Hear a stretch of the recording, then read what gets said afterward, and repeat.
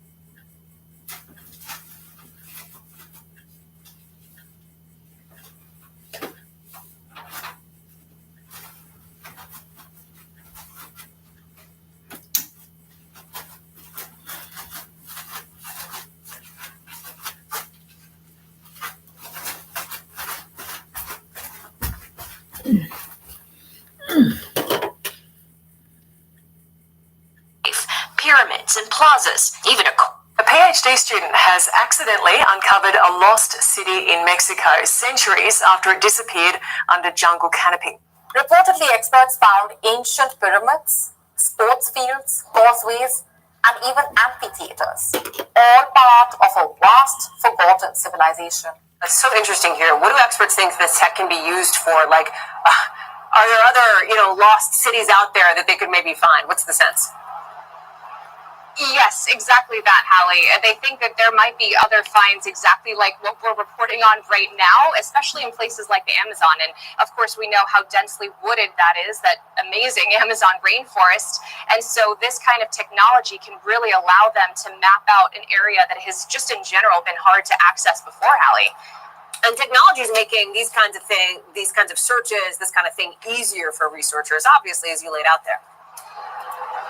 Yes, in so many ways. And I actually had a really long conversation with a professor just now. His name is Francisco Stradavelli, and he is not only a member of that same team that made this discovery, he actually taught Luke, who we, of course, interviewed in this story. And he gave me some interesting stats that I want to lay out for you, Hallie, that explain how LiDAR, which has been around for a while and only recently became commercially available for archaeologists like this team, is really making things so much easier for these archaeologists, because normally they would have to cut trails through these dense wooded areas and they wouldn't even really know what they were going to. Based on the architecture, they think it was founded before the year 150. The Maya had hundreds of cities across Central America in its heyday, around 250 to 900 CE. But then the civilization collapsed and cities turned to jungles. Today, tourists from around the world flock to the Yucatan Peninsula to see the remnants, wonders like Chichen Itza, Tulum, Koba, and now LiDAR, the same remote sensing technique used in self-driving cars and other robotics, is helping to discover more hidden cities like Ayotal in Guatemala. It shows peeling away the points that represent vegetation to show buildings underneath. And now Valeriana, showing us just how urban the Mayas were and how quickly things can change. Maya civilization captures the imagination because it was populous and urbanized and complex. What may seem like a giant thriving city that's always going to be there can actually end up being covered by jungle in the space of 200 years. The new findings inspiring researchers to keep digging. But the breakthrough came completely by accident. A happy accident. This discovery was just a matter of chance. As per reports, a PhD student from a Louisiana university was digging deep into Google search results when he stumbled upon a laser survey that a Mexican environmental group had conducted. And when he processed the data with methods used by archaeologists, the hidden city was found, reportedly stretching across a site as large as the size of Scottish capital. However, thanks to modern technology, including radar, archaeologists are now able to uncover civilizations in their native North and Central American countries. We found over 6,000 ancient buildings, as well as lots of reservoirs, causeways, plazas, pyramid complexes, palaces, the full spectrum of what you would expect as an expert to find in an ancient Maya city was present in this data set, and none of it was previously known to scientists. More than 6,000 ancient buildings tied to the Mayas revealed their way of life. Pyramids and plazas, even a court for ball games. All of the hallmarks of a lowland Maya political capital from about 1,000 years ago. Now, we don't have any pictures of Valeriana. That's because no one's been there for hundreds of years. So we thought we'd show you what it might have looked like here in this virtual studio. This is a Mayan pyramid temple, similar to the ones that would have been found in the city. People worshipped here, brought rituals like jade masks, and even buried the dead. In total, the team found almost 7,000 buildings in an area of the jungle about the size of Edinburgh. I was delighted to find that the survey had in fact mapped lots of ancient Maya ruins previously completely unknown to the scientific community. What would have been a very colorful, very lush, and I think very striking environment to move through. Things like palaces and temple pyramids. All of those would have been covered in lime plaster and then painted red, pink, and yellow and black. There would have been clusters of buildings where people mostly spend their time making ceramics or mostly spend their time shaping stone tools. This part of the world, there's some evidence for marketplaces. It took centuries, but war, climate change, and the Spanish invasion caused the collapse of the Mayans. But their descendants still live in Campeche today, and at the new site, just 15 minutes from a busy road, their ancient relatives lie beneath their feet. Valeriana's discovery is a reminder that there are many parts of the world that remain hidden in plain sight. and there are many mysteries yet to be unlocked. Now, technology is helping archaeologists to uncover ancient civilizations in the North and Central American jungles. Yeah, the distinctive Mayan temples and cities are now being explored using radar, and that's helping scientists to understand more about the communities who live there. Now, this is quite a discovery. Fragments of a biblical scroll, along with other relics, have been found in desert caves in Israel. Dozens of pieces of parchment were written in Greek, with just the name of God appearing in Hebrew. Deep in the Judean desert, close to the Dead Sea, are caves once used by 2nd century Jewish rebels. They'd gone into hiding following a failed revolt against Roman rule. Barely accessible, except by abseiling down to them, dozens died here, but hidden with them were biblical treasures, the like of which Israel has not seen in over half a century. That is, until now. Israeli archaeologists working to prevent caves in the area from being looted filmed the moment of their discovery. Amazing, amazing, one says. 3 lines. This is exciting. They'd found ancient verses from the books of the prophets Zechariah and Nahum in the Hebrew Bible, likely written down in the centuries either side of the birth of Christ. The Israeli authorities said the scriptures were of immeasurable worth for humanity. For the first time in over 60 years, we have fragments of a biblical book that were discovered in an archaeological excavation. It's important also because this is the first time when such fragments are found in an excavation and brought straight here to our laboratory. The parchment had been written in Greek, the language adopted after the conquest of Judea by Alexander the Great. The name of God, though, exclusively appears in Hebrew. Written at a time when the Jews were returning from Babylonian captivity, Zechariah writes of what is to come, from the rebuilding of the temple and Jerusalem to a coming messianic king. So the book of Zechariah has 2 figures, a priest and a king, who work together to bring about a new holy state. And therefore it's a very important book which is quoted in the New Testament. Searches of the cliffs and caves in the Judean desert have yielded a treasure trove of finds over decades.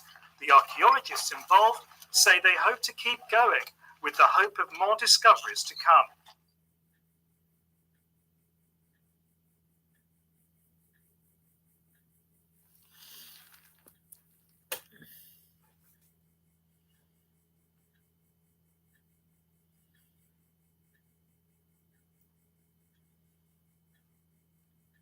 Archaeologists have discovered a huge ancient city hidden underground in Mexico. A PhD student has accidentally uncovered a lost city in Mexico centuries after it disappeared under jungle canopy.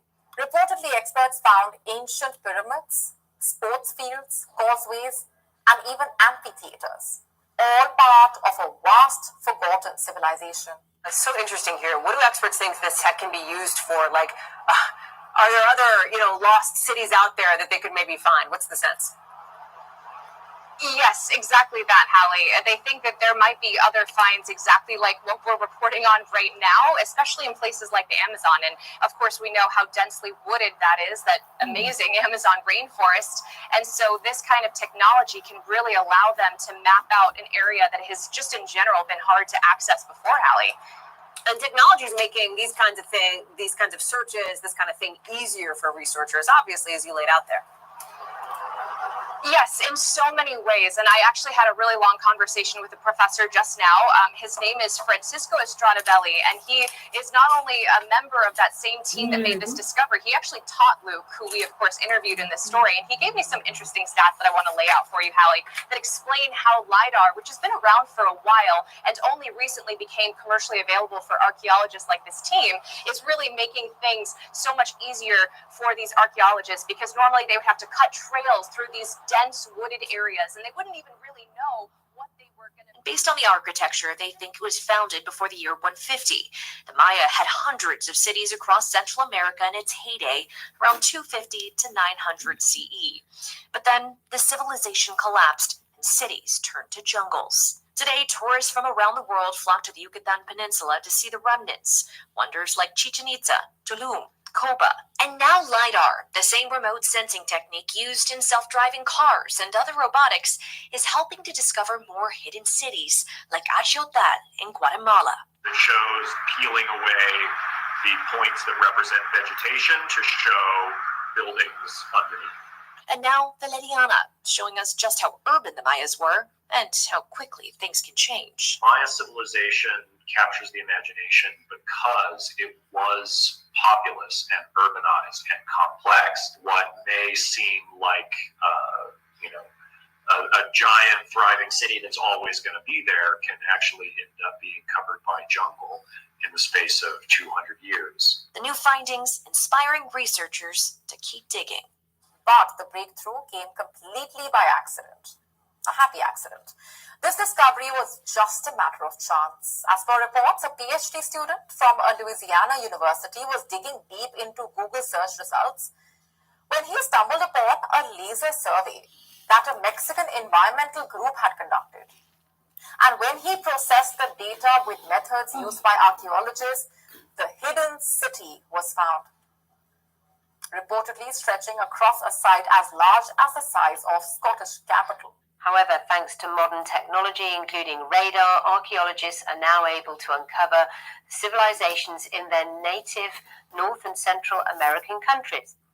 We found over 6,000 ancient buildings, as well as lots of reservoirs, causeways, plazas, pyramid complexes, palaces, the full spectrum of what you would expect as an expert to find in an ancient Maya city was present in this data set, and none of it was previously known to scientists. More than 6,000 ancient buildings tied to the Mayas revealed their way of life, pyramids and plazas, even a court for ball games. All of the hallmarks of a lowland Maya political capital from about 1,000 years ago. Now, we don't have any pictures of Valeriana. That's because no one's been there for hundreds of years.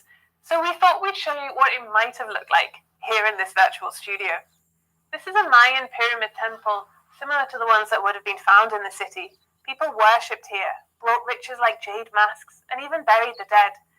In total, the team found almost 7,000 buildings in an area of the jungle about the size of Edinburgh. I was delighted to find that the survey had in fact mapped lots of ancient Maya ruins previously completely unknown to the scientific community.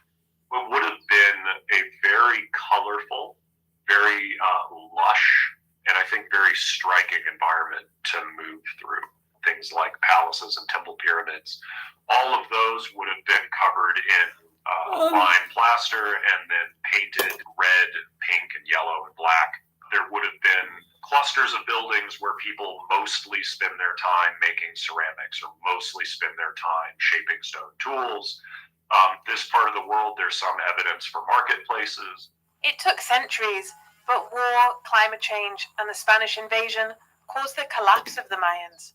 But their descendants still live in Campeche today, and at the new site, just 15 minutes from a busy road, their ancient relatives lie beneath their feet. Valeriana's discovery is a reminder that there are many parts of the world that remain hidden in plain sight, and there are many mysteries yet to be unlocked. Now, technology is helping archaeologists to uncover ancient civilizations in the North and Central American jungles. And the distinctive Mayan temples and cities are now being explored using radar, and that's helping scientists to understand more about the communities who live there. Now, this is quite a discovery. Fragments of a biblical scroll, along with other relics, have been found in desert caves in Israel. Dozens of pieces of parchment were written in Greek, with just the name of God appearing in Hebrew. Deep in the Judean desert, close to the Dead Sea, are caves once used by 2nd century Jewish rebels. They'd gone into hiding following a failed revolt against Roman rule. Barely accessible, except by abseiling down to them, dozens died here, but hidden with them were biblical treasures, the like of which Israel has not seen in over half a century. That is, until now. Israeli archaeologists working to prevent caves in the area from being looted filmed the moment of their discovery. Amazing, amazing, one says. 3 lines. This is exciting. They'd found ancient verses from the books of the prophets Zechariah and Nahum in the Hebrew Bible, likely written down in the centuries either side of the birth of Christ. The Israeli authorities said the scriptures were of immeasurable worth for humanity. For the first time in over 60 years, we have fragments of a biblical book that were discovered in an archaeological excavation. It's important also because this is the first time when such fragments are found in an excavation and brought straight here to our laboratory. The parchment had been written in Greek, the language adopted after the conquest of Judea by Alexander the Great. The name of God, though, exclusively appears in Hebrew.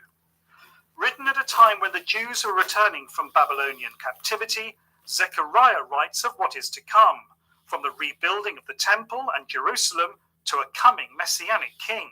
So the book of Zechariah has 2 figures, a priest and a king, who work together to bring about a new holy state. And therefore it's a very important book which is quoted in the New Testament. Searches of the cliffs and caves in the Judean desert have yielded a treasure trove of finds over decades. The archaeologists involved say they hope to keep going, with the hope of more discoveries to come.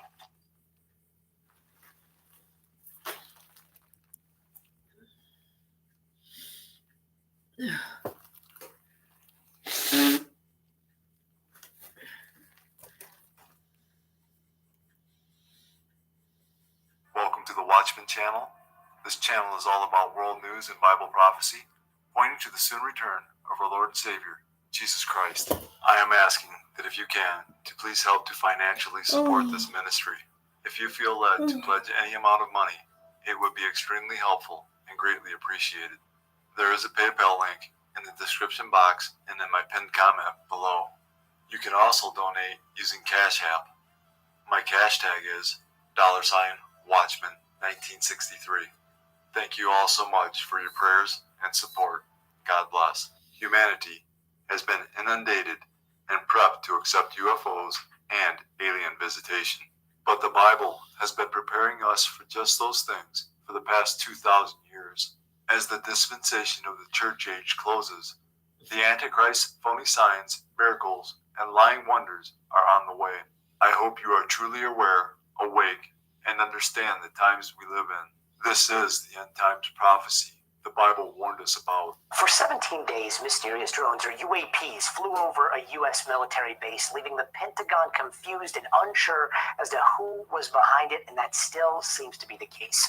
But now at least the Pentagon is confirming that those drones were in fact spotted hovering over Langley Air Base last year, and despite those drones violating U.S. airspace, they were not shot down, even though it looks like the commander of that base did have the authority to do so. And that's just one of the many instances of things flying with impunity over restricted airspace. And in light of all this, NBC News learned on Friday that there will be another congressional hearing on UAPs in mid-November, possibly with witness testimony. I had a chance to speak with Jeremy Corbell about this on Friday. He's a journalist, podcaster, and documentary filmmaker who has published a lot of the videos we're now talking about, and we've been talking about for years. This hearing, what kind of testimony could we see there? We are in a crisis right now of journalism in America. And there are a lot of attempts right now to stop witnesses, firsthand whistleblowers to UAP, from testifying. Now, we also have people fighting to allow for that. So the world, one way or the highway, is going to catch up really soon about UAP. George Knapp, my mentor in journalism, and I have been giving briefings on the Hill as recently as today, watching this unfold, just like everybody else at home. I will tell you this. This is the message, and it's already been said by Representative Nancy Mace. Come hell or high water, the hearing is on. Nothing can stop it now. Nothing can. And truth and significant transparency regarding UAP is unstoppable. So what the American and global public does with that, that's up to them.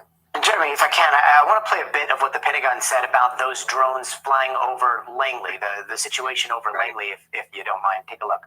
The number of those UAS incursions did fluctuate on any given day. but they didn't appear to exhibit any hostile intent. It's something that we, have kept our eye on. So when you hear didn't appear to indicate hostile intent, what goes through your mind? I think for your audience, I could sit here and I could answer your questions, but I think their questions will be answered soon enough with these hearings, the 13th of November, because they're going to happen. And I'd just like to say to your audience, as a journalist in America, I fear no thing real or fictitious, and I embrace the truth, no matter how challenging that is for people to process. So look, man, UFOs, UAP, there are incursions on sensitive military installations. In fact, I've reported with George Knapp and you, Gotti, a lot about that. But that is a small, tiny piece of opaque glass in a larger mosaic of what UAP represent or could represent to the American and global public. I do have one message that I want to leave you with today, Gotti, and this is for every whistleblower, every American patriot who has come to me as an American journalist and who has put trust in me and George Knapp. It's actually from a song by a guy called Livingston. I just learned this song. Here's what it conveys. Do not fear the truth. Fear is just your own shadow on the floor. And don't forget it. So listen, Gotti, we're going to have a different conversation after and on November 13th, because we are having congressional hearings on UFOs, and the world is going to learn things they didn't know before. And I do hope that you have solid individuals sitting there in that chair. And I think with Representative Nancy Mace at the helm, people that are heroes for this in the UAP caucus are going to make sure of it. Fingers crossed. November 13th. Maybe we'll get some straight answers then. Could an alien deception be the strong delusion God sends on an unbelieving and unrepentant world in the last days? Recently, interest has been rising in the theory that an alien deception will be part of the end times. Odd as it may seem, this theory is entirely plausible from a Christian perspective. Although the Bible gives us no word about whether or not aliens exist, there is no inclusion of them in the creation account in Genesis, and no mention of them elsewhere. The Bible does tell us about visitors from another world, the spiritual world, as we read in Ephesians 6:12. For we do not wrestle against flesh and blood, but against principalities, against powers, against the rulers of the darkness of this age, against spiritual hosts of wickedness in the heavenly places. Could this phenomenon be the strong delusion of the last days that is talked about in the Bible? 2 Thessalonians 2:9-12. The coming of the lawless one is according to the working of Satan, with all power, signs, and lying wonders, and with all unrighteous deception among those who perish, because they did not receive the love of the truth, that they might be saved. And for this reason God will send them strong delusion, that they should believe the lie, that they all may be condemned who did not believe the truth, but had pleasure in unrighteousness. Why is God sending a strong delusion? The Bible makes it clear. They perish because they refuse to love the truth and so be saved. Simply put, God sends a strong delusion to those who choose not to believe the gospel of Jesus Christ. The prophet Isaiah puts it succinctly. Just as they have chosen their own ways, and their soul delights in their abominations, so will I choose their delusions, and bring their fears on them. Because when I called, no one answered. When I spoke, they did not hear, but they did evil before my eyes, and chose that in which I do not delight.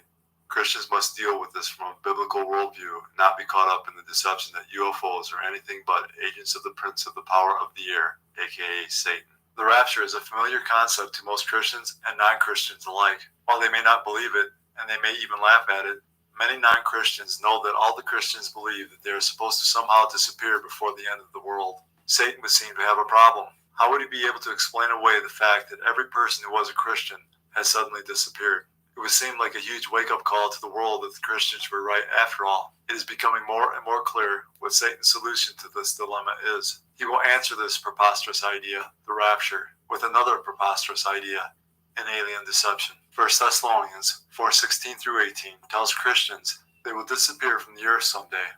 For the Lord himself will descend from heaven with a shout, with the voice of an archangel, and with the trumpet of God, and the dead in Christ will rise first. Then we who are alive and remain shall be caught up together with them in the clouds to meet the Lord in the air, and thus we shall always be with the Lord.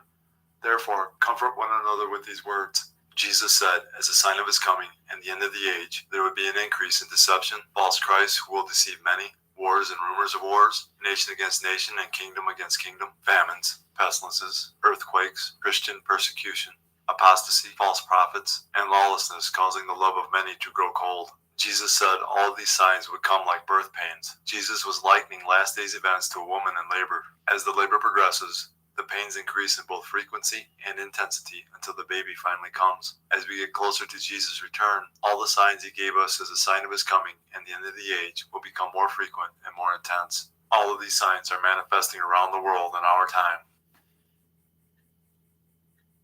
Russia and North Korea continue to make political shockwaves after Russian President Vladimir Putin watched nuclear training exercises from the Kremlin yesterday that included practicing launches of ballistic missiles in what's being seen as a show of force. North Korea's foreign minister also arrived in Russia on Tuesday. Though the reason for the visit is unclear, it reinforces the deepening relationship between the two countries after North Korea sent thousands of troops to Russia to fight against Ukraine. A 9-story residential building in central Kyiv, part of it now uninhabitable. It's the aftermath of an overnight drone attack. The fire it provoked injured 9 people, including an 11-year-old girl. Residents are in shock. We didn't understand what had happened. Something went bang. Then the balcony started to burn. By the time they put it out, everything on the balcony was burnt. Just everything. I had cupboards, dishes, winter clothes, everything was burnt. There was a big explosion. The balcony started to burn. We immediately ran out. For 2 hours straight, air raid alerts rang across the city as it was targeted by drones. Officials say air defense systems intercepted most of them, but it's the falling debris that caused the damage. A nearby preschool was also hit. It's the 19th such attack on Kyiv in October alone, as Moscow steps up aerial bombardments, not just on the capital, but across the country. The Ukrainian Air Force says 62 drones were launched by Russian forces over 10 different regions in the early hours of the morning. Another town falls to Moscow. We've taken the settlement of Salidoye. Hurrah, hurrah, hurrah. Salidoye is home to 20,000 people and is the largest of a string of villages claimed by Russian forces in recent days. It adds to the 478 square kilometers of territory seized since the start of October. Russia's highest monthly total since its full-scale invasion began in February 2022. Almost daily, Russia claims a new victory, further pressuring Ukraine's depleted forces. Kyiv announced a drive on Tuesday to mobilize 160,000 troops to boost its numbers by 85%.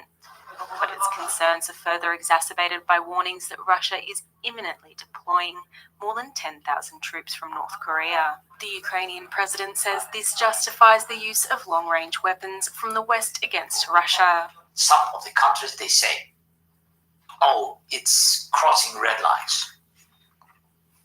And if we will give you permission, Russia will escalate. But I think the North Korean soldier, this is escalation.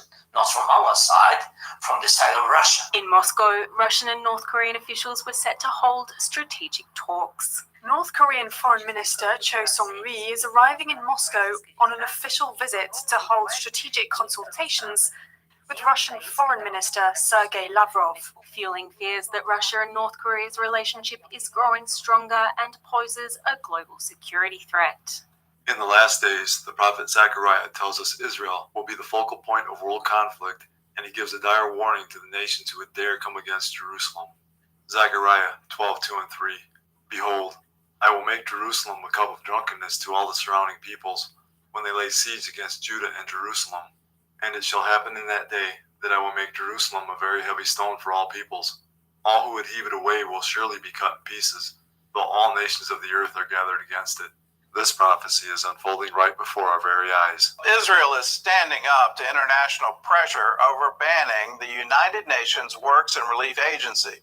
UN Ambassador Danny Danon says UNRWA in Gaza is a front for Hamas. Well, on the northern border, Israel reports that it has greatly reduced Hezbollah's arsenal of weapons. Israel's defense minister says Hezbollah's rocket supply has been reduced by 80%.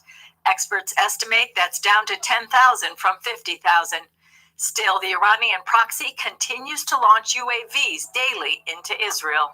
Meanwhile, Hezbollah's new leader, Sheikh Naim Qassem, is hiding out in Iran, hoping to avoid the fate of his predecessors who were killed in Israeli airstrikes. As Iran threatens to respond to Israel's retaliatory strike on the Islamic regime this past weekend, the IDF's top general warns against it. If Iran makes the mistake of launching another missile barrage at Israel, we will once again know how to reach Iran with capabilities that we did not even use this time, and strike very, very hard at both our capabilities and locations that we set aside for now. In northern Gaza this week, the IDF announced it surrounded hundreds of Hamas terrorists who surrendered on the spot. On the international front, Israel is facing harsh criticism for its new laws banning UNRWA from operating in areas under its control. It poses risks for millions of Palestinians who rely on UNRWA for essential services, including healthcare and primary and secondary education.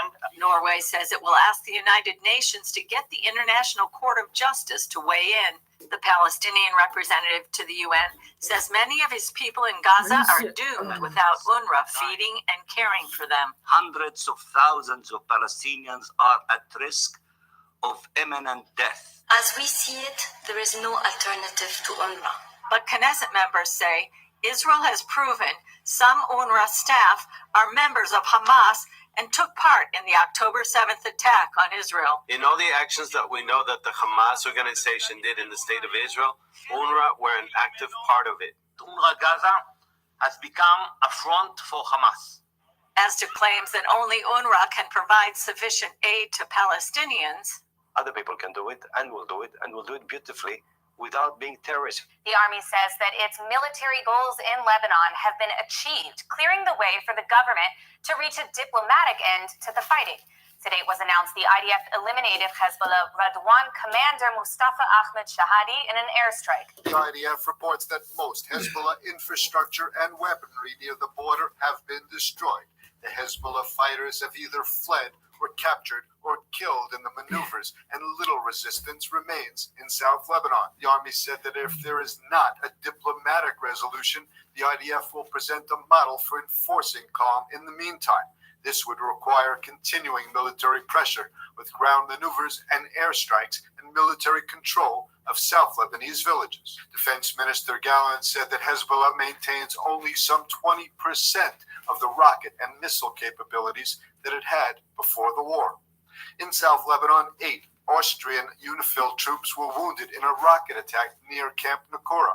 The IDF said the rocket was fired by Hezbollah. UNIFIL later confirmed that it was likely a Hezbollah attack. Many Hezbollah fighters have been surrendering in recent days. Among those captured was the commander of its Ayat al-Shab region. Golani forces surrounded the compound, forcing the terrorists to surrender. They were interrogated in the field and then taken prisoner.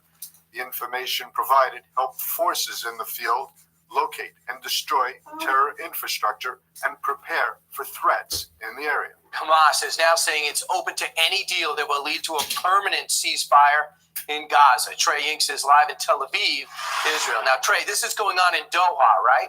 Yeah, Brian, absolutely. And look, diplomatic efforts are ongoing to end the war between Israel and Hamas. And a senior Hamas official signaled the group is open to an agreement as Qatari, Egyptian, and American negotiators conduct parallel efforts to reach a short-term deal. Reports do indicate an agreement is unlikely before the U.S. elections, but Fox News is told that conversations continue each day at the working level. U.S. officials will be in the region later this week to move the ball forward. With operations ongoing in Gaza, the IDF announced the death of 4 Israeli soldiers from the elite Ghost unit. An officer was also severely wounded. Shifting now to Israel's northern front, the Israeli military released a new video showing the capture of a Hezbollah commander who surrendered in southern Lebanon. We've also seen a new video of soldiers being evacuated from the battlefield as the ground operation continues. Now, as this is ongoing, all eyes remain on Iran and whether or not the country will respond to those Israeli strikes over the weekend. Overnight, I was told by a senior Israeli official that the majority of Iran's air defense systems were taken out in those strikes. And I just got off the phone with another Israeli official who separately said Iran still has the ability to produce ballistic missiles, certainly of concern to the Israelis. The Bible tells us there are 4 possible prophecies on the verge of finding fulfillment. Isaiah 17:1, in which Damascus, Syria will be destroyed in a single night. Jeremiah 49, the prophecy of Elam, which could infer an Israeli attack upon Iran's nuclear program. Psalm 83, in which the Muslim nations that border Israel will mount an attack on Israel in order to cut them off from being a nation. Ezekiel 38 and 39, known as the War of Gog and Magog. In this prophecy, a coalition of nations led by Russia, Iran, and Turkey will attack Israel in the last days in order to take Israel's wealth. Residents of this small Valencian town were in shock Wednesday morning, a day after torrential rain caused the ravine to overflow its banks. The sudden downpour led to widespread flooding, damage to infrastructure, and incalculable material losses. Never before in history has there been so much rain. You can't even imagine the amount of rain that fell here yesterday. It's a catastrophe. The floods we had in 1982 when I was 10 years old were a joke compared to what happened here yesterday. Cities such as Valencia, Murcia, and Malaga have been overwhelmed with flooding since Tuesday. An emergency rescue brigade from the Spanish Army has been deployed to join rescue efforts. Unable to reach people by road, teams have taken to the skies with the help of helicopters to get to those who are stranded. Valencia's regional leader said some people remained isolated in areas that were, quote, absolutely impossible to reach. The region was put on red alert. Emergency services urged people to avoid any kind of road travel, while trains to Madrid and Barcelona were cancelled. In the worst-hit areas, schools were also closed. The death toll appears to be Europe's worst from flooding since 2021, when almost 200 people died, mainly in Germany. Scientists say extreme weather events in the region are becoming more frequent due to climate change. Jesus declares this in Matthew 24, 37 through 39. But as the days of Noah were, so also will the coming of the Son of Man be. For as in the days before the flood, they were eating and drinking, marrying and giving in marriage, until the day that Noah entered the ark, and did not know until the flood came and took them all away. So also will the coming of the Son of Man be. Jesus tells us in verse 37, when our days parallel the days of Noah, he is returning. One of the things that parallel our days with the days of Noah is the unprecedented flooding the world has been experiencing over the last few years. Jesus goes on to tell us in verses 38 and 39 that when he returns, things will be going on as normal, as people will be eating, drinking, marrying, and giving in marriage. Just as in the days of Noah, when people were caught off guard and the flood came, so also will people of our time be caught off guard when Jesus returns. Almost half of the world lived through extreme drought for at least 1 month last year. That's according to the new 2024 Lancet Countdown report that shows how year on year people are having to survive record temperatures. In particular, we've seen a 167% increase in heat-related deaths since the 90s. It's also limiting our capacity to work outdoors, which has an impact on our economies, on our income, and ultimately our livelihoods on which health depends. The annual report on health and climate change also found that hotter and drier temperatures increased the spread of diseases such as dengue and malaria. Increased sand and dust storms contributed to a 31% increase in exposure to dangerous particles. 151 million people faced moderate or severe food insecurity, with conditions exacerbating threats to agricultural systems, sometimes devastating them completely. And the globe continued to experience record life-threatening events such as extreme heat waves, fires, and floods. But despite this, the authors say global emissions are increasing, not declining. As of March 2024, the 114 largest oil and gas companies were on track to exceed emissions, consistent with 1.5 degrees Celsius of heating by 189% in 2040. And forests were cut down at an alarming rate, reducing the world's natural capacity to capture atmospheric carbon. Each year, the report is released ahead of the annual United Nations Climate Change Conference, where nearly 200 countries gather to further action on climate change. The world is baffled at the events taking place in the weather, and yet it was foretold 2,000 years ago in Bible prophecy that this would happen. Satan, the great deceiver, often tries to front-run God by giving people wrong ideas ahead of time about what is prophesied to happen. Satan has tricked mankind into believing that climate change is real, and in turn has blinded many people to the gospel of Jesus Christ, as we read in 2 Corinthians 4, 3, and 4. But even if our gospel is veiled, it is veiled to those who are perishing, whose minds the God of this age is blinded, who do not believe, lest the light of the gospel of the glory of Christ, who is the image of God, should shine on them. Jesus said a sign of his return would be more frequent and more intense weather, as we read in Matthew 24:7 and 8. And there will be famines, pestilences, and earthquakes in various places. All these are the beginning of birth pains. Pestilence is the Greek word loimus, which means a plague. Definition of a plague is any large-scale calamity, especially when thought to be sent by God. God has used plagues in the form of extreme weather in the past and will again in the future. The 7th plague on Egypt was hail. Don't forget about the famine in Joseph's time. One of the biggest is the flood in the book of Genesis. In the future, during the 7-year tribulation, God will once again use extreme weather in the form of pestilence as judgment. In Revelation 16:21, God uses hailstones weighing 100 pounds each, and great hail from heaven fell upon men, each hailstone about the weight of a talent. Men blasphemed God because of the plague of the hail, since that plague was exceedingly great. In Revelation 16:8 and 9, God uses scorching heat. Then the 4th angel poured out his bowl on the sun, and power was given to him to scorch men with fire, and men were scorched with great heat. And they blasphemed the name of God who has power over these plagues, and they did not repent and give him glory. Climate change is simply Satan's counter to Jesus' signs of his return and the end of the age. So when Jesus Christ warns us that just before his second coming, there will be famines, pestilences, and earthquakes in various places, you had better believe that these occurrences are a sign from God and that he is about to intervene. Don't let Satan blind you to the gospel of Jesus Christ. The extreme weather the world has been witnessing is not climate change. It is God letting us know our Lord and Savior, Jesus Christ, is returning. The signs of Jesus' soon return are so strong now, and the evidence is so clear, that any person willing to accept the truth can see that the end of the world, as we know it, is near. For God so loved the world, that he gave his only begotten Son, that whoever believes in him should not perish, but have everlasting life. For all have sinned, and fall short of the glory of God. But God demonstrates his own love toward us, in that while we were still sinners, Christ died for us. For the wages of sin is death, but the gift of God is eternal life in Christ Jesus our Lord. That if you confess with your mouth the Lord Jesus, and believe in your heart that God has raised him from the dead, you will be saved. These are the ABCs of salvation. A. Admit that you're a sinner. B. Believe in your heart that Jesus Christ died for your sins, was buried, and God raised him from the dead. C. Call upon the name of the Lord, and you will be saved. Jesus paid the price for mankind's sin. He has provided a way to spend eternity with him and the Father. All you have to do is believe in the Lord Jesus, and you will be saved. God has already done all the work. All you must do is receive, in faith, the salvation God offers. Fully trust in Jesus alone as the payment for your sins. Believe in him, and you will not perish. God is offering you salvation as a gift. All you have to do is accept it.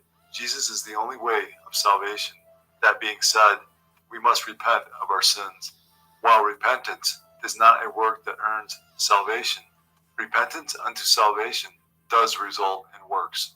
It is impossible to truly and fully change your mind without that causing a change in action. In the Bible, repentance results in a change in behavior. Repentance, properly defined, is necessary for salvation. One day, Jesus is coming. You may be at church. You may be at work. You may be asleep. God grant that you will be ready when he makes his personal appearance. My God, what if his appearance occurs on a Sunday morning? My prophetic word to you this morning is get ready! Get ready!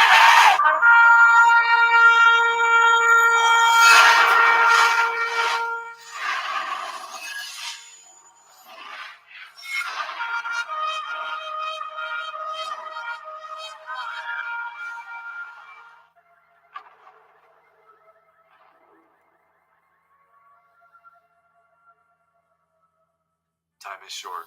Call upon the name of Jesus today.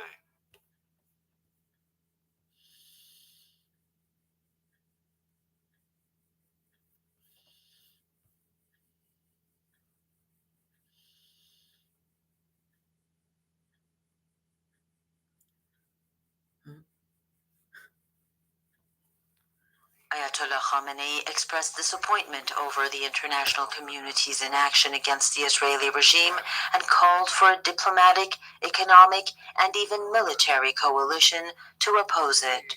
He expressed regret over international inaction regarding the regime and called for a diplomatic, economic, and even a military coalition against it.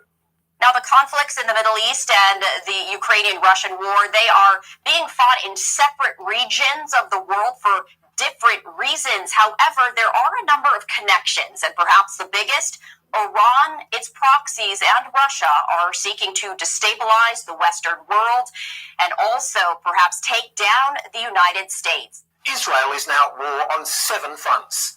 The Middle East has never seen this many wars simultaneously. But Iran's supreme leader meeting the families of soldiers killed in the bombing, leaving the door open to revenge strikes.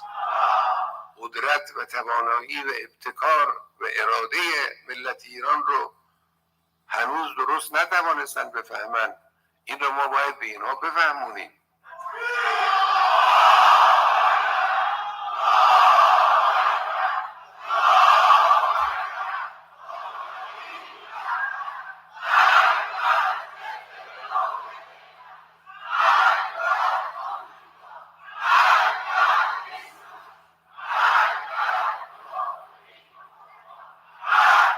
What happened over the last couple of weeks or so seems to have brought everything out into the open. Do you think that we're now seeing in inverted commas, normalization of a conflict going on between Israel and Iran?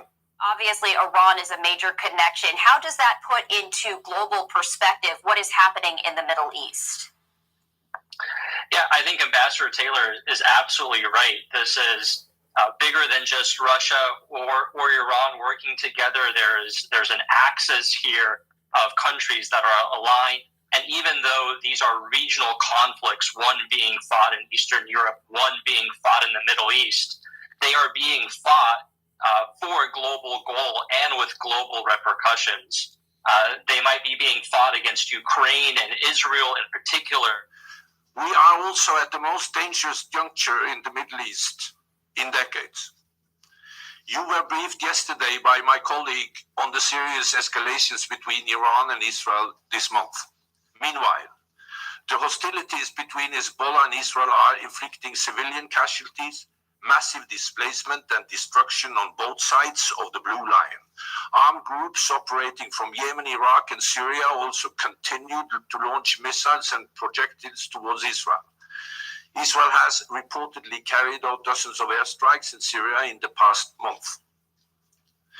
Every effort by all of us must be made to de-escalate the situation and establish a different trajectory towards greater peace and stability in the region. New threats were issued today by top Islamic Republic officials following Israeli strikes early Saturday targeting the Iranian capital of Tehran. Today, the chief of Iran's Revolutionary Guard Corps issued an ominous comment warning of bitter consequences that will be unimaginable. A spokesman for Iran's foreign minister issued a more direct threat, saying the Islamic Republic will use all available tools to respond. 2 nights ago, they carried out a malicious act. They, of course, exaggerated, which is wrong. But at the same time, it shouldn't be downplayed, either by saying it was insignificant or unimportant. The Zionist regime miscalculations must be stopped. They are making serious mistakes in judgment. They do not understand the Iranian people. They have not recognized the strength, capability, creativity, and determination of the Iranian nation. They must be made to understand these realities, and it's up to the country's authorities to determine the appropriate response that best serves the interest of the nation and the country. Well, Steffi, you've identified Iran as one of the main connections. Iran, of course, is a major supplier of weapons, of drones, of other equipment, missiles from Iran to Russia. And Russia is using this. Russia is having a hard time on several fronts.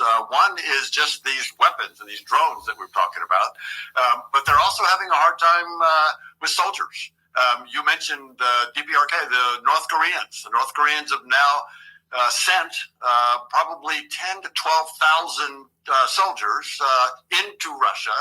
Soon, if they haven't already, they will be arriving on the battlefield on the lines that the Russians are fighting against the Ukrainians. But the Iranians and the North Koreans are the ones providing Russia with the capability to continue this fight.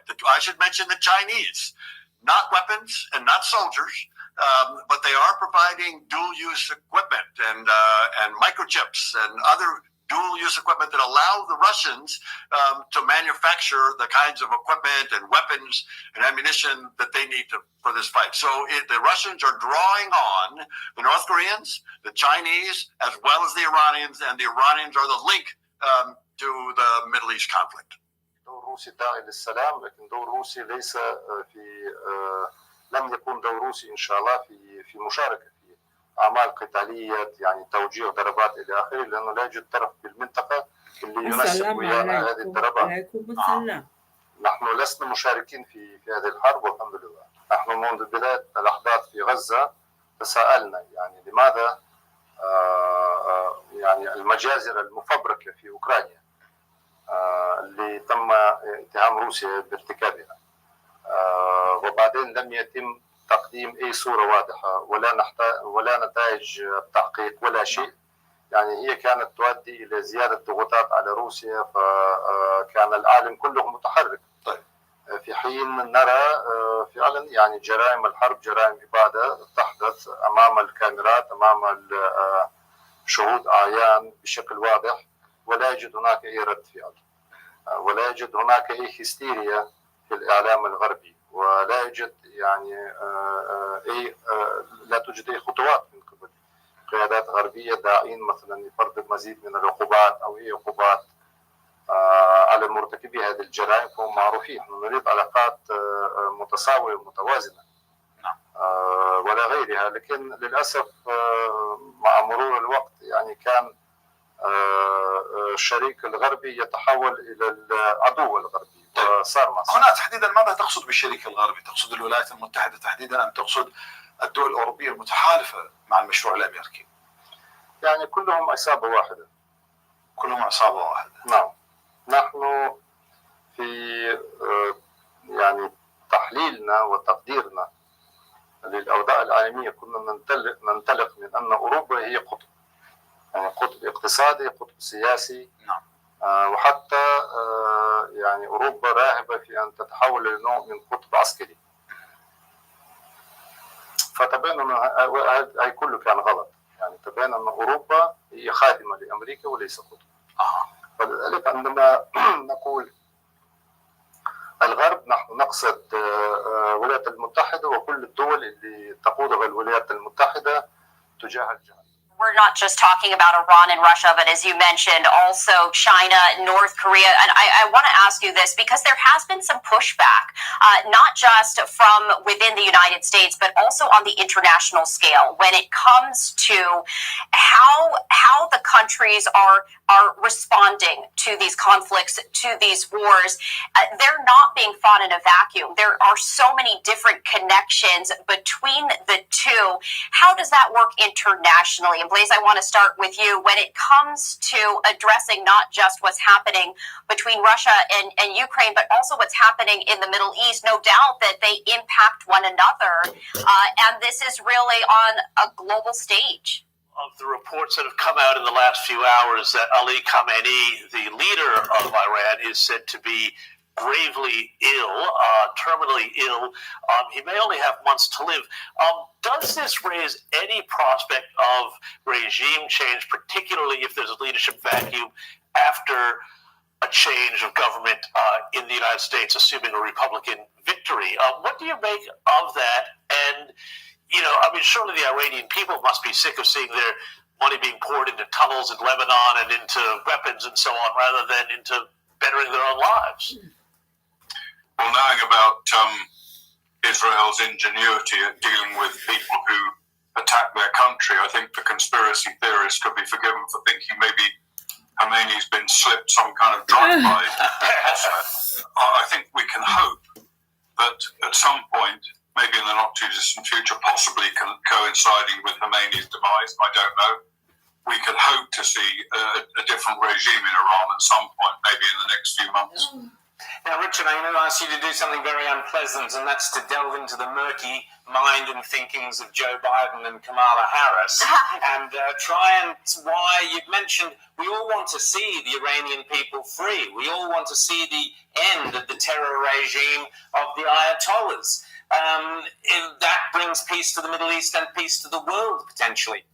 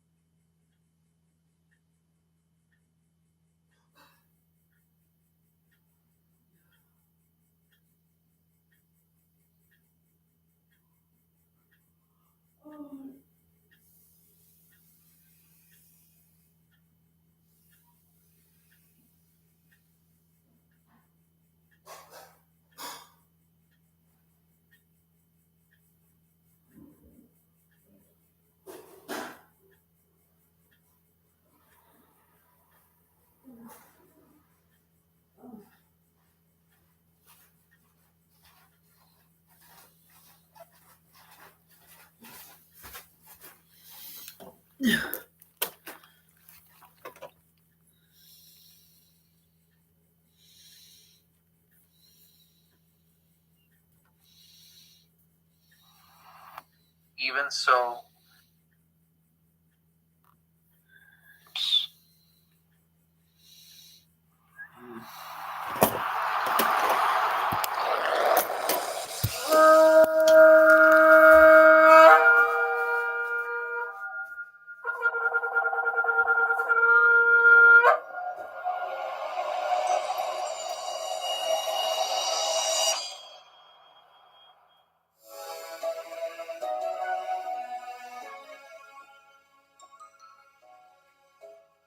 Vaikra, Leviticus chapter 1. And Yahweh called unto Moshe, and spoke unto him out of the tabernacle of the assembly, saying, Speak unto the children of Yasharel, and say unto them, If any man of you bring an offering unto Yahweh, ye shall bring your offering of the cattle, even of the herd and of the flock. If his offering be a burnt sacrifice of the herd, let him offer a male without blemish. He shall offer it of his own voluntary will, at the door of the tabernacle of the assembly before Yahweh. And he shall put his hand upon the head of the burnt offering, and it shall be accepted for him, to make an atonement for him. And he shall kill the bullock before Yahweh, and the priests, Aharon's sons, shall bring the blood, and sprinkle the blood round about upon the altar that is by the door of the tabernacle of the assembly. And he shall flay the burnt offering, and cut it into his pieces. And the sons of Aharon the priest shall put fire upon the altar, and lay the wood in order upon the fire. And the priests, Aharon's sons, shall lay the parts, the head, the fat, in order upon the wood that is on the fire, which is upon the altar. But his inwards and his legs shall he wash in water, and the priest shall burn all on the altar, to be a burnt sacrifice, an offering made by fire, of sweet savor unto Yahweh. And if his offering be of the flocks, namely of the sheep, or of the goats, for a burnt sacrifice, he shall bring it a male without blemish. And he shall kill it on the side of the altar northward, before Yahweh and the priest. Aharon's sons shall sprinkle his blood round about upon the altar. And he shall cut it into his pieces, with his head and his fat, and the priest shall lay them in order on the wood that is on the fire, which is upon the altar. But he shall wash the inwards of the legs with water, and the priest shall bring it all, and burn it upon the altar.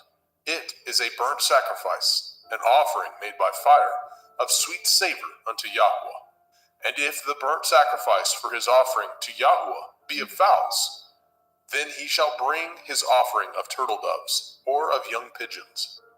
And the priest shall bring it unto the altar, and wring off his head, and burn it on the altar, and the blood thereof shall be wrung out at the side of the altar.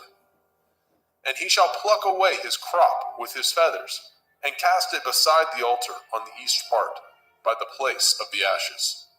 And he shall cleave it with the wings thereof, but shall not divide it asunder. And the priest shall burn it upon the altar, upon the wood that is upon the fire.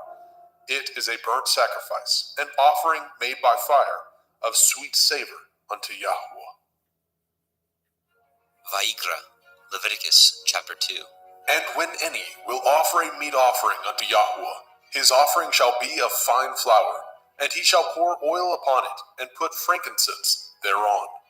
And he shall bring it to Aaron's sons, the priests, and he shall take thereout his handful of the flour thereof, and of the oil thereof, with all the frankincense thereof. And the priest shall burn the memorial of it upon the altar, to be an offering made by fire, of a sweet savor unto Yahweh. And the remnant of the meat offering shall be Aaron's and his sons. It is a thing most holy of the offerings of Yahweh made by fire. And if you bring an oblation of meat offering, baken in the oven, it shall be matzah cakes of fine flour, mingled with oil, or matzah wafers anointed with oil. And if your oblation be a meat offering, baken in a pan, it shall be of fine flour, unleavened, mingled with oil. You shall part it in pieces, and pour oil thereon. It is a meat offering. And if your oblation be a meat offering, baken in the frying pan, it shall be made of fine flour with oil. And you shall bring the meat offering that is made of these things unto Yahweh. And when it is presented unto the priest, he shall bring it unto the altar.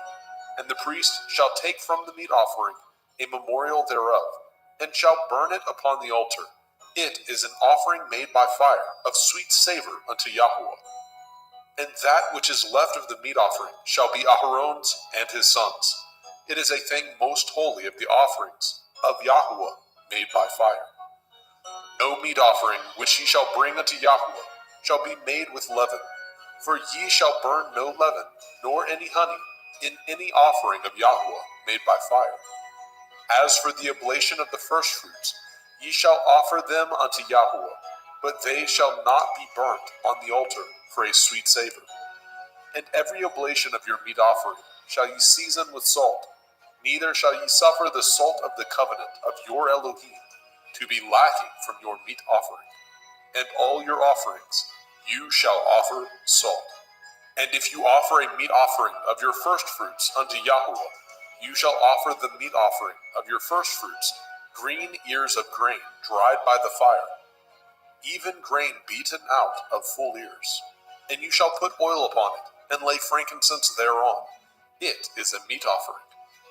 And the priest shall burn the memorial of it, part of the beaten grain thereof, and part of the oil thereof, with all the frankincense thereof. It is an offering made by fire unto Yahweh. Vayikra, Leviticus chapter 3.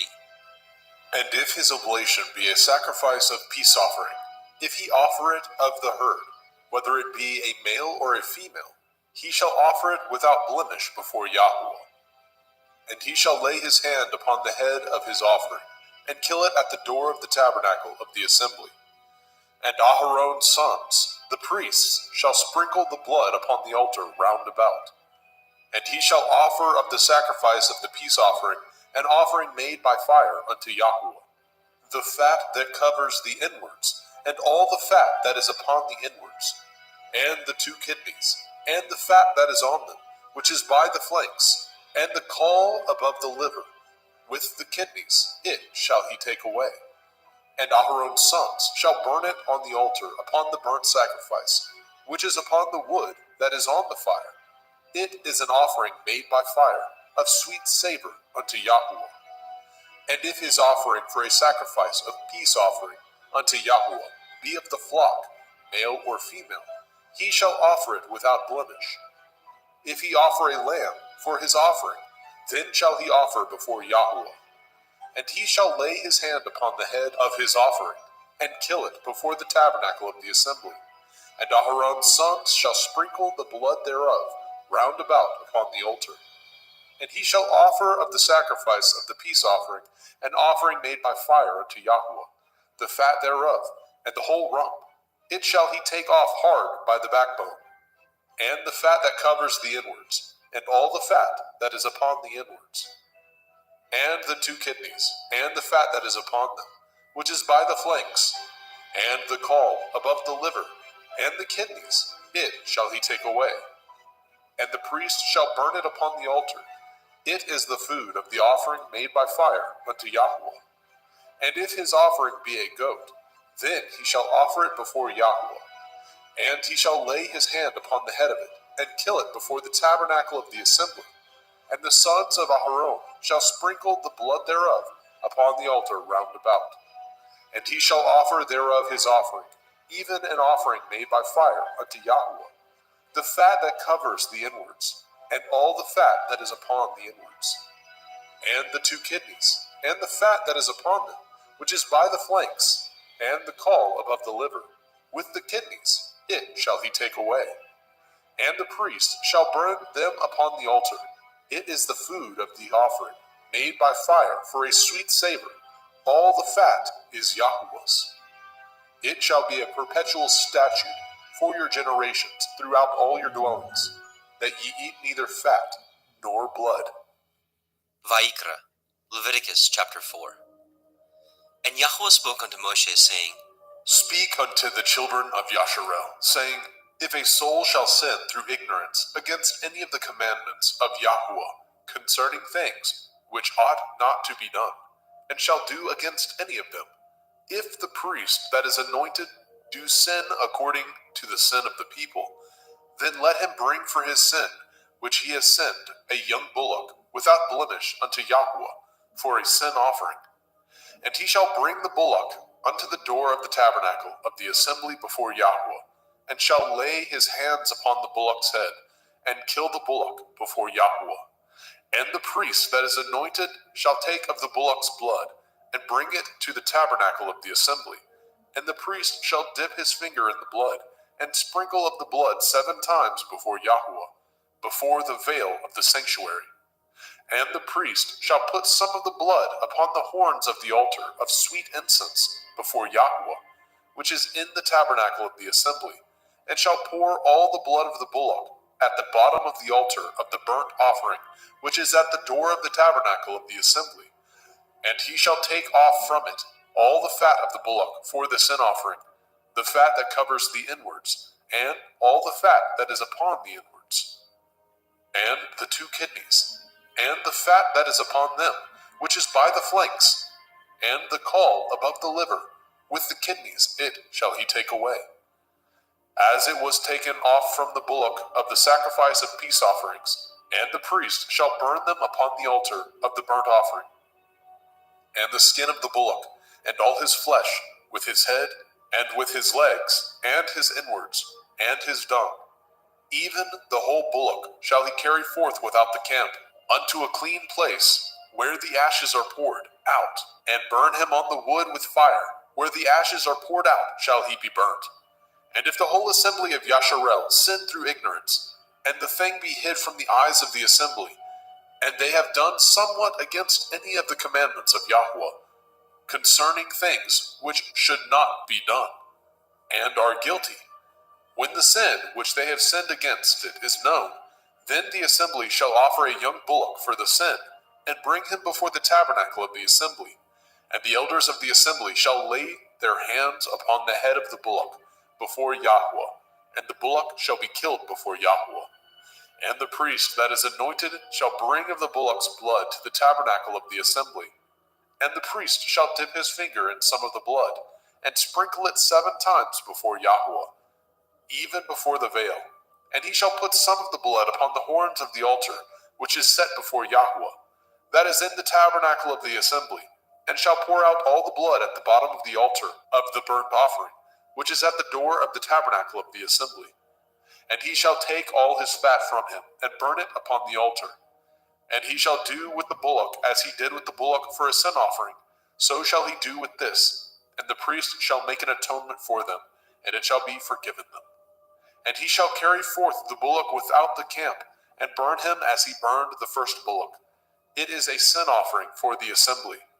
When a ruler has sinned, and done somewhat through ignorance against any of the commandments of Yahweh, Elohiah, concerning things which should not be done, and is guilty. Or if his sin, wherein he has sinned, come to his knowledge, he shall bring his offering, a kid of the goats, a male without blemish, and he shall lay his hand upon the head of the goats, and kill it in the place where they kill the burnt offering before Yahweh. It is a sin offering. And the priest shall take of the blood of the sin offering with his finger, and put it upon the horns of the altar of burnt offering, and shall pour out his blood at the bottom of the altar of burnt offering. And he shall burn all his fat upon the altar, as the fat of the sacrifice of peace offerings. And the priest shall make an atonement for him, as concerning his sin, and it shall be forgiven him.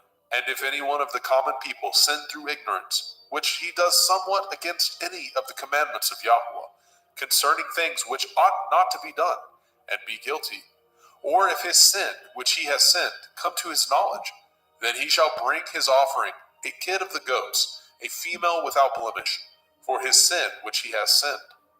And he shall lay his hand upon the head of the sin offering, and slay the sin offering in the place of the burnt offering. And the priest shall take of the blood thereof with his finger, and put it upon the horns of the altar of burnt offering, and shall pour out all the blood thereof at the bottom of the altar. And he shall take away all the fat thereof, as the fat is taken away from off the sacrifice of peace offerings. And the priest shall burn it upon the altar for a sweet savor unto Yahweh. And the priest shall make an atonement for him, and it shall be forgiven him. And if he bring a lamb for a sin offering, he shall bring it a female without blemish. And he shall lay his hand upon the head of the sin offering, and slay it for the sin offering in the place where they kill the burnt offering.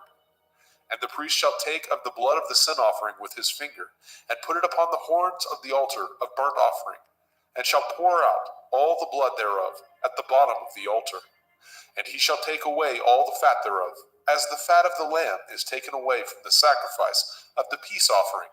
And the priest shall burn them upon the altar, according to the offering made by fire unto Yahweh. And the priest shall make an atonement for his sin that he has committed, and it shall be forgiven him. Vayikra, Leviticus chapter 5. And if a soul sin, and hear the voice of swearing, and is a witness, whether he has seen or known of it, if he do not utter it, then he shall bear his iniquity. Or if a soul touch any unclean thing, whether it be a carcass of an unclean beast, or a carcass of unclean cattle, or the carcass of unclean creeping things, and if it be hidden from him, he also shall be unclean and guilty. Or if he touch the uncleanness of man, whatsoever uncleanness it be, that a man shall be defiled withal, and it be hid from him, when he knows of it, then he shall be guilty. Or if a soul swear, pronouncing with his lips to do evil, or to do good, whatsoever it be that a man shall pronounce with an oath, and it be hid from him, when he knows of it, then he shall be guilty in one of these. And it shall be, when he shall be guilty in one of these things, that he shall confess that he has sinned in that thing. And he shall bring his trespass offering unto Yahweh, for his sin which he has sinned, a female from the flock, a lamb or a kid of the goats, for a sin offering, and the priest shall make an atonement for him concerning his sin. And if he is not able to bring a lamb, then he shall bring for his trespass which he has committed 2 turtle doves, or 2 young pigeons unto Yahweh, one for a sin offering, and the other for a burnt offering. And he shall bring them unto the priest, who shall offer that which is for the sin offering first, and wring off his head from his neck, but shall not divide it asunder. And he shall sprinkle of the blood of the sin offering upon the side of the altar, and the rest of the blood shall be wrung out at the bottom of the altar. It is a sin offering. And he shall offer the second for a burnt offering, according to the manner, and the priest shall make an atonement for him, for his sin which he has sinned, and it shall be forgiven him. But if he be not able to bring 2 turtle doves, or 2 young pigeons, then he that sinned shall bring for his offering the 10th part of an ephah of fine flour for a sin offering. He shall put no oil upon it, neither shall he put any frankincense thereon, for it is a sin offering. Then shall he bring it to the priest, and the priest shall take his handful of it, even a memorial thereof, and burn it on the altar, according to the offerings made by fire unto Yahweh, It is a sin offering. And the priest shall make an atonement for him, as touching his sin, that he has sinned in one of these, and it shall be forgiven him, and the remnant shall be the priest's, as a meat offering. And Yahweh spoke unto Moshe, saying, If a soul commit a trespass, and sin through ignorance, in the holy things of Yahweh, then he shall bring for his trespass unto Yahweh a ram without blemish, out of the flocks, with your estimation by shekels of silver, after the shekel of the sanctuary, for a trespass offering. And he shall make the amends for the harm that he has done in the holy thing, and shall add the fifth part thereto, and give it unto the priest. And the priest shall make an atonement for him with the ram of the trespass offering, and it shall be forgiven him. And if a soul sin, and commit any of these things which are forbidden to be done by the commandment of Yahweh, though he knew it not, yet is he guilty, and shall bear his iniquity. And he shall bring a ram without blemish out of the flock, with your estimation, for a trespass offering, unto the priest. And the priest shall make an atonement for him concerning his ignorance, wherein he erred, and knew it not, and it shall be forgiven him. It is a trespass offering. He has certainly trespassed against Yahweh. Vayikra, Leviticus chapter 6.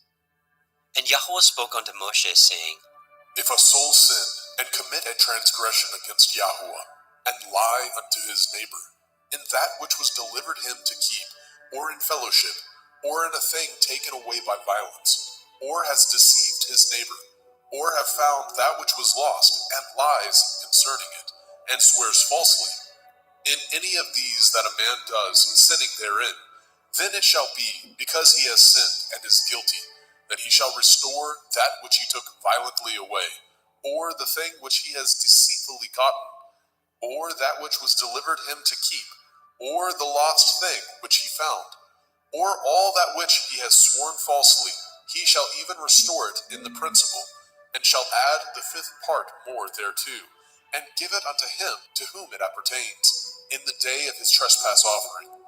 And he shall bring his trespass offering unto Yahweh, a ram without blemish out of the flock, with your estimation for a trespass offering unto the priest. And the priest shall make an atonement for him before Yahweh, and it shall be forgiven him for anything of all that he has done in trespass therein. And Yahweh spoke unto Moshe, saying, Command Aharon and his sons, saying, This is the Torah of the burnt offering. It is the burnt offering because of the burning upon the altar all night unto the morning, and the fire of the altar shall be burning in it.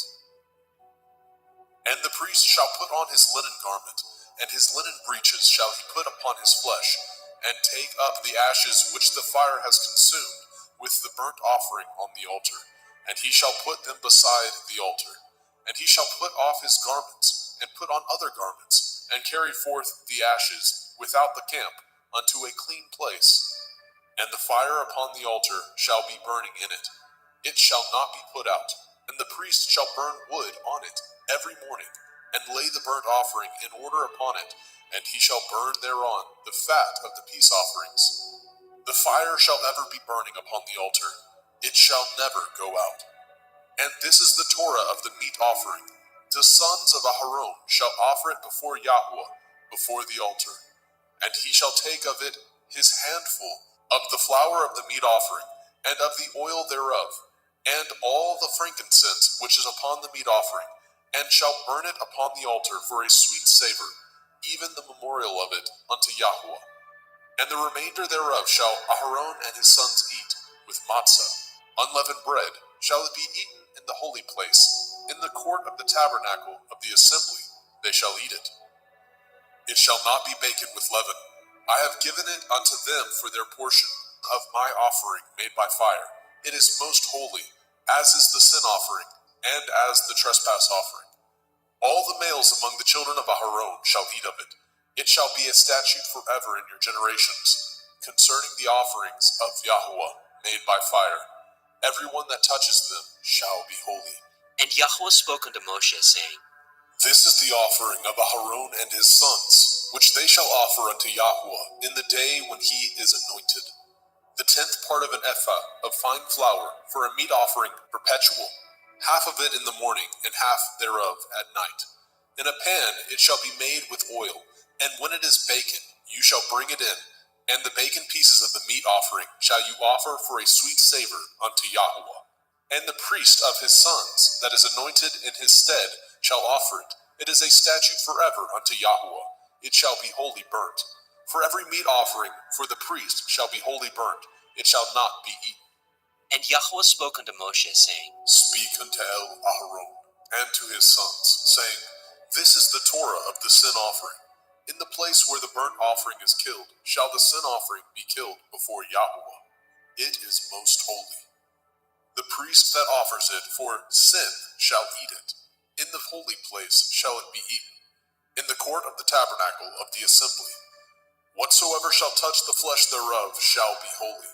And when there is sprinkled of the blood thereof upon any garment, you shall wash that whereon it was sprinkled in the holy place. But the earthen vessel wherein it was sodden shall be broken. And if it be sodden in a brazen pot, it shall be both scoured and rinsed in water. All the males among the priests shall eat thereof. It is most holy. And no sin offering, whereof any of the blood is brought into the tabernacle of the assembly, to reconcile withal, in the holy place, shall be eaten. It shall be burnt in the fire. Vayikra, Leviticus chapter 7. Likewise, this is the Torah of the trespass offering. It is most holy. In the place where they kill the burnt offering, shall they kill the trespass offering, and the blood thereof shall he sprinkle round about upon the altar. And he shall offer it of all the fat thereof, the rump, the fat that covers the inwards, and the 2 kidneys, and the fat that is on them, which is by the flanks, and the caul that is above the liver, with the kidneys it shall he take away. And the priest shall burn them upon the altar for an offering made by fire unto Yahweh. It is a trespass offering. Every male among the priests shall eat thereof. It shall be eaten in the holy place. It is most holy. As the sin offering is, so is the trespass offering. There is one Torah for them. The priest that makes atonement therewith shall have it. And the priest that offers any man's burnt offering, even the priest shall have to himself the skin of the burnt offering which he has offered. And all the meat offering that is baken in the oven, and all that is dressed in the frying pan, and in the pan, shall be the priest's that offer it. And every meat offering mingled with oil, and dry, shall all the sons of Aharon have, one as much as another. And this is the Torah of the sacrifice of peace offerings, which he shall offer unto Yahweh. If he offer it for thanksgiving, then he shall offer with the sacrifice of thanksgiving matzah, unleavened cakes, mingled with oil, and matzah wafers, anointed with oil, and cakes mingled with oil, of fine flour, fried. Besides the cakes, he shall offer for his offering hametz, leavened bread, with the sacrifice of thanksgiving of his peace offerings. And of it he shall offer one out of the whole oblation, for a heave offering unto Yahweh, and it shall be the priest that sprinkles the blood of the peace offerings.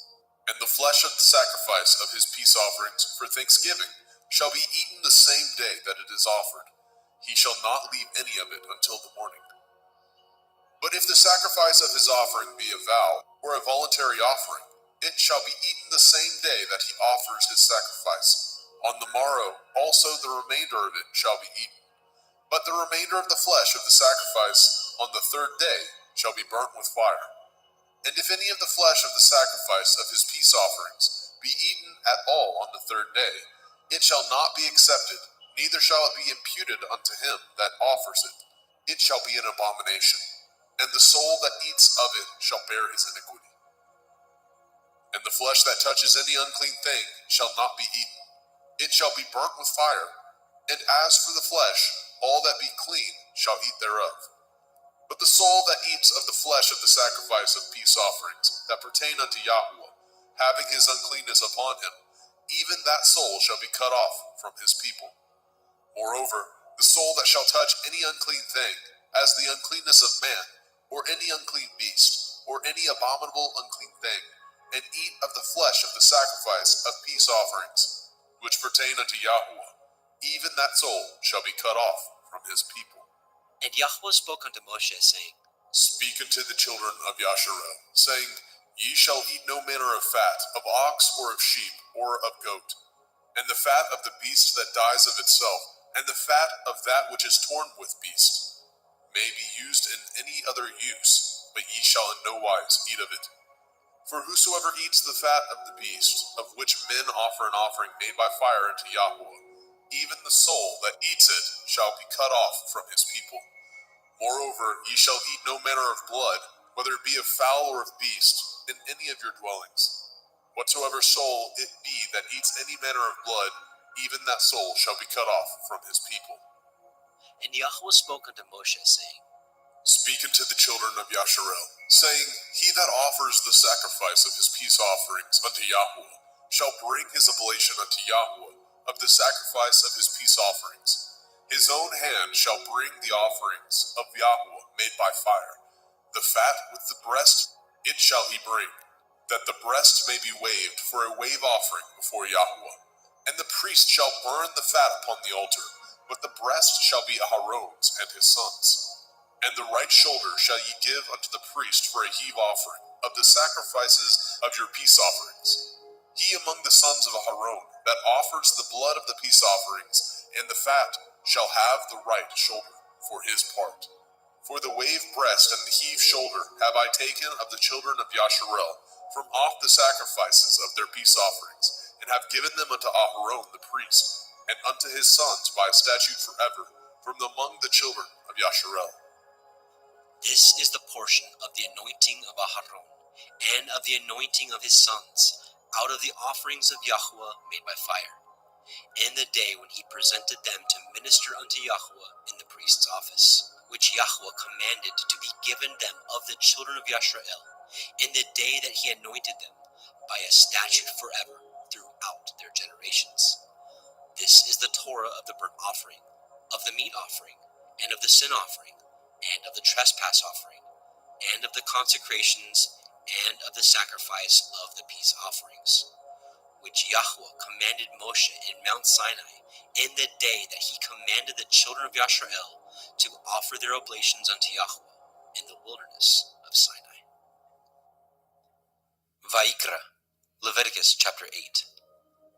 And Yahweh spoke unto Moshe, saying, Take Aharon and his sons with him, and the garments, and the anointing oil, and a bullock for the sin offering, and 2 rams, and a basket of matzah, unleavened bread, and gather all the assembly together unto the door of the tabernacle of the assembly. And Moshe did as Yahweh commanded him, and the assembly was gathered together unto the door of the tabernacle of the assembly. And Moshe said unto the assembly, This is the thing which Yahweh commanded to be done.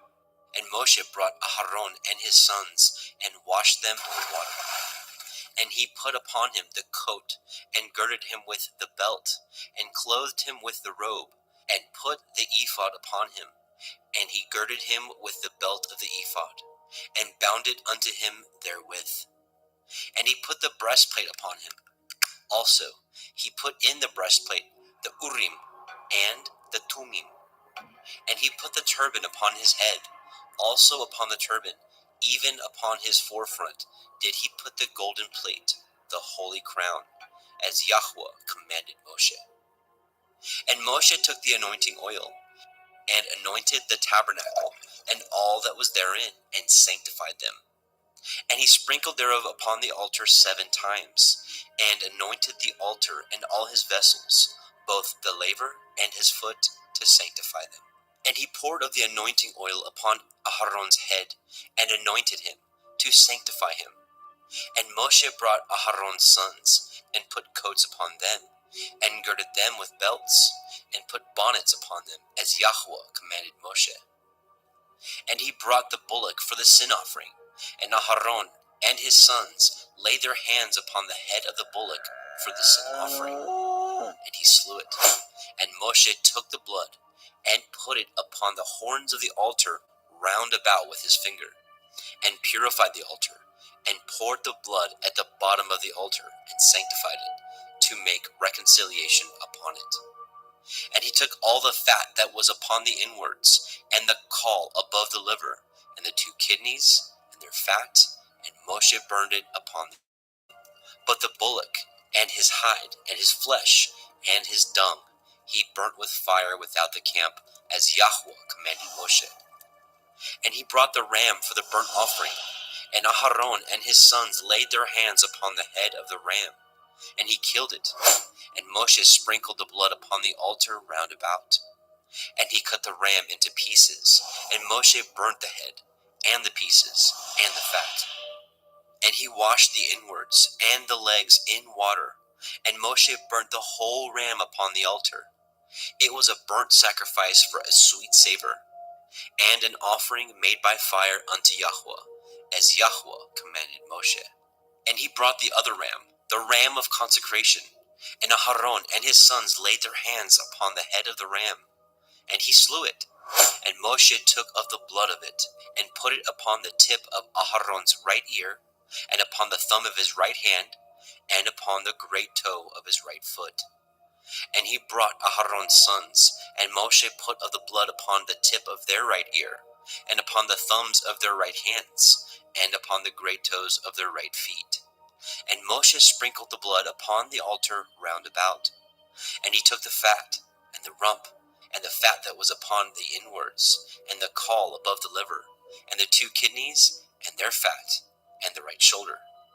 And out of the basket of matzah that was before Yahweh, he took 1 matzah cake, and a cake of oiled bread, and 1 wafer, and put them on the fat, and upon the right shoulder. And he put all upon Aharon's hands, and upon his sons' hands, and waved them for a wave offering before Yahweh. And Moshe took them from off their hands, and burnt them on the altar upon the burnt offering. They were consecrations for a sweet savor. It is an offering made by fire unto Yahweh.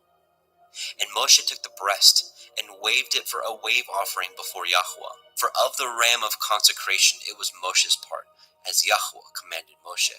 And Moshe took of the anointing oil, and of the blood which was upon the altar, and sprinkled it upon Aharon, and his garments, and upon his sons, and upon his sons' garments with him, and sanctified Aharon, and his garments, and his sons' garments with him.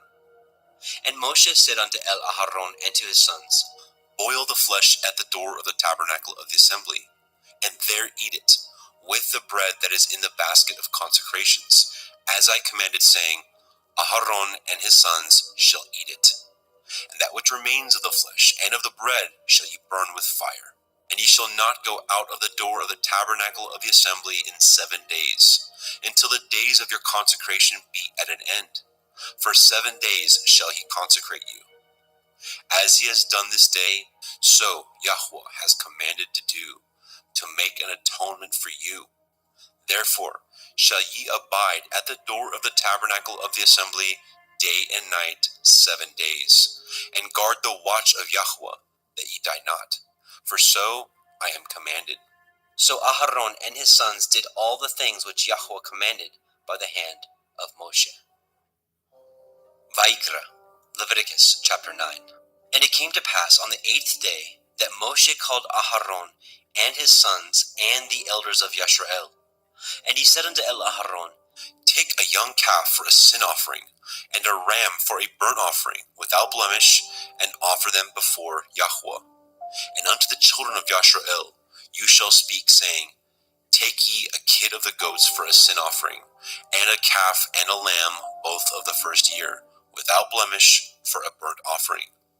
Also a bullock and a ram for peace offerings, to sacrifice before Yahweh, and a meat offering mingled with oil.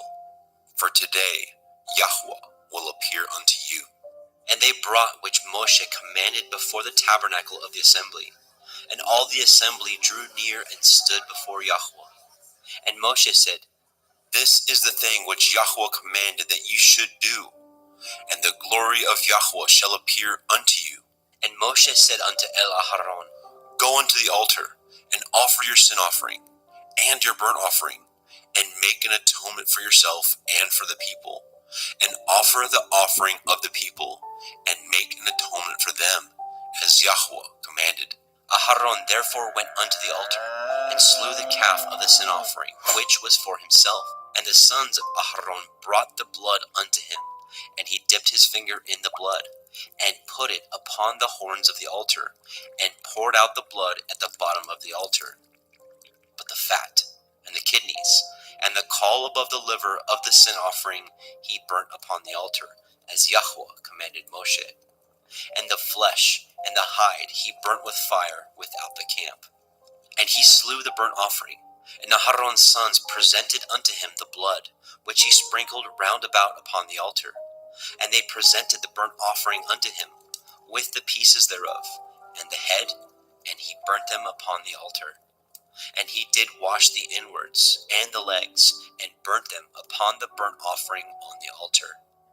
And he brought the people's offering, and took the goat, which was the sin offering for the people, and slew it, and offered it for sin as the first. And he brought the burnt offering, and offered it according to the manner. And he brought the meat offering, and took a handful thereof, and burnt it upon the altar, beside the burnt sacrifice of the morning.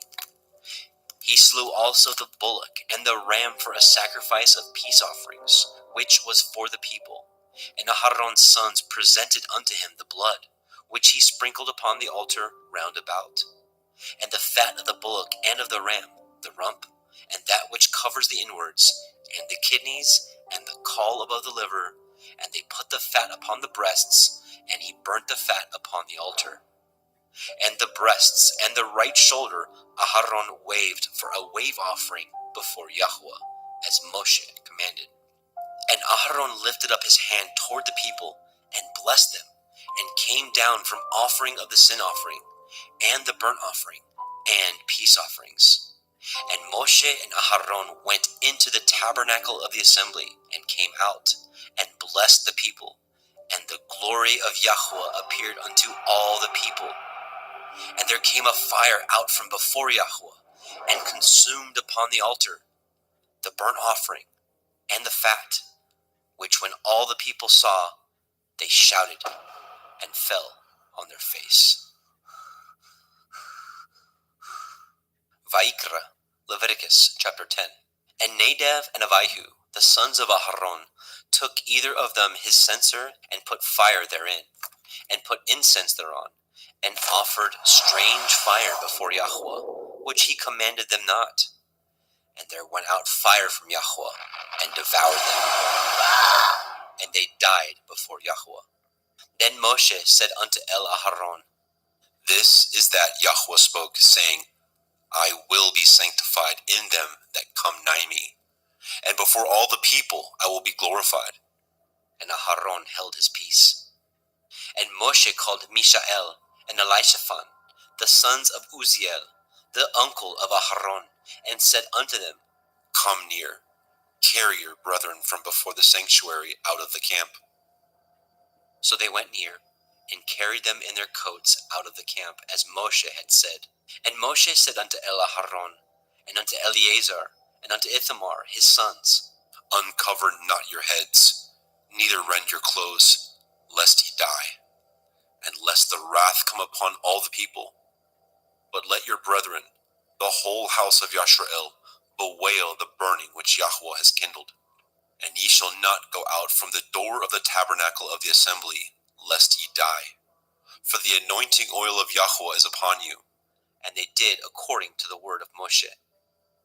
And Yahweh spoke unto Aharon, saying, Do not drink wine, nor strong drink, you nor your sons with you, when ye go into the tabernacle of the assembly, lest ye die. It shall be a statute forever throughout your generations, and that ye may put difference between holy and unholy, and between unclean and clean, and that ye may teach the children of Yasharel all the statutes which Yahweh has spoken unto them by the hand of Moshe. And Moshe spoke unto Aharon, and unto Eleazar, and unto Ithamar, his sons that were left, Take the meat offering that remains of the offerings of Yahweh made by fire, and eat it without leaven beside the altar, for it is most holy. And ye shall eat it in the holy place, because it is your due, and your sons' due, of the sacrifices of Yahweh made by fire, for so I am commanded. And the wave breast and the heave shoulder shall ye eat in a clean place, you and your sons and your daughters with you, for they be your due, and your sons' due, which are given out of the sacrifices of peace offerings of the children of Yashrael. The heave shoulder and the wave breast shall they bring with the offerings made by fire of the fat, to wave it for a wave offering before Yahweh. And it shall be yours, and your sons with you, by a statute forever, as Yahweh has commanded. And Moshe diligently sought the goat of the sin offering, and behold, it was burnt. And he was angry with Eleazar and Ithamar, the sons of Aharon, which were left alive, saying, Wherefore have ye not eaten the sin offering in the holy place, seeing it is most holy? And Elohim has given it to you to bear the iniquity of the assembly, to make an atonement for them before Yahweh? Behold, the blood of it was not brought in within the holy place. Ye should indeed have eaten it in the holy place, as I commanded. And Aharon said unto Moshe, Behold, this day have they offered their sin offering and their burnt offering before Yahweh, and such things have befallen me. And if I had eaten the sin offering today, should it have been accepted in the sight of Yahweh? And when Moshe heard that, he was content. Vayikra, Leviticus chapter 11.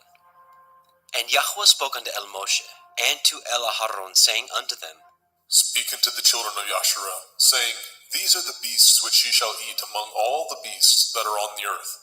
Whatsoever parts the hoof, and is cloven-footed, and chews the cud, among the beasts, that shall ye eat. Nevertheless, these shall ye not eat of them that chew the cud, or of them that divide the hoof.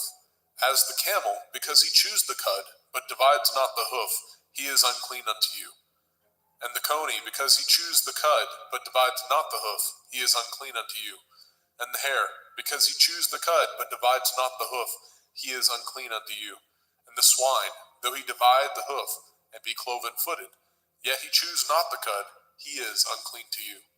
Of their flesh shall ye not eat, and their carcass shall ye not touch, they are unclean to you.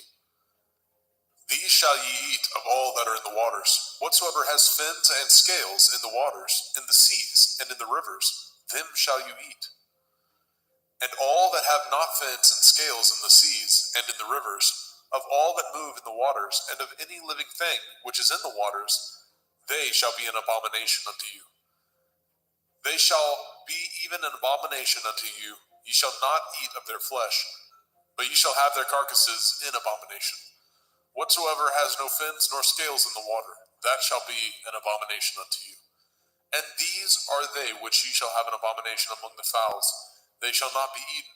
They are an abomination, the eagle, the ossifrage, and the osprey, and the vulture, and the kite after his kind, every raven after his kind, and the owl, and the nighthawk, and the cuckoo, and the hawk after his kind, and the little owl, and the cormorant, and the great owl, and the swan, and the pelican, and the gier eagle, and the stork, and the heron after her kind, and the lapwing, and the bat.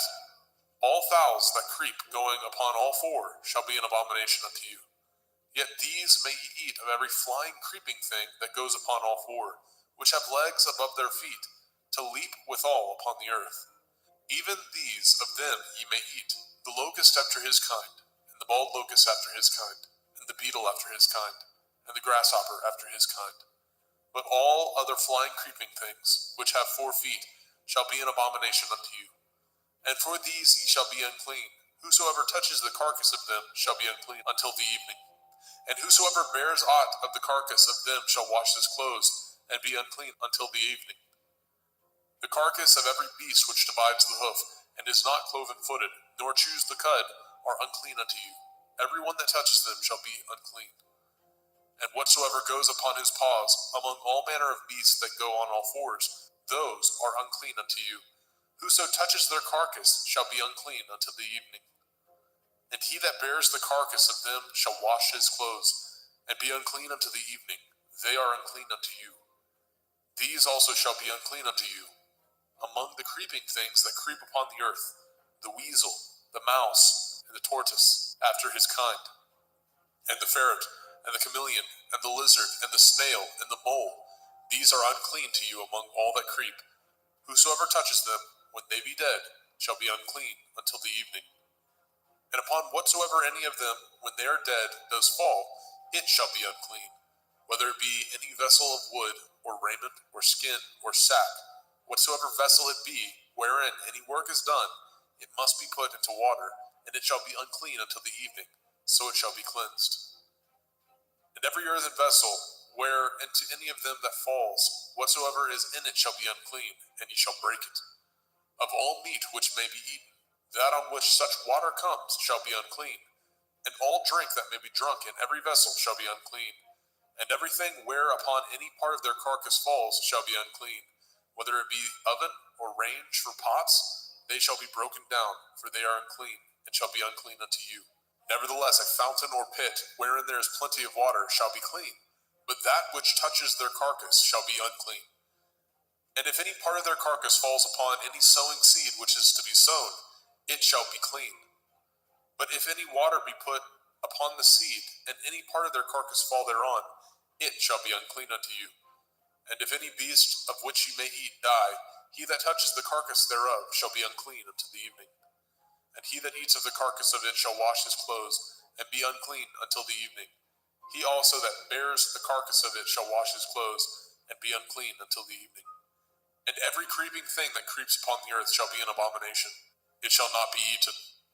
Whatsoever goes upon the belly, and whatsoever goes upon all fours, or whatsoever has more feet among all creeping things that creep upon the earth, them shall ye not eat, for they are an abomination.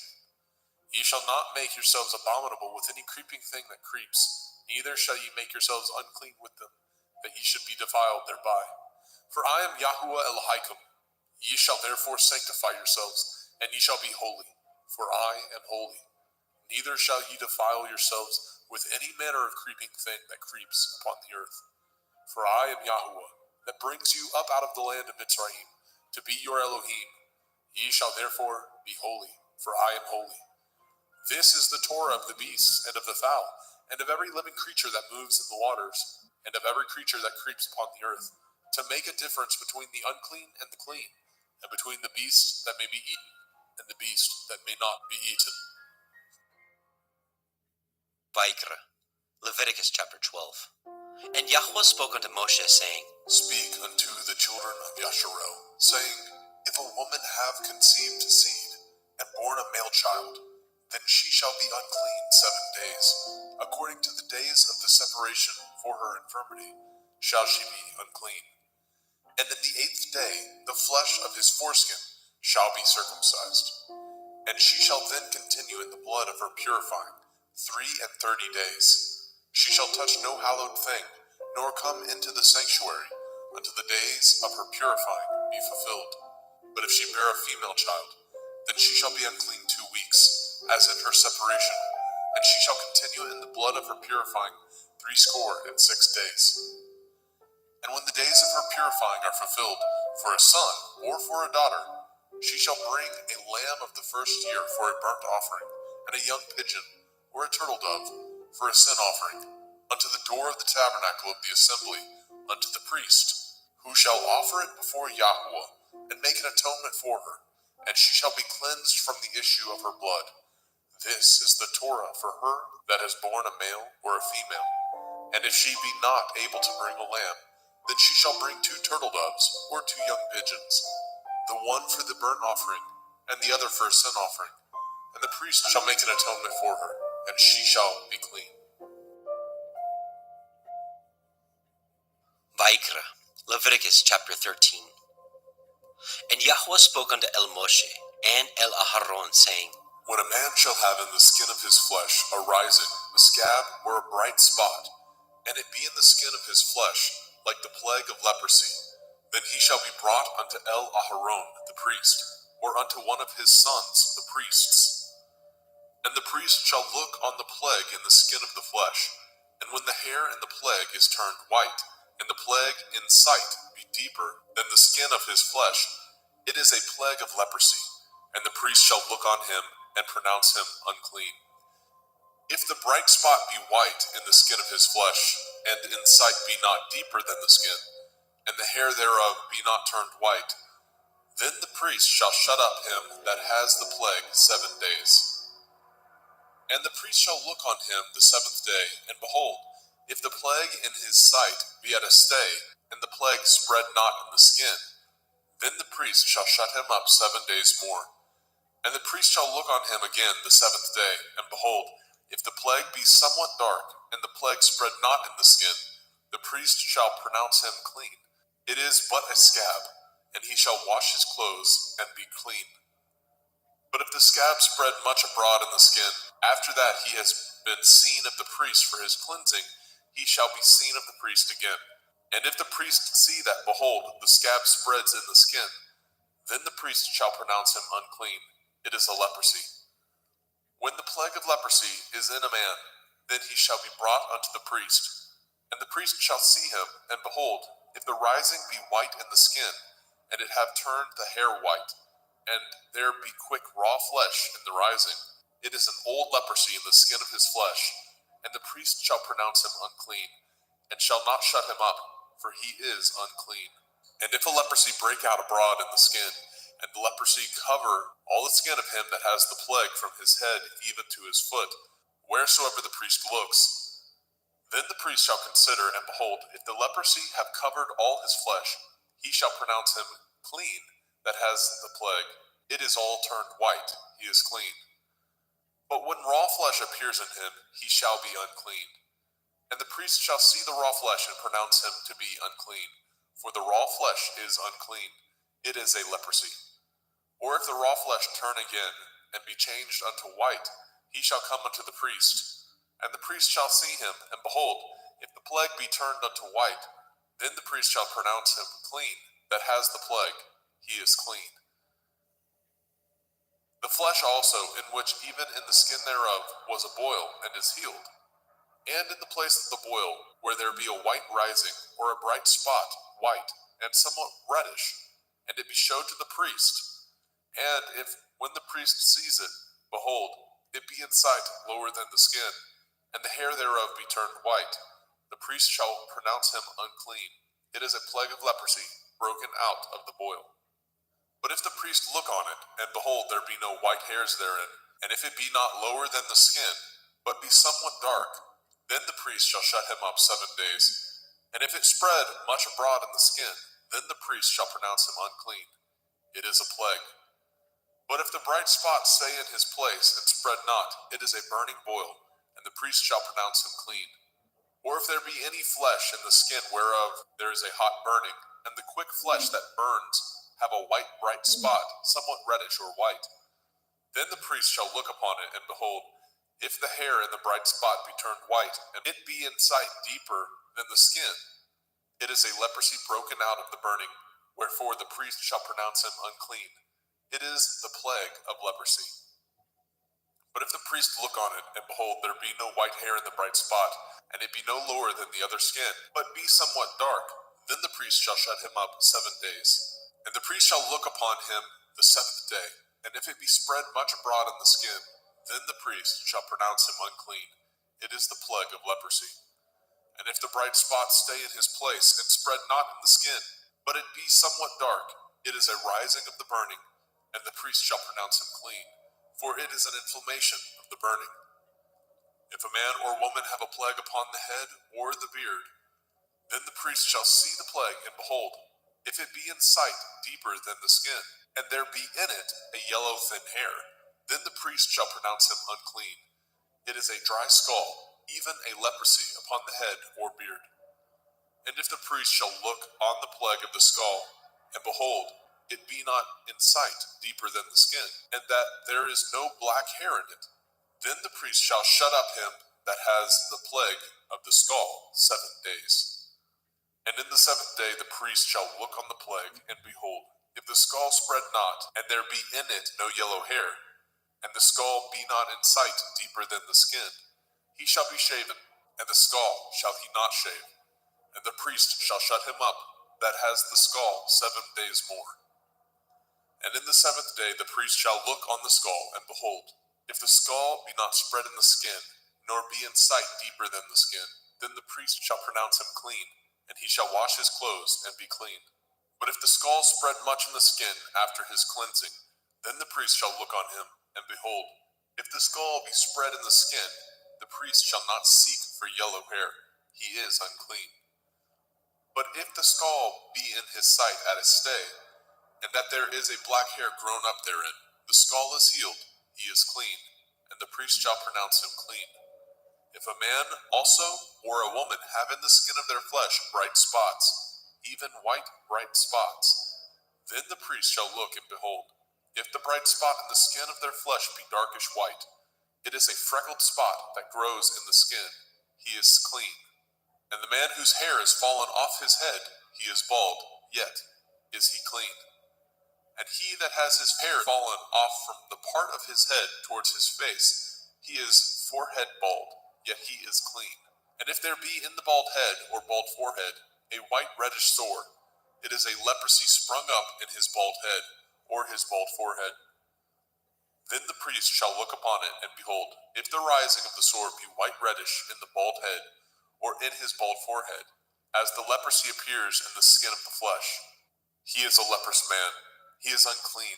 The priest shall pronounce him utterly unclean. His plague is in his head. And the leper in whom the plague is, his clothes shall be rent, and his head bare, and he shall put a covering upon his upper lip, and shall cry, unclean, unclean. All the days wherein the plague shall be in him shall he be defiled. He is unclean. He shall dwell alone, without the camp shall his habitation be. The garment also that the plague of leprosy is in, whether it be a woolen garment or a linen garment, whether it be in the warp, the woof of linen, or of woolen, whether in a skin or anything made of skin. And if the plague be greenish or reddish in the garment or in the skin, either in the warp or in the woof or in anything of skin, it is a plague of leprosy, and shall be showed unto the priest. And the priest shall look upon the plague, and shut up it that has the plague 7 days. And he shall look on the plague on the 7th day. If the plague be spread in the garment, either in the warp or in the woof or in a skin, or in any work that is made of skin, the plague is a fretting leprosy, it is unclean. He shall therefore burn that garment, whether warp or woof, in woolen or in linen, anything of skin wherein the plague is, for it is a fretting leprosy, it shall be burnt in the fire. And if the priest shall look and behold, the plague be not spread in the garment, either in the warp or in the woof, or in anything of skin, then the priest shall command that they wash the thing wherein the plague is, and he shall shut it up 7 days more. And the priest shall look on the plague after that it is washed, and behold, if the plague have not changed his color, and the plague be not spread, it is unclean. You shall burn it in the fire. It is a fret inward, whether it be bare within or without. And if the priest look and behold the plague be somewhat dark after the washing of it, then he shall rend it out of the garment, or out of the skin, or out of the warp, or out of the woof. And if it appear still in the garment, either in the warp or in the woof, or in anything of skin, it is a spreading plague. You shall burn that wherein the plague is with fire. And the garment, either warp or woof, or whatsoever thing of skin it be, which you shall wash, if the plague be departed from them, then it shall be washed the 2nd time, and shall be clean. This is the Torah of the plague of leprosy, in a garment of woolen or linen, either in warp or woof, or in anything of skins, to pronounce it clean, or to pronounce it unclean. Vaikra, Leviticus chapter 14. And Yahweh spoke unto Moshe, saying, This shall be the Torah of the leper in the day of his cleansing. He shall be brought unto the priest, and the priest shall go forth out of the camp. And the priest shall look, and behold, if the plague of leprosy be healed in the leper, then shall the priest command to take for him that is to be cleansed 2 birds alive and clean, and cedar wood, and scarlet and hyssop. And the priest shall command that one of the birds be killed in an earthen vessel over running water. As for the living bird, he shall take it, and the cedar wood, and the scarlet, and the hyssop, and shall dip them, and the living bird in the blood of the bird that was killed over the running water. And he shall sprinkle upon him that is to be cleansed from the leprosy 7 times, and shall pronounce him clean, and shall let the living bird loose into the open field.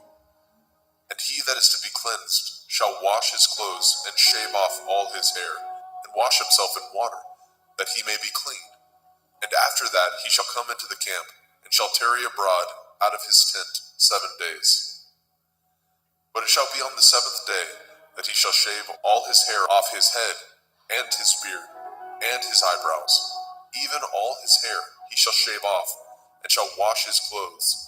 Also shall he wash his flesh in water, and shall be clean. And on the 8th day he shall take 2 he-lambs without blemish, and 1 ewe-lamb of the first year without blemish, and 3/10 deal of fine flour for a meat offering, mingled with oil, and 1 log of oil.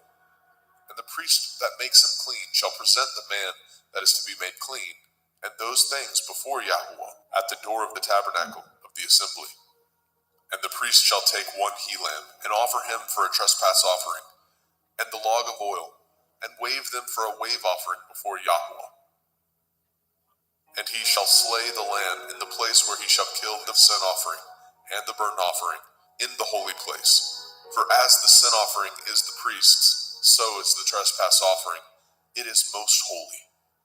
And the priest shall take some of the blood of the trespass offering, and the priest shall put it upon the tip of the right ear of him that is to be cleansed, and upon the thumb of his right hand, and upon the great toe of his right foot.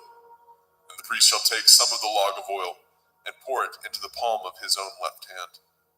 And the priest shall dip his right finger in the oil that is in his left hand, and shall sprinkle of the oil with his finger 7 times before Yahweh. And of the rest of the oil that is in his hand shall the priest put upon the tip of the right ear of him that is to be cleansed, and upon the thumb of his right hand, and upon the great toe of his right foot, upon the blood of the trespass offering. And the remnant of the oil that is in the priest's hand he shall pour upon the head of him that is to be cleansed, and the priest shall make an atonement for him before Yahweh. And the priest shall offer the sin offering, and make an atonement for him that is to be cleansed from his uncleanness, and afterwards he shall kill the burnt offering. And the priest shall offer the burnt offering and the meat offering upon the altar, and the priest shall make an atonement for him, and he shall be clean. And if he be poor, and cannot get so much, then he shall take 1 lamb for a trespass offering to be waved, to make an atonement for him, and 1/10 deal of fine flour mingled with oil for a meat offering, and a log of oil, and 2 turtle doves, or 2 young pigeons, such as he is able to get. And the one shall be a sin offering, and the other a burnt offering. And he shall bring them on the 8th day for his cleansing unto the priest, unto the door of the tabernacle of the assembly before Yahweh. And the priest shall take the lamb of the trespass offering, and the log of oil, and the priest shall wave them for a wave offering before Yahweh. And he shall kill the lamb of the trespass offering, and the priest shall take some of the blood of the trespass offering, and put it upon the tip of the right ear of him that is to be cleansed, and upon the thumb of his right hand, and upon the great toe of his right foot. And the priest shall pour of the oil into the palm of his own left hand. And the priest shall sprinkle with his right finger some of the oil that is in his left hand 7 times before Yahweh. And the priest shall put of that oil that is in his hand upon the tip of the right ear of him that is to be cleansed, and upon the thumb of his right hand, and upon the great toe of his right foot, upon the place of the blood of the trespass offering. And the rest of the oil that is in the priest's hand he shall put upon the head of him that is to be cleansed, to make an atonement for him before Yahweh.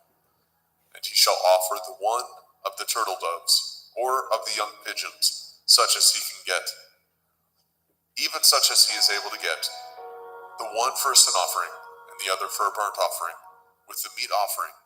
And the priest shall make an atonement for him that is to be cleansed before Yahweh. This is the Torah of him in whom is the plague of leprosy, whose hand is not able to get that which pertains to his cleansing. And Yahweh spoke unto El Moshe and unto El Aharon, saying, When ye are come into the land of Canaan, which I give to you for a possession, and I put the plague of leprosy in a house of the land of your possession, and he that owns the house shall come and tell the priest, saying, It seems to me there is, as it were, a plague in the house. Then the priest shall command that they empty the house before the priest go into it, to see the plague, that all that is in the house be not made unclean. And afterward the priest shall go in to see the house. And he shall look on the plague, and behold, if the plague be in the walls of the house, with hollow strakes, greenish or reddish, which in sight are lower than the wall, then the priest shall go out of the house to the door of the house, and shut up the house 7 days. And the priest shall come again the 7th day, and shall look, and behold, if the plague be spread in the walls of the house, then the priest shall command that they take away the stones in which the plague is, and they shall cast them into an unclean place without the city. And he shall cause the house to be scraped within round about, and they shall pour out the dust that they scrape off without the city into an unclean place. And they shall take other stones, and put them in the place of those stones. And he shall take other mortar, and shall plaster the house. And if the plague come again, and break out in the house, after that he has taken away the stones, and after he has scraped the house, and after it is plastered, then the priest shall come and look, and behold, if the plague be spread in the house, it is a fretting leprosy in the house, it is unclean.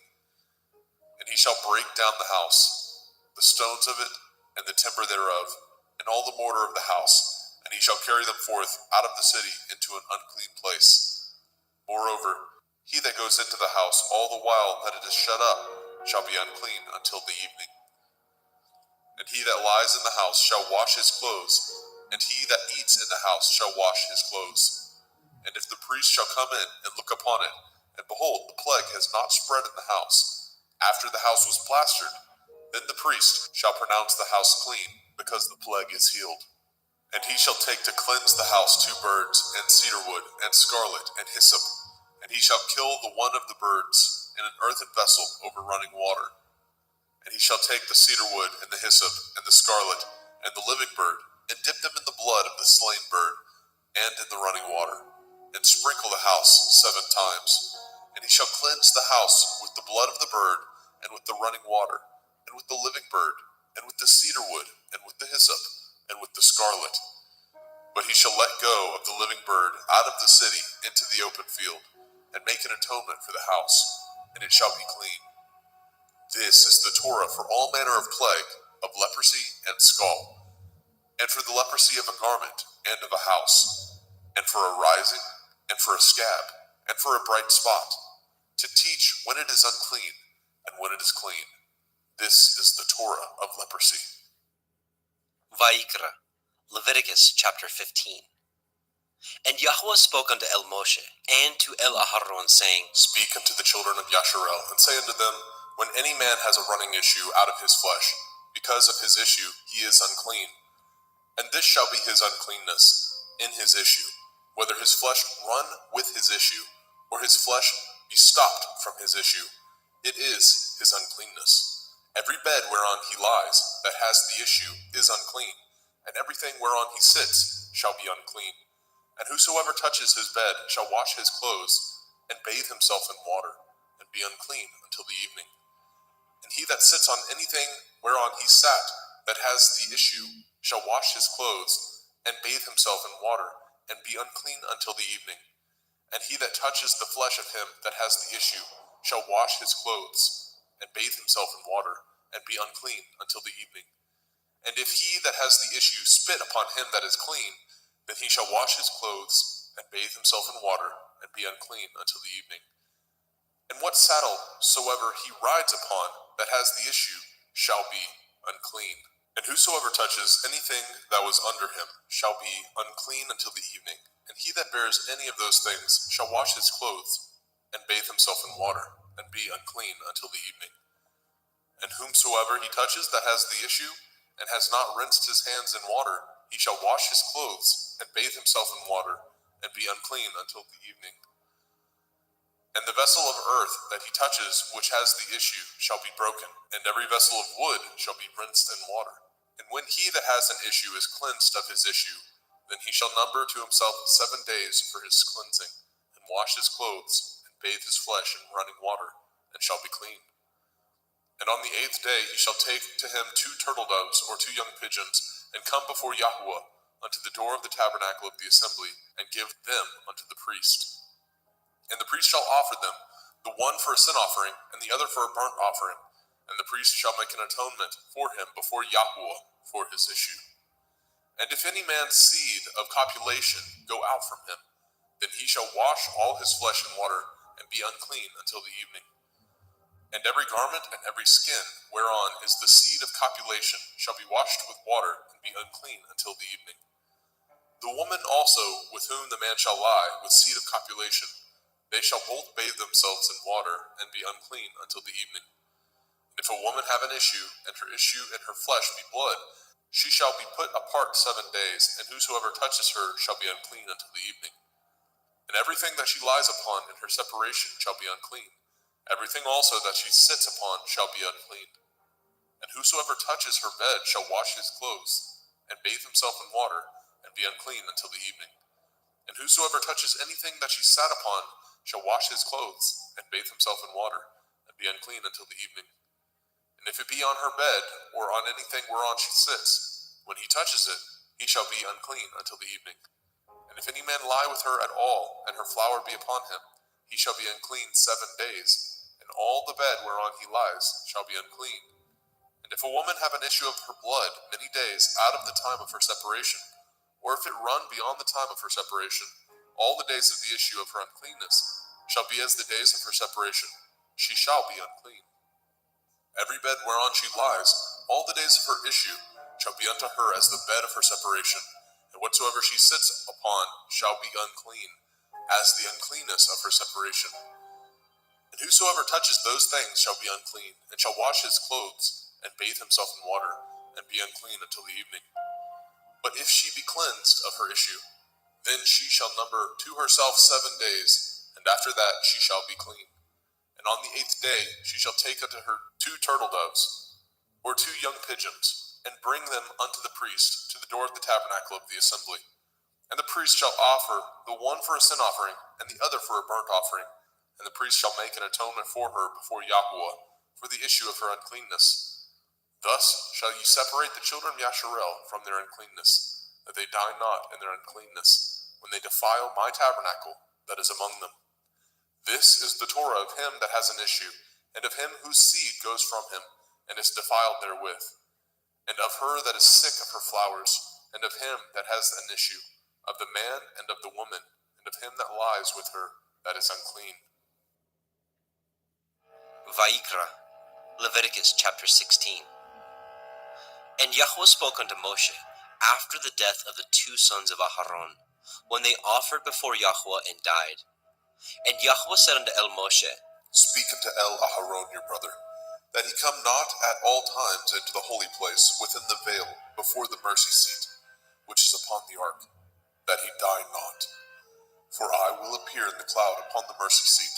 Thus shall Aharon come into the holy place, with a young bullock for a sin offering, and a ram for a burnt offering. He shall put on the holy linen coat, and he shall have the linen breeches upon his flesh, and shall be girded with a linen belt, and with the linen turban shall he be attired. These are holy garments. Therefore shall he wash his flesh in water, and so put them on. And he shall take of the assembly of the children of Yasharel 2 kids of the goats for a sin offering, and 1 ram for a burnt offering. And Aharon shall offer his bullock of the sin offering, which is for himself, and make an atonement for himself and for his house. And he shall take the 2 goats, and present them before Yahweh at the door of the tabernacle of the assembly. And Aharon shall cast lots upon the 2 goats, 1 lot for Yahuwah, and the other lot for Azazel.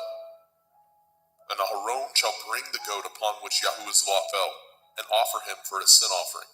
But the goat on which the lot fell to be for Azazel shall be presented alive before Yahweh, to make an atonement with him, and to let him go for Azazel into the wilderness.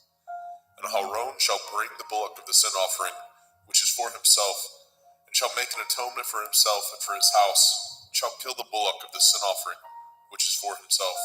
And he shall take a censer full of burning coals of fire from off the altar before Yahweh, and his hands full of sweet incense beaten small, and bring it within the veil. And he shall put the incense upon the fire before Yahweh, that the cloud of the incense may cover the mercy seat that is upon the testimony, that he die not. And he shall take of the blood of the bullock, and sprinkle it with his finger upon the mercy seat eastward. And before the mercy seat shall he sprinkle of the blood with his finger 7 times. Then shall he kill the goat of the sin offering that is for the people, and bring his blood within the veil, and do with that blood as he did with the blood of the bullock, and sprinkle it upon the mercy seat, and before the mercy seat. And he shall make an atonement for the holy place, because of the uncleanness of the children of Yasharel, and because of their transgressions, in all their sins. And so shall he do for the tabernacle of the assembly, that remains among them in the midst of their uncleanness. And there shall be no man in the tabernacle of the assembly, when he goes to make an atonement in the holy place, until he comes out, and have made an atonement for himself, and for his household, and for all the assembly of Yasharel. And he shall go out unto the altar that is before Yahuwah, and make an atonement for it, and shall take of the blood of the bullock, and of the blood of the goat, and put it upon the horns of the altar round about. And he shall sprinkle the blood upon it with his finger 7 times, and cleanse it, and hallow it from the uncleanness of the children of Yasharel. And when he has made an end of reconciling the holy place, and the tabernacle of the assembly, and the altar, he shall bring the live goat, and Aharon shall lay both his hands upon the head of the live goat, and confess over him all the iniquities of the children of Yasharel, and all their transgression in all their sins, putting them upon the head of the goat, and shall send him away by the hand of a fit man into the wilderness. And the goat shall bear upon him all their iniquities, unto a land not inhabited, and he shall let go the goat in the wilderness. And Aharon shall come into the tabernacle of the assembly, and shall put off the linen garments which he put on when he went into the holy place, and shall leave them there. And he shall wash his flesh with water in the holy place, and put on his garments, and come forth, and offer his burnt offering, and the burnt offering of the people, and make an atonement for himself and for the people. And the fat of the sin offering shall he burn upon the altar. And he that let go the goat for Azazel shall wash his clothes, and bathe his flesh in water, and afterwards come into the camp. And the bullock for the sin offering, and the goat for the sin offering, and whose blood was brought in to make an atonement in the holy place, shall one carry forth without the camp, and they shall burn in the fire their skins, and their flesh, and their dung. And he that burns them shall wash his clothes, and bathe his flesh in water, and afterwards he shall come into the camp. And this shall be a statute forever unto you, that in the 7th month, on the 10th day of the month, ye shall afflict your souls, and do no work at all, whether it be one of your own country, or a stranger that sojourns among you. For on that day shall the priest make an atonement for you, to cleanse you, that ye may be clean from all your sins before Yahuwah. It shall be a Sabbath of rest unto you, and ye shall afflict your souls by a statute forever. And the priest, whom he shall anoint, and whom he shall consecrate to minister in the priest's office in his father's stead, shall make the atonement, and shall put on the linen clothes, even the holy garments. And he shall make an atonement for the holy sanctuary, and he shall make an atonement for the tabernacle of the assembly, and for the altar, and he shall make an atonement for the priests, and for all the people of the assembly. And this shall be an everlasting statute unto you, to make an atonement for the children of Yasharel for all their sins once a year. And he did as Yahweh commanded Moshe.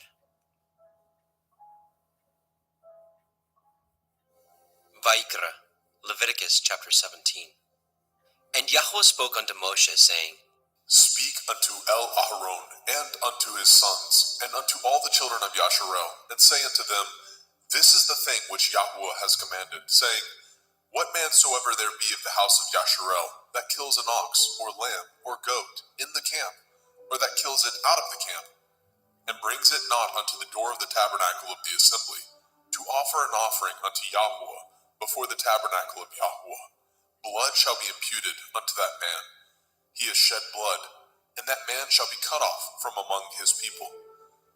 To the end that the children of Yasharel may bring their sacrifices, which they offer in the open field, even that they may bring them unto Yahuwah, unto the door of the tabernacle of the assembly, unto the priest, and offer them for peace offerings unto Yahuwah.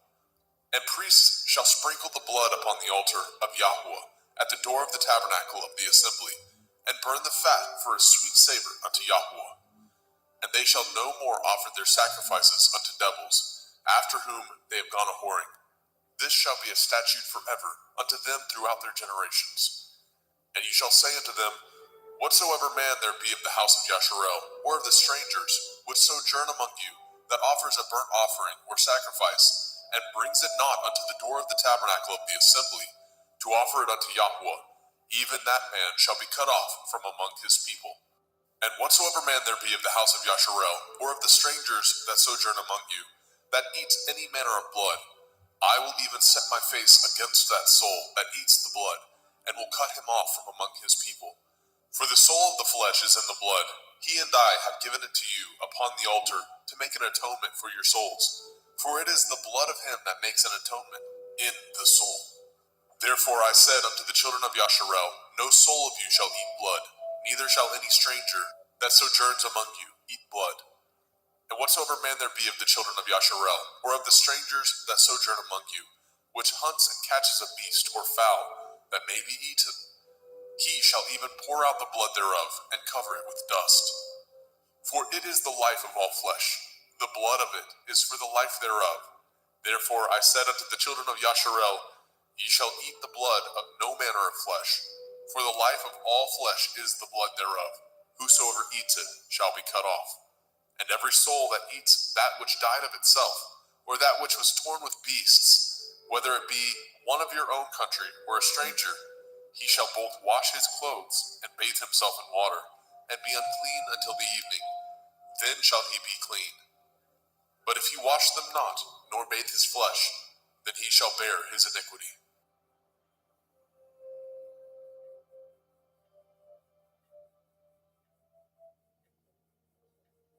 Vayikra, Leviticus chapter 18. And Yahweh spoke unto Moshe, saying, Speak unto the children of Yasharel, and say unto them, I am Yahweh Elohaikum.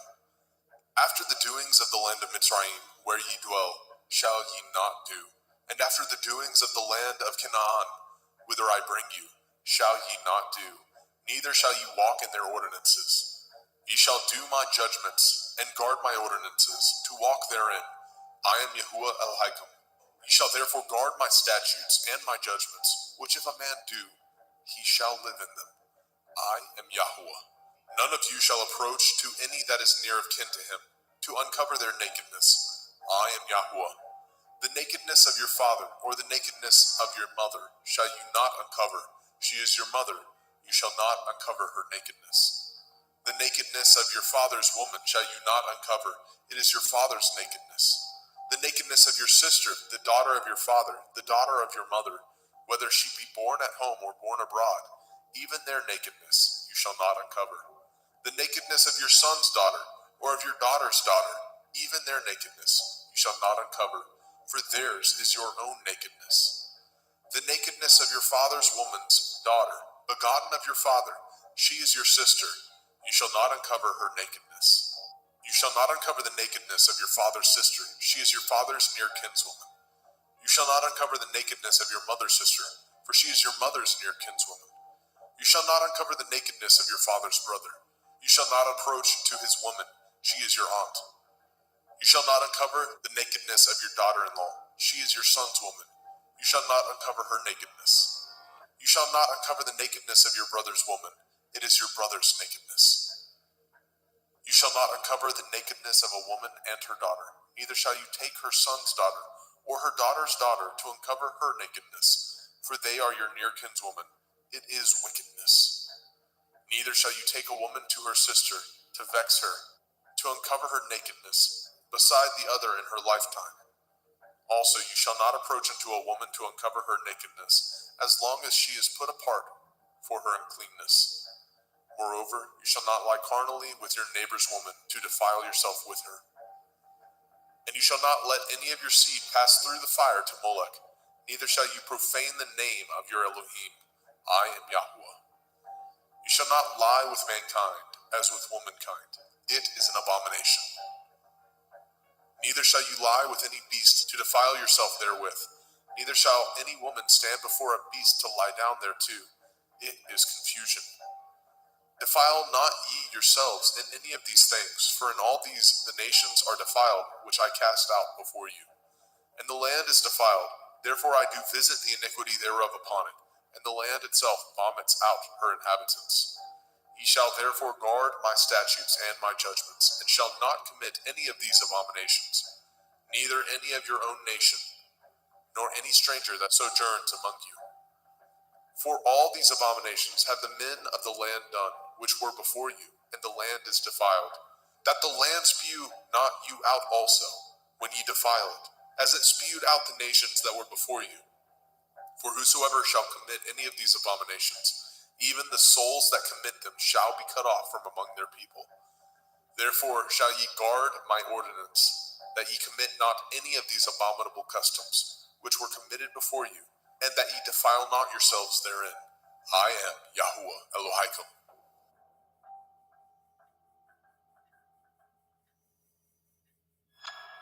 Vaikra, Leviticus chapter 19. And Yahuwah spoke unto Moshe, saying, Speak unto all the assembly of the children of Yasharel, and say unto them, Ye shall be holy, for I, Yahuwah Elohaikum, am holy. Ye shall fear every man his mother and his father, and guard my Shabbathot. I am Yahuwah Elohaikum. Turn ye not unto idols, nor make to yourselves molten Elohim. I am Yahuwah Elohaikum. And if ye offer a sacrifice of peace offerings unto Yahuwah, ye shall offer it at your own will. It shall be eaten the same day ye offer it, and on the morrow. And if aught remain unto the third day, it shall be burnt in the fire. And if it be eaten at all on the third day, it is abominable. It shall not be accepted. Therefore everyone that eats it shall bear his iniquity, because he has profaned the hallowed thing of Yahuwah, and that soul shall be cut off from among his people. And when ye reap the harvest of your land, ye shall not wholly reap the corners of your field, neither shall you gather the gleanings of your harvest. And you shall not glean your vineyard, neither shall you gather every grape of your vineyard. You shall leave them for the poor and stranger. I am Yahuwah Elohaikum. Ye shall not steal, neither deal falsely, neither lie one to another. And ye shall not swear by my name falsely, neither shall you profane the name of your Elohim. I am Yahuwah. You shall not defraud your neighbor, neither rob him. The wages of him that is hired shall not abide with you all night until the morning. You shall not curse the deaf, nor put a stumbling block before the blind, but shall fear your Elohim. I am Yahuwah. Ye shall do no unrighteousness in judgment. You shall not respect the person of the poor, nor honor the person of the mighty, but in righteousness shall you judge your neighbor. You shall not go up and down as a talebearer among your people, neither shall you stand against the blood of your neighbor. I am Yahuwah. You shall not hate your brother in your heart. You shall in any wise rebuke your neighbor, and not suffer sin upon him. You shall not avenge, nor bear any grudge against the children of your people, but you shall love your neighbor as yourself. I am Yahuwah. Ye shall guard my statutes. You shall not let your cattle gender with a diverse kind. You shall not sow your field with mingled seed, neither shall a garment mingled of linen and woolen come upon you. And whosoever lies carnally with a woman that is a bondmaid, betrothed to a man, and not at all redeemed, nor freedom given her, she shall be scourged. They shall not be put to death, because she was not free. And he shall bring his trespass offering unto Yahuwah, unto the door of the tabernacle of the assembly, even a ram for a trespass offering. And the priest shall make an atonement for him with the ram of the trespass offering before Yahuwah, for his sin which he has done, and the sin which he has done shall be forgiven him. And when ye come into the land, and shall have planted all manner of trees for food, then ye shall count the fruit thereof as uncircumcised. 3 years shall it be as uncircumcised unto you. It shall not be eaten of. But in the 4th year, all the fruit thereof shall be holy to praise Yahuwah withal. And in the 5th year shall ye eat of the fruit thereof, that it may yield unto you the increase thereof. I am Yahuwah Elohaikum. Ye shall not eat anything with the blood, neither shall ye use enchantment, nor practice sorcery. You shall not round the corners of your heads, neither shall you mar the corners of your beard. You shall not make any cuttings in your flesh for the dead, nor print any marks upon you. I am Yahuwah. Do not prostitute your daughter, to cause her to be a whore, lest the land fall to whoredom, and the land become full of wickedness. Ye shall guard my Shabbathot, and reverence my sanctuary. I am Yahuwah. Regard not them that have familiar spirits, neither seek after wizards to be defiled by them. I am Yahuwah Elohim. You shall rise up before the gray head, and honor the face of the old man, and fear your Elohim. I am Yahuwah. And if a stranger sojourn with you in your land, ye shall not vex him. But the stranger that dwells with you shall be unto you as one born among you, and you shall love him as yourself. For ye were strangers in the land of Mitzrayim. I am Yahuwah Elohim. Ye shall do no unrighteousness in judgment, in meat yard, in weight, or in measure. Just balances, just weights, a just ephah, and a just hin shall ye have. I am Yahuwah Elohim, which brought you out of the land of Mitzrayim. Therefore shall ye guard all my statutes, and all my judgments, and do them. I am Yahuwah.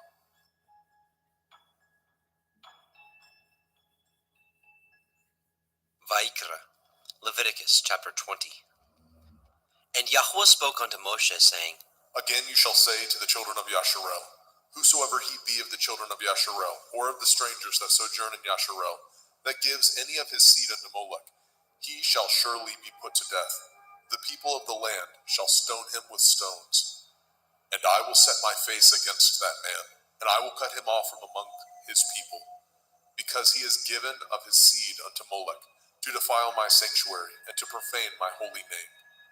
And if the people of the land do any ways hide their eyes from the man, when he gives of his seed unto Molech, and kill him not, then I will set my face against that man, and against his family, and will cut him off, and all that go a-whoring after him, to commit whoredom with Molech, from among their people. And the soul that turns after such as have familiar spirits, and after wizards, to go a-whoring after them, I will even set my face against that soul, and will cut him off from among his people. Sanctify yourselves, therefore, and be ye holy, for I am Yahuwah Elohim, and ye shall guard my statutes, and do them. I am Yahuwah Mekodishkim. For everyone that curses his father or his mother shall surely be put to death. He has cursed his father or his mother, his blood shall be upon him. And the man that breaks wedlock with another man's woman, even he that breaks wedlock with his neighbor's woman, the man and the woman that breaks wedlock shall surely be put to death. And the man that lies with his father's woman has uncovered his father's nakedness. Both of them shall surely be put to death. Their blood shall be upon them. And if a man lie with his daughter-in-law, both of them shall surely be put to death. They have wrought confusion. Their blood shall be upon them. If a man also lie with mankind, as he lies with a woman, both of them have committed an abomination. They shall surely be put to death. Their blood shall be upon them. And if a man take a woman and her mother, it is wickedness. They shall be burnt with fire, both he and they, that there be no wickedness among you. And if a man lie with a beast, he shall surely be put to death, and ye shall slay the beast. And if a woman approach unto any beast, and lie down thereto, you shall kill the woman and the beast. They shall surely be put to death. Their blood shall be upon them. And if a man shall take his sister, his father's daughter, or his mother's daughter, and see her nakedness, and she see his nakedness, it is a wicked thing, and they shall be cut off in the sight of their people. He has uncovered his sister's nakedness, he shall bear his iniquity. And if a man shall lie with a woman having her sickness, and shall uncover her nakedness, he has discovered her fountain, and she has uncovered the fountain of her blood, and both of them shall be cut off from among their people. And you shall not uncover the nakedness of your mother's sister, nor of your father's sister, for he uncovers his near kin. They shall bear their iniquity.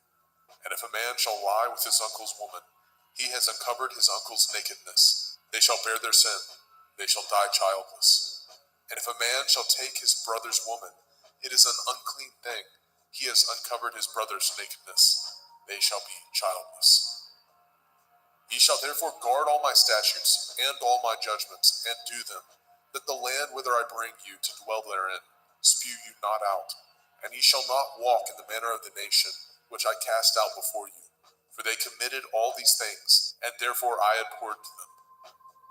But I have said unto you, ye shall inherit their land, and I will give unto you to possess it, a land that flows with milk and honey. I am Yahuwah Elohim, which have separated you from other people. Ye shall therefore put difference between clean beasts and unclean, and between unclean fowls and clean. And ye shall not make your souls abominable by beast, or by fowl, or by any manner of living thing that creeps on the ground, which I have separated from you as unclean. And ye shall be holy unto me, for I, Yahuwah, am holy, and have severed you from other people, that ye should be mine. A man also, or a woman that has a familiar spirit, or that is a wizard, shall surely be put to death.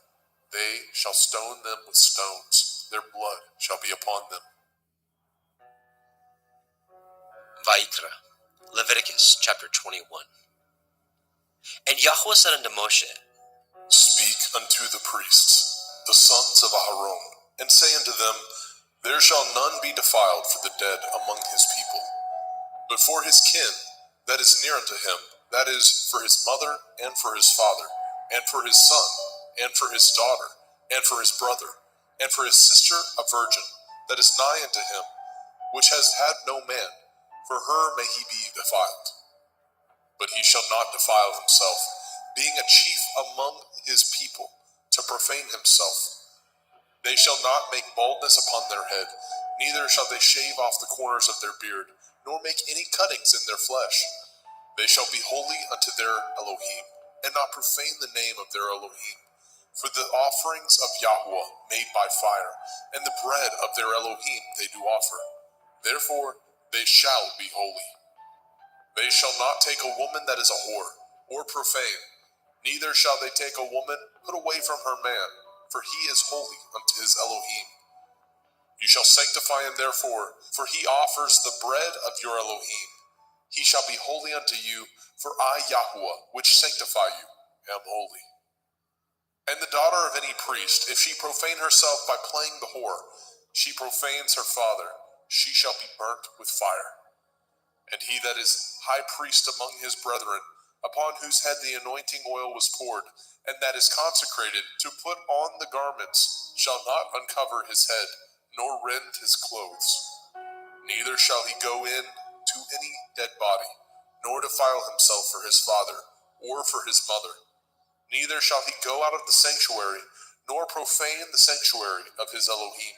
For the crown of the anointing oil of his Elohim is upon him. I am Yahuwah.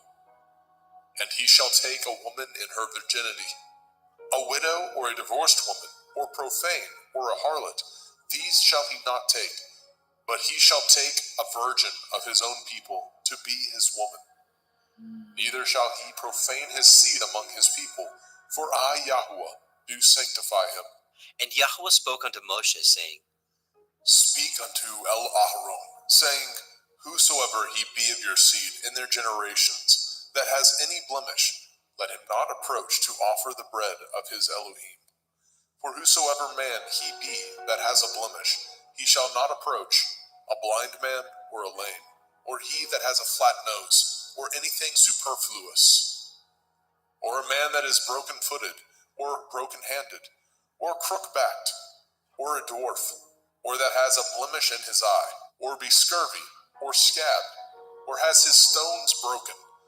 No man that has a blemish of the seed of Aharon the priest shall come nigh to offer the offerings of Yahuwah, made by fire. He has a blemish. He shall not come nigh to offer the bread of his Elohim.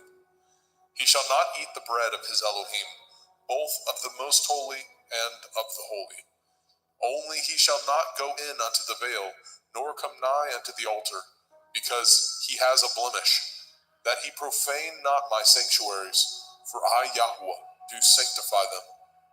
And Moshe told it unto Aharon, and to his sons, and to all the children of Yashrael. Vayikra, Leviticus chapter 22. And Yahweh spoke unto Moshe, saying, Speak unto Aharon and to his sons, that they separate themselves from the holy things of the children of Yashrael, and that they profane not my holy name in those things, which they hallow unto me. I am Yahuwah. Say unto them, Whosoever he be of all your seed among your generations, that goes unto the holy things, which the children of Yasharel hallow unto Yahuwah, having his uncleanness upon him, that soul shall be cut off from my presence. I am Yahuwah. What man soever of the seed of Aaron is a leper, or has a running issue, he shall not eat of the holy things until he be clean. And whoso touches anything that is unclean by the dead, or a man whose seed goes from him, or whosoever touches any creeping thing whereby he may be made unclean, or a man of whom he may take uncleanness, whatsoever uncleanness he has, the soul which has touched any such thing shall be unclean until evening, and shall not eat of the holy things, unless he wash his flesh with water. And when the sun is down, he shall be clean, and shall afterward eat of the holy things, because it is his food. That which dies of itself, or is torn with beasts, he shall not eat, to defile himself therewith. I am Yahuwah. They shall therefore guard my ordinance, lest they bear sin for it, and die therefore. If they profane it, I, Yahuwah, do sanctify them. There shall no stranger eat of the holy thing. A sojourner of the priest, or a hired servant, shall not eat of the holy thing. But if the priest buy any soul with his money, he shall eat of it, and he that is born in his house, they shall eat of his meat. If the priest's daughter also be married unto a stranger, she may not eat of an offering of the holy things. But if the priest's daughter be a widow, or divorced, and have no child, and is returned unto her father's house, as in her youth, she shall eat of her father's meat, but there shall no stranger eat thereof. And if a man eat of the holy thing unwittingly, then he shall put the fifth part thereof unto it, and shall give it unto the priest with the holy thing. And they shall not profane the holy things of the children of Yasharel, which they offer unto Yahuwah, or suffer them to bear the iniquity of trespass when they eat their holy things. For I, Yahuwah, do sanctify them. And Yahuwah spoke unto El Moshe, saying, Speak unto El Aharon, and to his sons, and unto all the children of Yasharel, and say unto them, Whatsoever he be of the house of Yasharel, or of the strangers in Yasharel, that will offer his oblation for all his vows, and for all his freewill offerings, which they will offer unto Yahuwah for a burnt offering, ye shall offer at your own will a male without blemish, of the cattle, of the sheep, or of the goats. But whatsoever has a blemish, that shall ye not offer, for it shall not be acceptable for you. And whosoever offers a sacrifice of peace offerings unto Yahuwah, to accomplish his vow, or a freewill offering in cattle or sheep, it shall be perfect to be accepted. There shall be no blemish therein. Blind, or broken, or maimed, or having a running sore, or scurvy, or scabbed, ye shall not offer these unto Yahuwah, nor make an offering by fire of them upon the altar unto Yahuwah. Either a bullock or a lamb that has anything superfluous or lacking in his parts, that may you offer for a freewill offering, but for a vow it shall not be accepted. Ye shall not offer unto Yahuwah that which is bruised, or crushed, or broken, or cut, neither shall ye make any offerings thereof in your land. Neither from a stranger's hand shall ye offer the bread of your Elohim, of any of these, because their corruption is in them, and blemishes be in them. They shall not be accepted for you.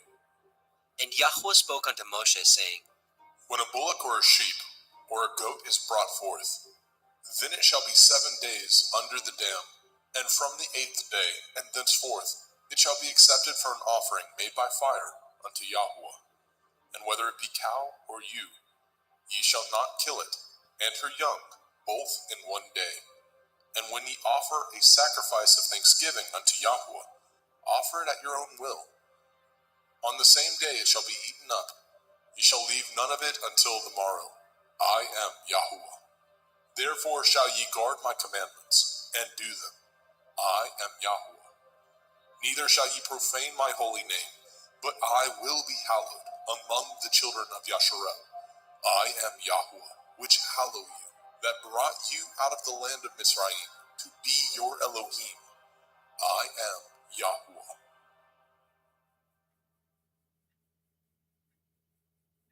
Vayikra, Leviticus chapter 23. And Yahuwah spoke unto Moshe, saying, Speak unto the children of Yasharel, and say unto them concerning the feasts of Yahuwah, which ye shall proclaim to be holy assemblies, even these are my feasts. 6 days shall work be done, but the 7th day is the Sabbath of rest, a holy assembly. Ye shall do no work therein. It is the Sabbath of Yahuwah in all your dwellings. These are the feasts of Yahuwah, even holy assemblies, which ye shall proclaim in their appointed times. In the 14th day of the 1st month, at evening, is Yahuwah's Pesach. And on the 15th day of the same month is the feast of Matzah unto Yahuwah. 7 days ye must eat matzah, unleavened bread.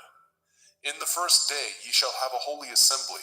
Ye shall do no servile work therein, but ye shall offer an offering made by fire unto Yahuwah 7 days. In the 7th day is a holy assembly. Ye shall do no servile work therein. And Yahuwah spoke unto Moshe, saying, Speak unto the children of Yasharel, and say unto them, When ye are come into the land which I give unto you, and shall reap the harvest thereof, then ye shall bring a sheaf of the first fruits of your harvest unto the priest. And he shall wave the sheaf before Yahuwah, to be accepted for you. On the morrow after the Sabbath, the priest shall wave it. And ye shall offer that day when ye wave the sheaf, a he-lamb without blemish, of the 1st year, for a burnt offering unto Yahuwah. And the meat offering thereof shall be 2/10 deals of fine flour mingled with oil, an offering made by fire unto Yahuwah, for a sweet savor. And the drink offering thereof shall be of wine, the 4th part of a hin. And ye shall eat neither bread nor parched grain, nor green ears, until the selfsame day that ye have brought an offering unto your Elohim. It shall be a statute forever throughout your generations, in all your dwellings. And ye shall count unto you from the morrow after the Sabbath, from the day that ye brought the sheaf of the wave offering, 7 Shavuot. Sabbaths shall be complete. Even unto the morrow after the 7th Sabbath shall ye number 50 days, and ye shall offer a new meat offering unto Yahuwah. Ye shall bring out of your habitations 2 wave loaves of 2/10 deals. They shall be of fine flour. They shall be baken with leaven. They are the first fruits unto Yahuwah. And ye shall offer with the bread 7 lambs, without blemish of the 1st year, and 1 bullock, and 2 rams. They shall be for a burnt offering unto Yahuwah, with their meat offering, and their drink offerings, even an offering made by fire of sweet savor unto Yahuwah. Then ye shall sacrifice 1 kid of the goats for a sin offering, and 2 lambs of the 1st year for a sacrifice of peace offerings. And the priest shall wave them with the bread of the first fruits for a wave offering before Yahuwah. With the 2 lambs, they shall be holy to Yahuwah for the priest. And ye shall proclaim on the selfsame day that it may be a holy assembly unto you. Ye shall do no servile work therein. It shall be a statute forever in your dwellings throughout your generations.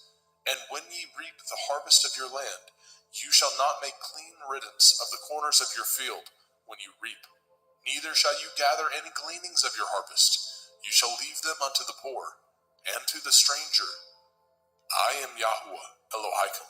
And Yahuwah spoke unto Moshe, saying, Speak unto the children of Yasharel, saying, In the 7th month, on the 1st day of the month, shall ye have a Sabbath, a memorial of blowing of shofarot, Yom Teruah, the feast of trumpets, the day of the awakening blast, a holy assembly. Ye shall do no servile work therein, but ye shall offer an offering made by fire unto Yahuwah. And Yahuwah spoke unto Moshe, saying, Also on the 10th day of this 7th month is Yom Kippurim, the day of atonement. It shall be a holy assembly unto you, and ye shall afflict your souls, and offer an offering made by fire unto Yahuwah. And ye shall do no work in that same day, for it is Yom Kippurim, to make an atonement for you before Yahuwah Elohim. For whatsoever soul it be that shall not be afflicted in that same day, he shall be cut off from among his people. And whatsoever soul it be that does any work in that same day, the same soul will I destroy from among his people. Ye shall do no manner of work. It shall be a statute forever throughout your generations in all your dwellings. It shall be unto you a Sabbath of rest, and ye shall afflict your souls in the 9th day of the month at evening. From evening unto evening shall ye celebrate your Sabbath. And Yahweh spoke unto Moshe, saying, Speak unto the children of Yasharel, saying, The 15th day of this 7th month shall be the feast of Sukkot, tabernacles, for 7 days unto Yahweh. On the 1st day shall be a holy assembly. Ye shall do no servile work therein. 7 days ye shall offer an offering made by fire unto Yahweh. On the 8th day shall be a holy assembly unto you, and ye shall offer an offering made by fire unto Yahweh. It is a solemn assembly, and ye shall do no servile work therein. These are the feasts of Yahweh, which ye shall proclaim to be holy assemblies, to offer an offering made by fire unto Yahweh, a burnt offering and a meat offering, a sacrifice and drink offerings, everything upon his day. Besides the Shavuot, Sabbaths of Yahweh, and beside your gifts, and beside all your vows, and beside all your freewill offerings, which ye give unto Yahweh. Also in the 15th day of the 7th month, when ye have gathered in the fruit of the land, ye shall keep a feast unto Yahweh 7 days. On the 1st day shall be a Sabbath, and on the 8th day shall be a Sabbath. And ye shall take you on the 1st day the boughs of goodly trees, branches of palm trees, and the boughs of fig trees, and willows of the brook. And ye shall rejoice before Yahweh Elohim 7 days. And ye shall keep it a feast unto Yahweh 7 days in the year. It shall be a statute forever in your generations. Ye shall celebrate it in the 7th month. Ye shall dwell in sukkahs, booths, 7 days. All that are Yasharel born shall dwell in sukkahs. That your generations may know that I made the children of Yasharel to dwell in sukkahs, when I brought them out of the land of Mitzrayim. I am Yahweh Elohim. And Moshe declared unto the children of Yasharel the feasts of Yahweh.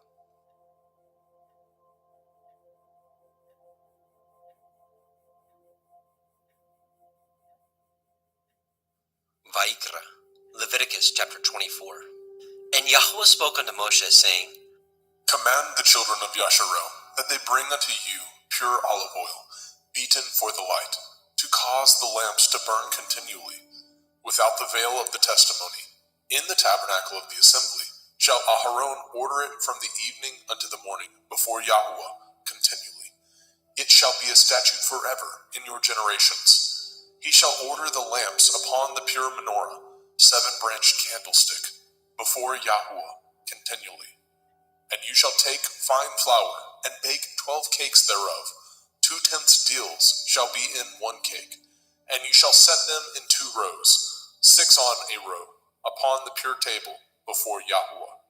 And you shall put pure frankincense upon each row, that it may be on the bread for a memorial, even a memorial made by fire unto Yahweh.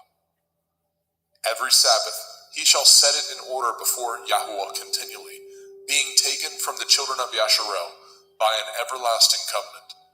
And it shall be Aharon and his sons, and they shall eat it in the holy place, for it is most holy unto him of the offerings of Yahweh made by fire, by a perpetual statute. And the son of a Yashareliteth woman, whose father was a Mitzri, went out among the children of Yasharel. And this son of the Yashareliteth woman and a man of Yasharel strove together in the camp.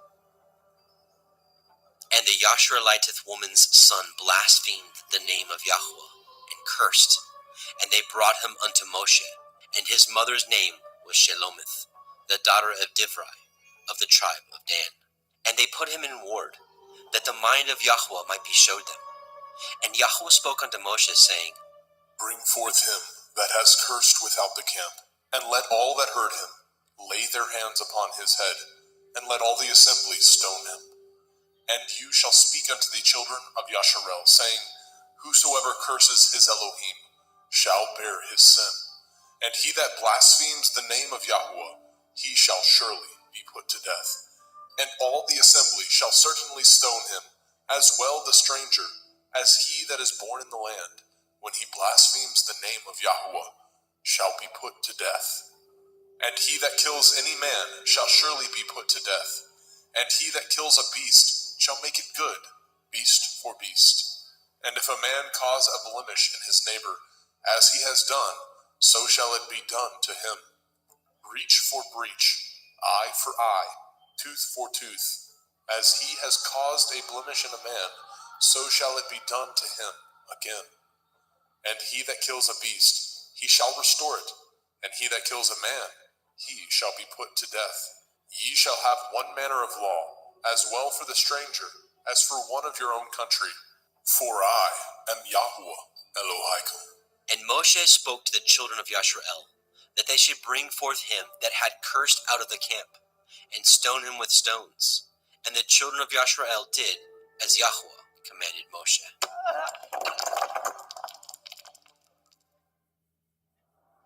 Vayikra, Leviticus chapter 25. And Yahweh spoke unto Moshe in Mount Sinai, saying, Speak unto the children of Yasharel, and say unto them, When ye come into the land which I give you, then shall the land keep a Sabbath unto Yahweh. 6 years you shall sow your field, and 6 years you shall prune your vineyard, and gather in the fruit thereof. But in the 7th year shall be a Sabbath of rest unto the land, a Sabbath for Yahweh. You shall neither sow your field, nor prune your vineyard. That which grows of its own accord of your harvest you shall not reap, neither gather the grapes of your vine undressed, for it is a year of rest unto the land. And the Sabbath of the land shall be food for you and for your servant, and for your maid, and for your hired servant, and for your stranger that sojourns with you, and for your cattle, and for the beasts that are in your land, shall all the increase thereof be meat. And you shall number 7 Shabbathot, Sabbaths of years unto you, 7 times 7 years, and the space of the 7 Shabbathot of years shall be unto you 49 years. Then shall you cause the shofar of the Jubilee to sound on the 10th day of the 7th month, in Yom Kippurim, the day of atonement, shall ye make the shofar sound throughout all your land. And ye shall hallow the 50th year, and proclaim liberty throughout all the land unto all the inhabitants thereof. It shall be a jubilee unto you, and ye shall return every man unto his possession, and ye shall return every man unto his family. A jubilee shall that 50th year be unto you. Ye shall not sow, neither reap that which grows of itself in it, nor gather the grapes in it of your vine undressed. For it is the Jubilee, it shall be holy unto you. Ye shall eat the increase thereof out of the field. In the year of this Jubilee, ye shall return every man unto his possession. And if ye sell aught unto your neighbor, or buy aught of your neighbor's hand, ye shall not oppress one another.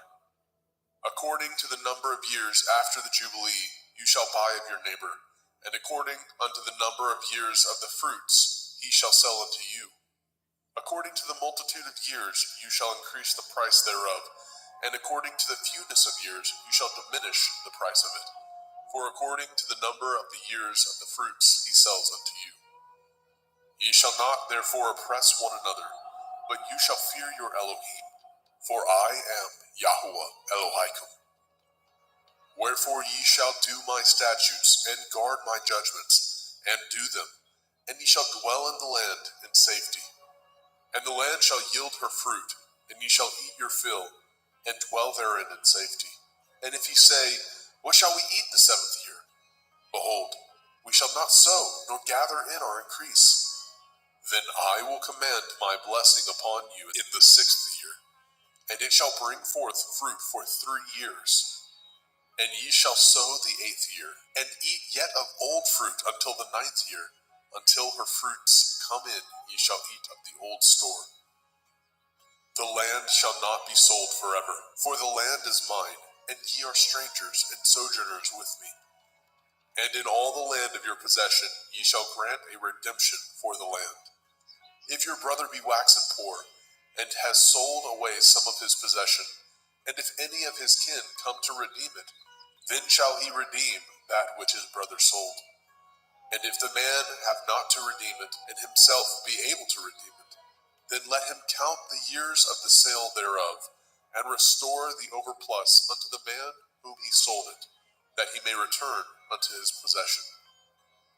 But if he be not able to restore it to him, then that which is sold shall remain in the hand of him that has bought it until the year of Jubilee. And in the Jubilee it shall go out, and he shall return unto his possession. And if a man sell a dwelling house in a walled city, then he may redeem it within a whole year after it is sold. Within a full year may he redeem it.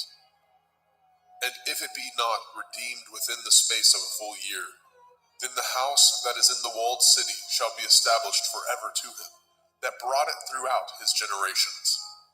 It shall not go out in the Jubilee. But the houses of the villages which have no wall round about them shall be counted as the fields of the country. They may be redeemed, and they shall go out in the Jubilee. Notwithstanding, the cities of the Leviim, of the houses of the cities of their possession, may the Leviim redeem at any time. And if a man purchases of the Leviim, then the house that was sold and the city of his possession shall go out in the year of Jubilee. For the houses of the cities of the Leviim are their possession among the children of Yasharel. But the field of the suburbs of their cities may not be sold, for it is their perpetual possession.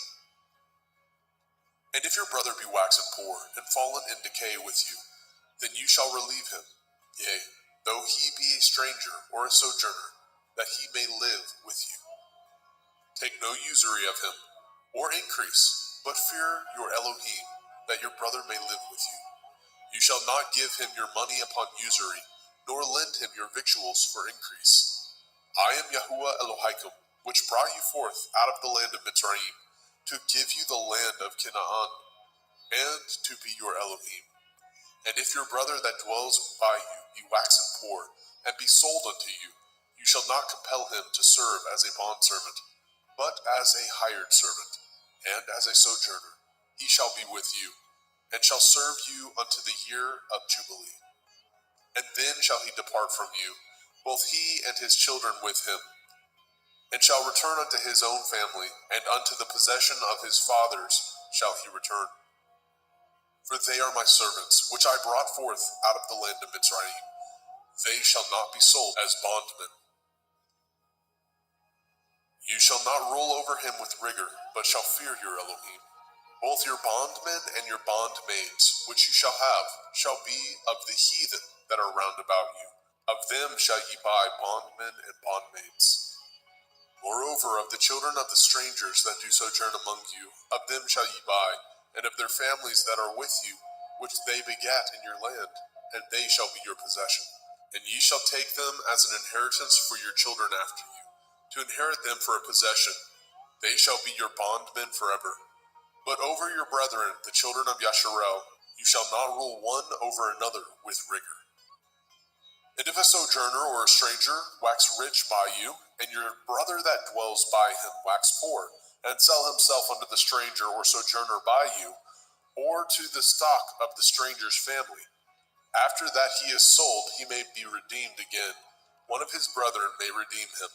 Either his uncle or his uncle's son may redeem him, or any that is nigh of kin unto him of his family may redeem him, or if he be able, he may redeem himself. And he shall reckon with him that bought him from the year that he was sold unto him, unto the year of Jubilee. And the price of his sale shall be according to the number of years, according to the time of a hired servant shall it be with him.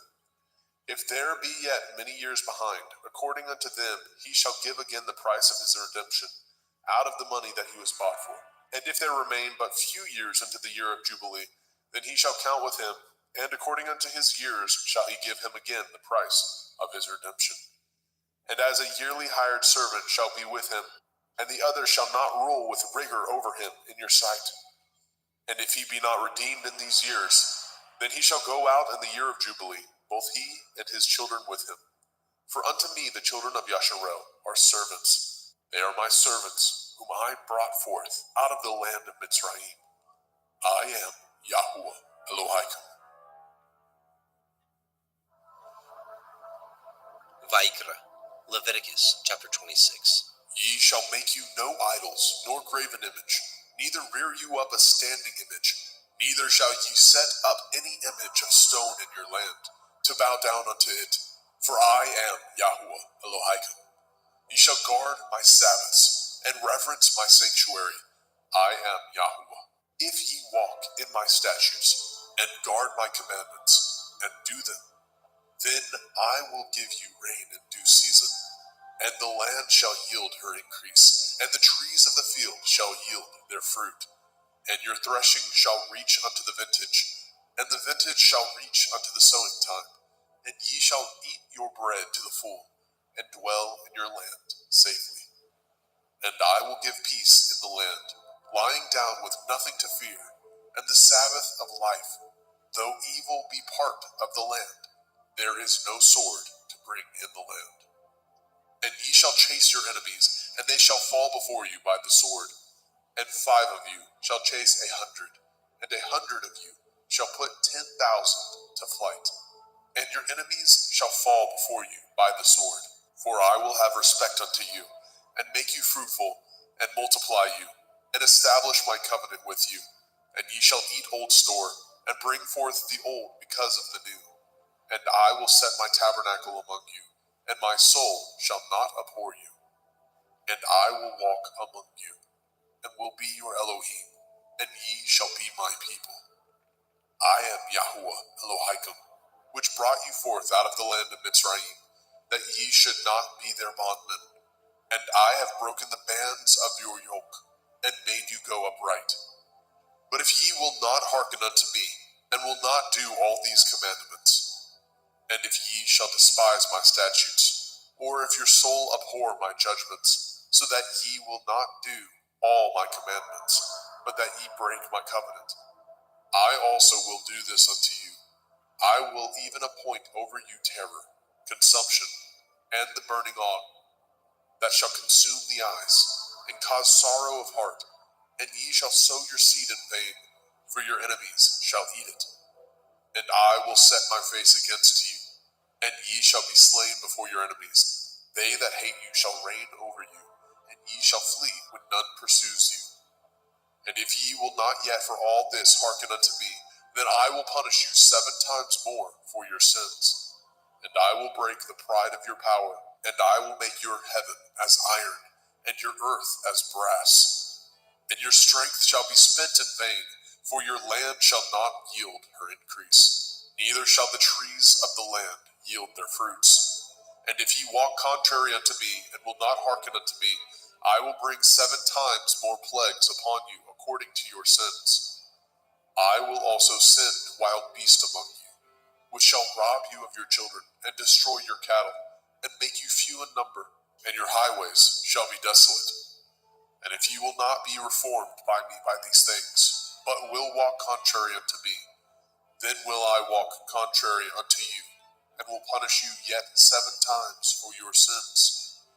And I will bring a sword upon you, that shall avenge the quarrel of my covenant. And when ye are gathered together within your cities, I will send the pestilence among you, and ye shall be delivered into the hand of the enemy. And when I have broken the staff of your bread, 10 women shall bake your bread in one oven, and they shall deliver you your bread again by weight, and ye shall eat, and not be satisfied. And if ye will not for all this hearken unto me, but walk contrary unto me, then I will walk contrary unto you also in fury, and I, even I, will chastise you 7 times for your sins. And ye shall eat the flesh of your sons, and the flesh of your daughters shall ye eat. And I will destroy your high places, and cut down your images, and cast your carcasses upon the carcasses of your idols, and my soul shall abhor you. And I will make your cities waste, and bring your sanctuaries unto desolation. And I will not smell the savor of your sweet odors. And I will bring the land unto desolation, and your enemies which dwell therein shall be astonished at it. And I will scatter you among the heathen, and will draw out my sword after you, and your land shall be desolate, and your cities waste. Then shall the land enjoy her Shabbathot, as long as it lies desolate, and ye be in your enemy's land. Even then shall the land rest, and enjoy her Shabbathot. As long as it lies desolate, it shall rest, because it did not rest in your Shabbathot, when ye dwelt upon it. And upon them that are left alive of you, I will send a faintness into their hearts, in the land of their enemies, and the sound of a shaken leaf shall chase them, and they shall flee as fleeing from a sword, and they shall fall when none pursues. And they shall fall one upon another, as it were before a sword, when none pursues, and ye have no power to stand before your enemies. And ye shall perish among the heathen, and the land of your enemies shall eat you up. And they that are left of you shall pine away in their iniquity, in your enemies' lands, and also in the iniquities of their fathers shall they pine away with them. If they shall confess their iniquity, and the iniquity of their fathers, with their transgressions which they transgressed against me, and that also they have walked contrary unto me, and that I also have walked contrary unto them, and have brought them into the land of their enemies, if then their uncircumcised heart be humbled, and they then accept of the punishment of their iniquity, then I will remember my covenant with Yaakov, and also my covenant with Yitzhak, and also my covenant with Abraham will I remember, and I will remember the land. The land also shall be left of them, and shall enjoy her Sabbathot, while she lies desolate without them. And they shall accept of the punishment of their iniquity, because they despised my judgments, and because their soul abhorred my statutes. And yet, for all that, when they be in the land of their enemies, I will not cast them away, neither will I abhor them, to destroy them utterly, and to break my covenant with them. For I am Yahweh Elohim. But I will for their sakes remember the covenant of their ancestors, whom I brought forth out of the land of Mitzrayim, in the sight of the heathen, that I might be their Elohim. I am Yahweh. These are the commandments and judgments and Torah, which Yahweh made between him and the children of Yashrael in Mount Sinai by the hand of Moshe.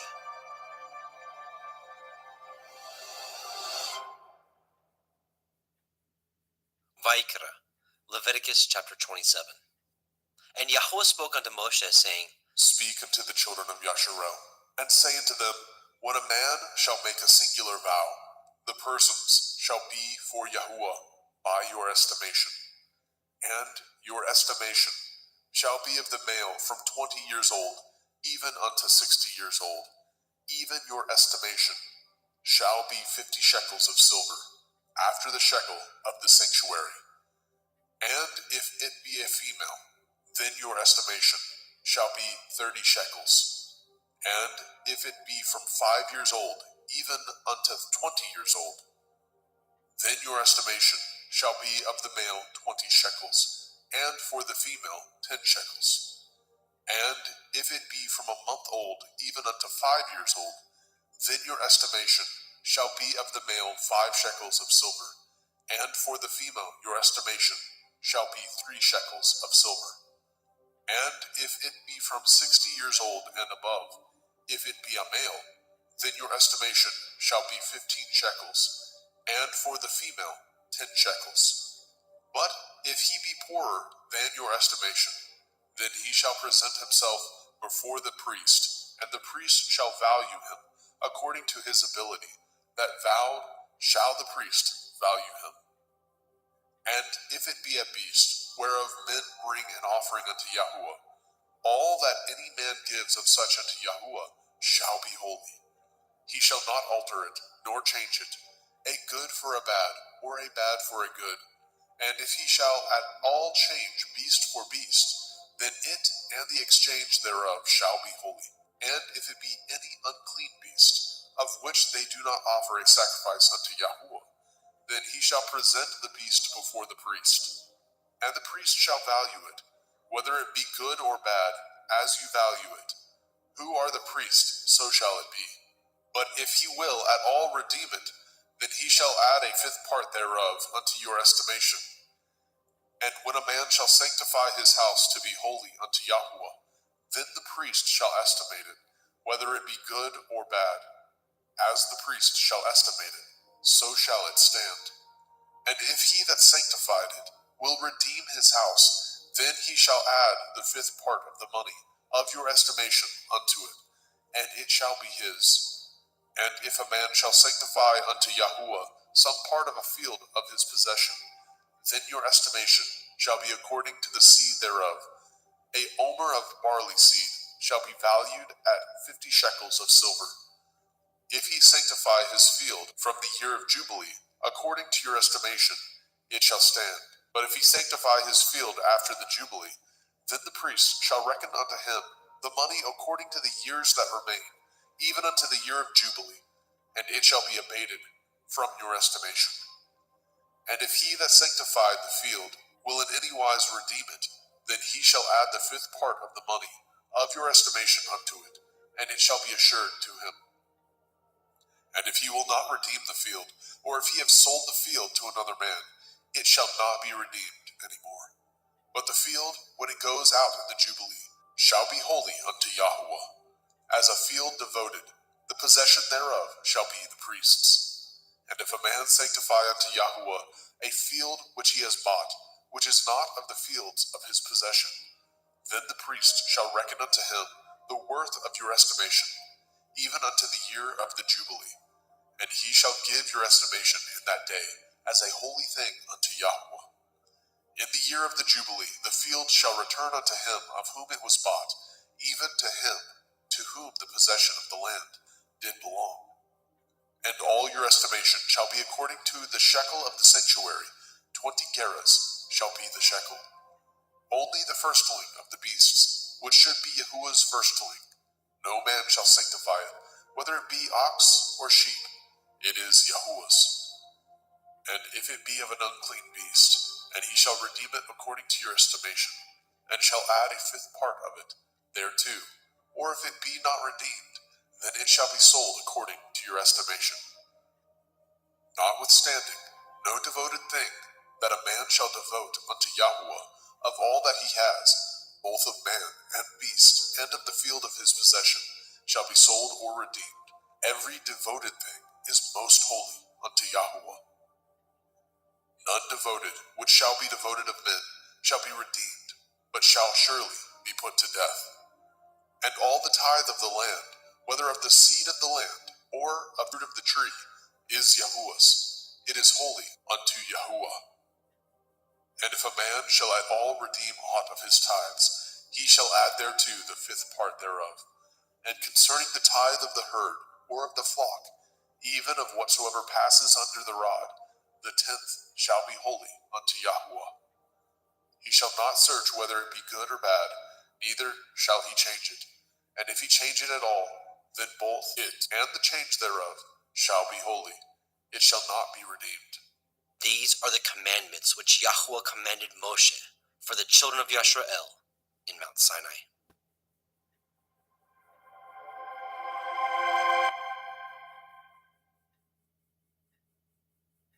Now, Justin Best from Christian Truthers will be joining us in a little bit, and Jeremy Fox. So 2 Adams, 2 Justins, and a Jeremy. So I'm going to do a screen share, and we will get started.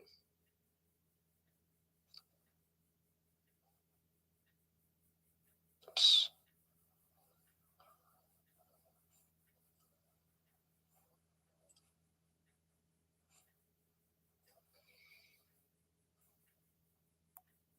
Okay. Genesis. Bereshit. Genesis 1:1. In the beginning, Elohim created the heavens and the earth was without form and void, and darkness was upon the face of the deep, and the Ruach Elohim moved upon the face of the waters. And Elohim said, "Let there be light," and there was light. And Elohim saw the light, that it was good, and Elohim divided the light from the darkness. And Elohim called the light day, and the darkness he called night, and the evening and the morning were the first day. And Elohim said, "Let there be a firmament in the midst of the waters, and let it divide the waters from the waters." And Elohim made the firmament, and divided the waters which were under the firmament from the waters which were above the firmament. And it was so. And Elohim called the firmament heaven, and the evening and the morning were the second day. And Elohim said, let the waters under the heavens be gathered together into one place, and let the dry land appear. And it was so. And Elohim called the dry land earth, and gathering together of the waters called he seas. And Elohim saw that it was good. And Elohim said, let the earth bring forth grass, the herb yielding seed, and the fruit tree yielding fruit after his kind, whose seed is in itself upon the earth. And it was so. And the earth brought forth grass, and herb yielding seed after his kind, and the tree yielding fruit, whose seed was in itself after his kind. And Elohim saw that it was good. And the evening and the morning were the third day. And Elohim said, let there be lights in the firmament of the heavens to divide the day from the night, and let them be for signs, and for appointed feasts, and for days and years.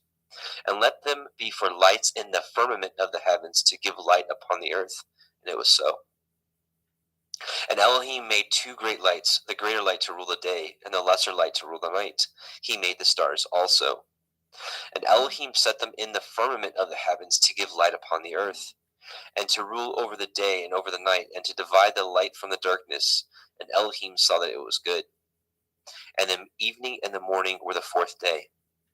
And Elohim said, let the waters bring forth abundantly the moving creature that has life, and the fowl that may fly above the earth in the open firmament of heaven. And Elohim created great sea monsters, and every living creature that moves, which the waters brought forth abundantly after their kind, and every winged fowl after his kind. And Elohim saw that it was good. And Elohim blessed them, saying, be fruitful and multiply, and fill the waters in the seas, and let fowl multiply in the earth. And the evening and the morning were the fifth day. And Elohim said, let the earth bring forth the living creature after his kind, cattle, and creeping thing, and beast of the earth after his kind. And it was so. And Elohim made the beast of the earth after his kind, and cattle after their kind, and everything that creeps upon the earth after his kind. And Elohim saw that it was good. And Elohim said, let us make man in our image, after our likeness, and let them have dominion over the fish of the sea, and over the fowl of the air, and over the cattle, and over all the earth, and over every creeping thing that creeps upon the earth. So Elohim created man in his own image. In the image of Elohim created he him. Male and female created he them. And Elohim blessed them. And Elohim said unto them, be fruitful, and multiply, and replenish the earth, and subdue it, and have dominion over the fish of the sea, and over the fowl of the air, and over every living thing that moves upon the earth. And Elohim said, behold, I have given you every herb bearing seed which is upon the face of all the earth, and every tree which is in the fruit of a tree yielding seed. To you it shall be for food. And to every beast of the earth, and to every fowl of the air, and to everything that creeps upon the earth, wherein there is life, I have given every green herb for food. And it was so. And Elohim saw everything that he had made, and behold, it was very good. And the evening and the morning were the sixth day. Genesis 2. Thus the heavens and the earth were finished, and all the host of them. And on the seventh day Elohim ended his work which he had made, and he rested on the seventh day from all his work which he had made. And Elohim blessed the seventh day, and sanctified it, because in it he had rested from all his work which Elohim created and made. These are the generations of the heavens and the earth, when they were created, in the day that Yahweh Elohim made the earth and the heavens. And every plant of the field before it was in the earth, and every herb of the field before it grew. For Yahweh Elohim had not caused it to rain upon the earth, and there was not a man to till the ground. But there went up a mist from the earth, and watered the whole face of the ground. And Yahweh Elohim formed the man of the dust of the ground, and breathed into his nostrils the breath of life, and man became a living soul. And Yahweh Elohim planted a garden eastward in Eden, and there he put the man whom he had formed.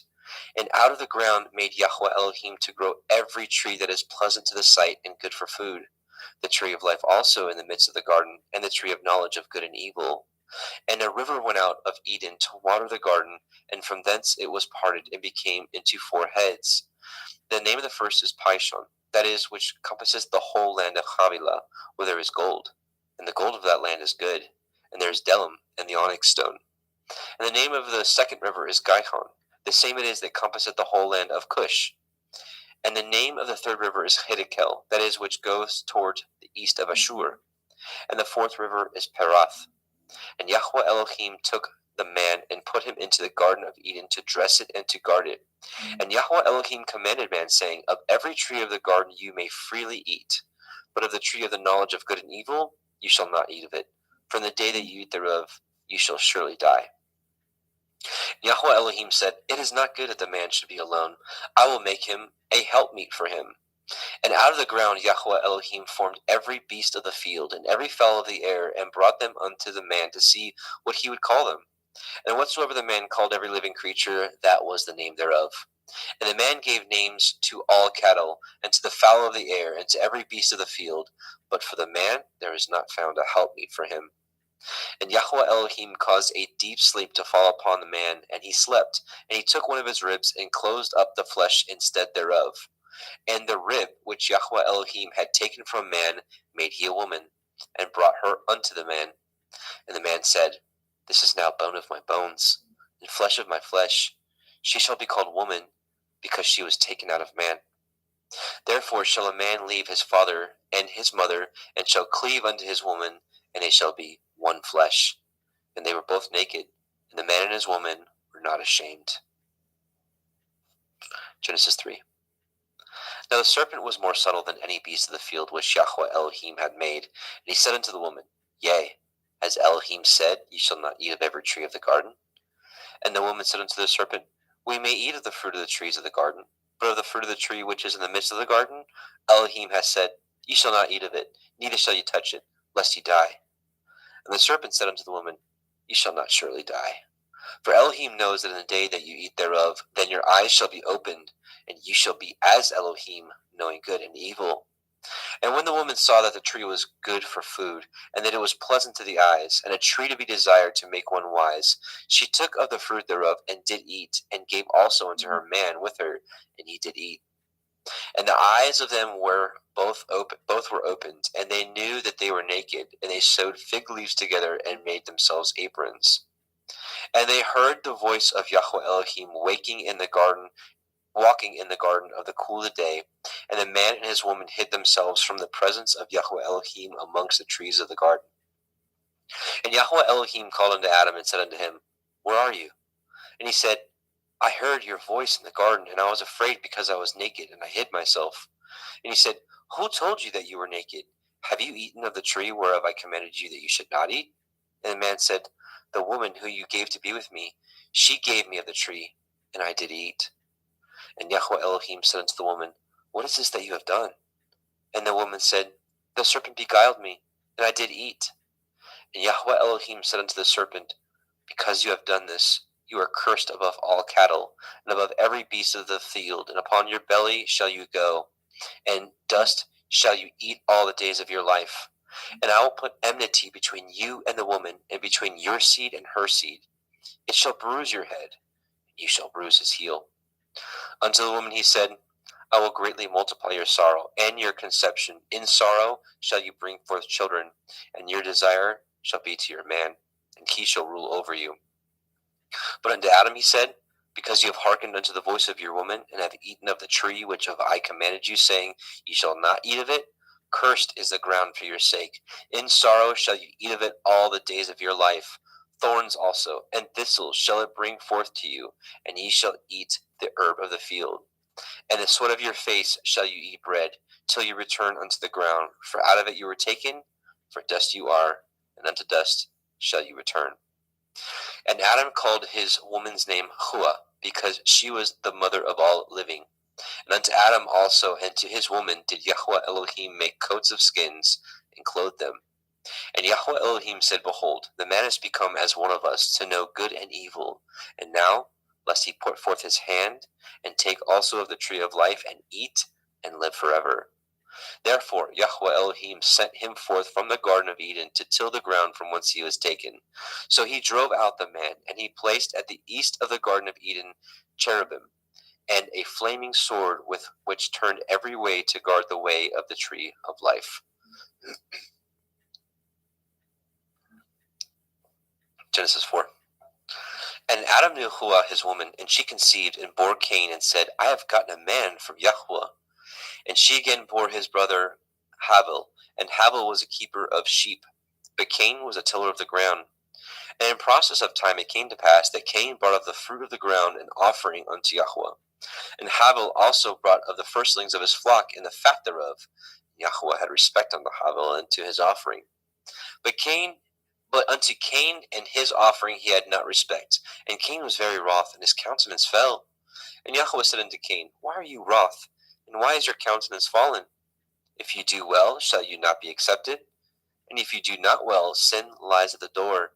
And unto you shall be his desire, and you shall rule over him. And Cain talked with Havel his brother. And it came to pass, when they were in the field, that Cain rose up against Havel his brother, and slew him. And Yahweh said unto Cain, Where is Havel your brother? And he said, I know not. Am I to guard my brother? And he said, What have you done? The voice of your brother's blood cries unto me from the ground. And now you are cursed from the earth, which has opened her mouth to receive your brother's blood from your hand. When you till the ground, it shall not henceforth yield unto you her strength. A fugitive and a vagabond shall you be in the earth. And Cain said unto Yahweh, My punishment is greater than I can bear. Behold, you have driven me out this day from the face of the earth, and from your face shall I be hid. And I shall be a fugitive and a vagabond in the earth. And it shall come to pass that every one that finds me shall slay me. And Yahweh said unto him, Therefore, whosoever slays Cain, vengeance shall be taken on him sevenfold. And Yahweh set a mark upon Cain, lest any finding him should kill him. And Cain went out from the presence of Yahweh, and dwelt in the land of Nod, on the east of Eden. And Cain knew his woman, and she conceived and bore Hanok. And he built a city, and called the name of the city after the name of his son, Hanok. And unto Hanok was born Irad, and Irad begat Mehujael, and Mehujael begat Methusael, and Methusael begat Lamech. And Lamech took unto him 2 women. The name of one was Ada, and the name of the other was Silla. And Ada bore Yabal. He was the father of such as dwell in tents, and such as have cattle. And his brother's name was Yuval. He was the father of all such as handle the harp and organ. And Silla, she also bore Tubal-Cain, an instructor of every artificer in brass and in iron. And the sister of Tubal-Cain was Naamah. And Lamech said unto his woman, Ada and Zillah, Hear my voice, you woman of Lamech, hearken unto my speech. For I have slain a man to my wounding, and a young man to my hurt. If Cain shall be avenged sevenfold, truly Lamech 70 and sevenfold. And Adam knew his woman again, and she bore a son, and called his name Seth. For Elohim said she, has appointed me another seed instead of Havel, whom Cain slew. And to Seth, to him also there was born a son, and he called his name Enosh. Then began men to call upon the name of Yahweh. Genesis 5. This is the sefer of the generations of Adam, in the day that Elohim created man. In the likeness of Elohim made he him. Male and female created he them, and blessed them, and called their name Adam, and the day where they were created. And Adam lived 130 years, and begat a son in his own likeness after his image, and called his name Seth. And the days of Adam after he had begotten Seth were 800 years, and he begat sons and daughters. And all the days that Adam lived were 930 years, and he died. And Seth lived 105 years, and begot Enosh. And Seth lived after he begot Enosh 807 years, and begot sons and daughters. And all the days of Seth were 912 years, and he died. And Enosh lived 90 years, and begot Canaan. And Enosh lived after he begot Canaan 815 years, and begot sons and daughters. And all the days of Enosh were 905 years, and he died. And Canaan lived 70 years, and begot Mahalalel. And Canaan lived after he begot Mahalalel 840 years and begot sons and daughters. And all the days of Canaan were 910 years, and he died. And Mahalalel lived 65 years and begot Yared. And Mahalalel lived after he begot Yared 830 years and begot sons and daughters. And all the days of Mahalalel were 895 years, and he died. And Yared lived 162 years and begot Hanok. And Yared lived after he begot Hanok 800 years and begot sons and daughters. And all the days of Yared were 962 years, and he died. And Hanok lived 65 years and begot Methuselah. And Hanok walked with Elohim after he begot Methuselah 300 years and begot sons and daughters. All the days of Hanok were 365 years. And Hanok walked with Elohim, and he was not, for Elohim took him. And Methuselah lived 807 years and begot Lamech. And Methuselah lived after he begot Lamech 782 years and begot sons and daughters. And all the days of Methuselah were 969 years, and he died. And Lamech lived 182 years and begot a son. And he called his name Noah, saying, "The same shall comfort us concerning our work and toil of our hands, because of the ground which Yahweh has cursed." And Lamech lived after he begot Noah 595 years and begot sons and daughters. And all the days of Lamech were 777 years, and he died. And Noah was 500 years old, and Noah begot Shem, Ham, and Japheth. All right, Genesis 6. And it came to pass, when men began to multiply on the face of the earth, and daughters were born unto them, that the sons of Elohim saw the daughters of men, that they were fair, and they took them women of all which they chose. And Yahweh said, My ruach shall not always strive with man, for that he also is flesh, yet his days shall be 120 years. There were Nephilim in the earth in those days, and also after that, when the sons of Elohim came in unto the daughters of men, and they bore children to them, the same became warriors and tyrants, which were of ancient times, men of infamy. And Yahweh saw that the wickedness of man was great in the earth, and that every imagination of the thoughts of his heart was only evil continually. And Yahweh repented that he had made man on the earth, and it grieved him at his heart. And Yahweh said, I will destroy man whom I have created from the face of the earth, both man and beast, and the creeping thing, and the fowls of the air, for I repent that I have made them. But Noah found grace in the eyes of Yahweh. These are the generations of Noah. Noah was a just man and perfect in his generations, and Noah walked with Elohim. And Noah begot 3 sons, Shem, Ham, and Japheth. The earth also was corrupt before Elohim, and the earth was filled with violence. And Elohim looked upon the earth, and behold, it was corrupt, for all flesh had corrupted his way upon the earth.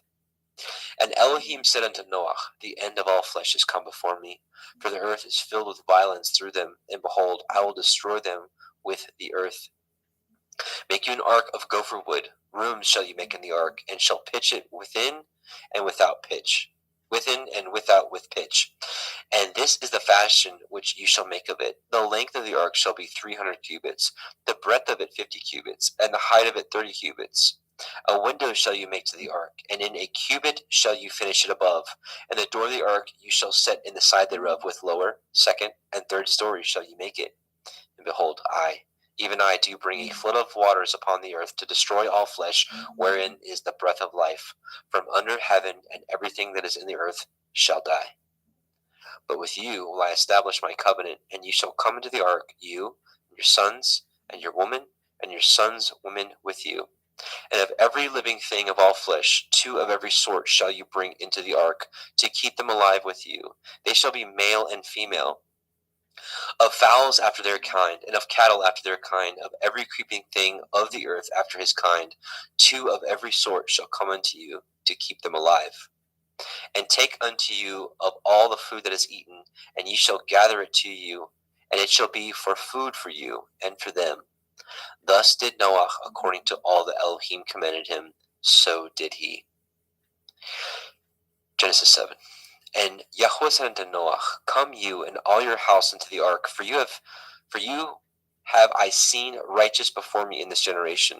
Of every clean beast you shall take to you by sevens, the male and his female, and of beasts that are not clean by two, the male and his female. Of fowls also of the air by sevens, the male and female, to keep seed alive upon the face of all the earth. For yet 7 days I will cause it to rain upon the earth, 40 days and 40 nights. Every living substance that I have made will I destroy from off the face of the earth. And Noah did according unto all that Yahweh commanded him. And Noah was 600 years old when the flood of the waters was upon the earth.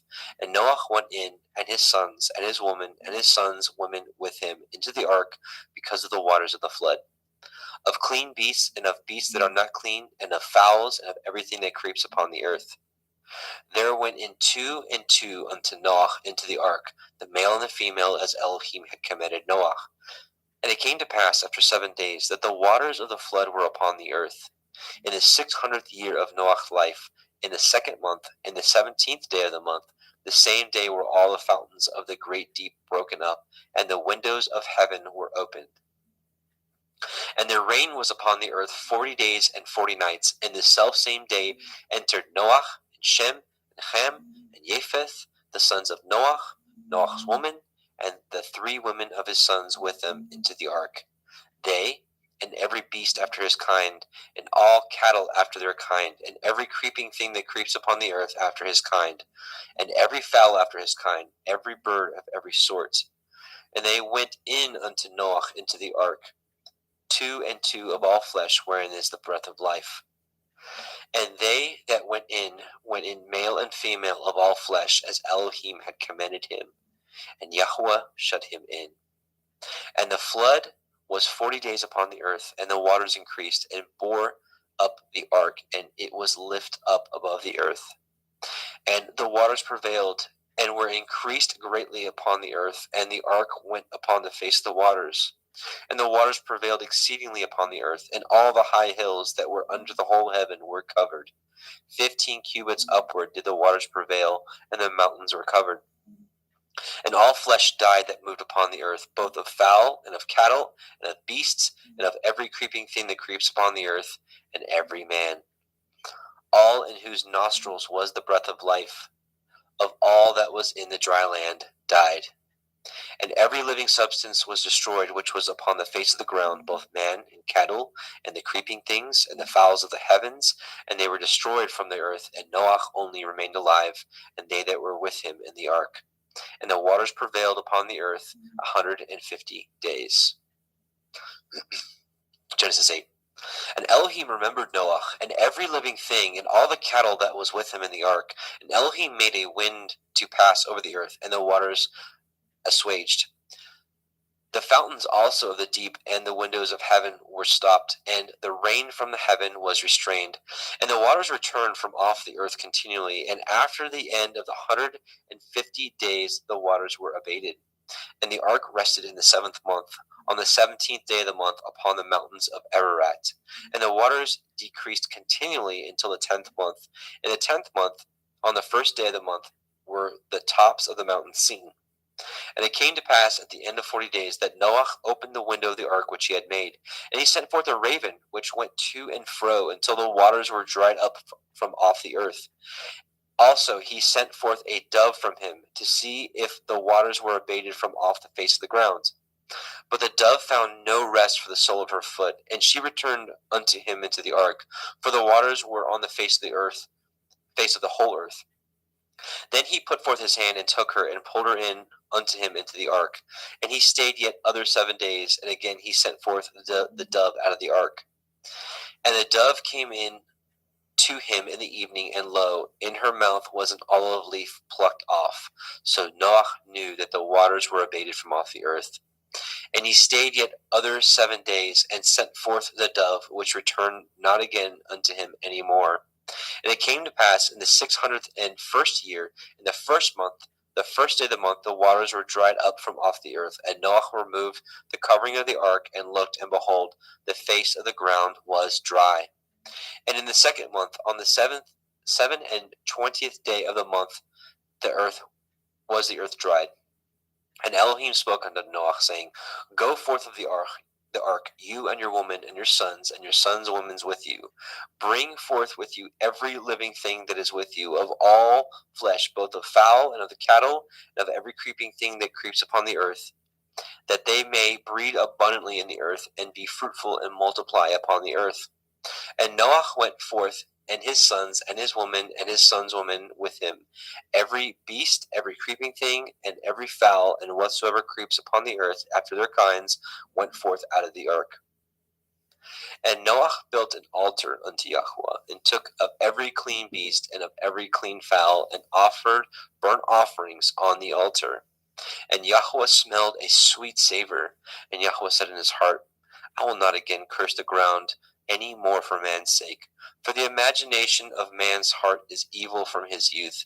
Neither will I again smite any more everything living as I have done. While the earth remains, seed time and harvest, and cold and heat, and summer and winter, and day and night shall not cease.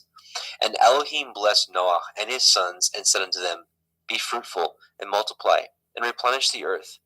And the fear of you and the dread of you shall be upon every beast of the earth, and upon every fowl of the air, upon all that moves upon the earth, and upon all the fish of the sea. Into your hand are they delivered. Every moving thing that lives shall be meat for you, even as the green herb have I given you all things. But flesh with the life thereof, which is the blood thereof, shall you not eat. And surely your blood of your lives will I require. At the hand of every beast will I require it. At the hand of man, at the hand of every man's brother will I require the life of man. Whoso sheds man's blood, by man shall his blood be shed. For in the image of Elohim made he man. And you, be ye fruitful, and multiply, and bring forth abundantly in the earth, and multiply therein. And Elohim spoke unto Noah and to his sons with him, saying, And I, behold, I establish my covenant with you, and with your seed after you, and with every living creature that is with you, of the fowl, of the cattle, and of every beast of the earth with you, from all that go out from the ark, to every beast of the earth. And I will establish my covenant with you. Neither shall all flesh be cut off any more by the waters of a flood, neither shall there any more be a flood to destroy the earth. And Elohim said, This is the sign of the covenant which I make between me and you and every living creature that is with you for perpetual generations. I do set my bow in the cloud, and it shall be for a sign of a covenant between me and the earth. And it shall come to pass, when I bring a cloud over the earth, that the bow shall be seen in the cloud. And I will remember my covenant which is between me and you and every living creature of all flesh, and the waters shall no more become a flood to destroy all the earth, all the flesh. And the bow shall be in the cloud, and I will look upon it, that I may remember the everlasting covenant between Elohim and every living creature of all flesh that is upon the earth. And Elohim said unto Noah, This is the sign of the covenant which I have established between me and all flesh that is upon the earth. And the sons of Noah that went forth of the ark were Shem, Ham, and Japheth. And Ham is the father of Canaan. These are the three sons of Noah, and of them was the whole earth overspread. And Noah began to be a husbandman, and he planted a vineyard. And he drank of the wine and was drunken, and he was uncovered within his tent. And Ham, the father of Canaan, saw the nakedness of his father, and told his two brethren without. And Shem and Japheth took a garment, and laid it upon both their shoulders, and went backward, and covered the nakedness of their father, and their faces were backward, and they saw not their father's nakedness. And Noah awoke from his wine, and knew what his younger son had done unto him. And he said, Cursed be Canaan, a servant of servants shall he be unto his brethren. And he said, Blessed be Yahweh Elohai of Shem, and Canaan shall be his servant. Elohim shall enlarge Japheth, and he shall dwell in the tents of Shem, and Canaan shall be his servant. And Noah lived after the flood 350 years, and all the days of Noah were 950 years, and he died. Genesis 10. Now these are the generations of the sons of Noah, Shem, Ham, and Japheth. And unto them were sons born after the flood. The sons of Japheth, Gimmer, and Magog, and Madai, and Yavan, and Tubal, and Meshech, and Tirach. And the sons of Gimmer, Ashkenaz, and Riphath, and Togarma. And the sons of Yavan, Elisha, Tarshish, Kittim, and Dodanim. By these were the isles of the other nations divided in their lands, everyone after his tongue, after their families, in their nations. And the sons of Ham, Cush, and Mitzrayim, and Put, and Canaan. And the sons of Cush, Cheva, Chavila, Kavta, and Raama, Kavteka, and the sons of Raama, Sheva, and Dedan. And Cush begat Nimrod, and he began to be a warrior and hunter in the earth. He was a warrior and a hunter before Yahweh. Wherefore it is said, even as Nimrod, the warrior hunter before Yahweh. And the beginning of his kingdom was Babel, and Erech, and Akkad, and Calneh in the land of Shinar. Out of that land went forth Ashur, and built Nineveh, and the city Rehoboth, and Kelach.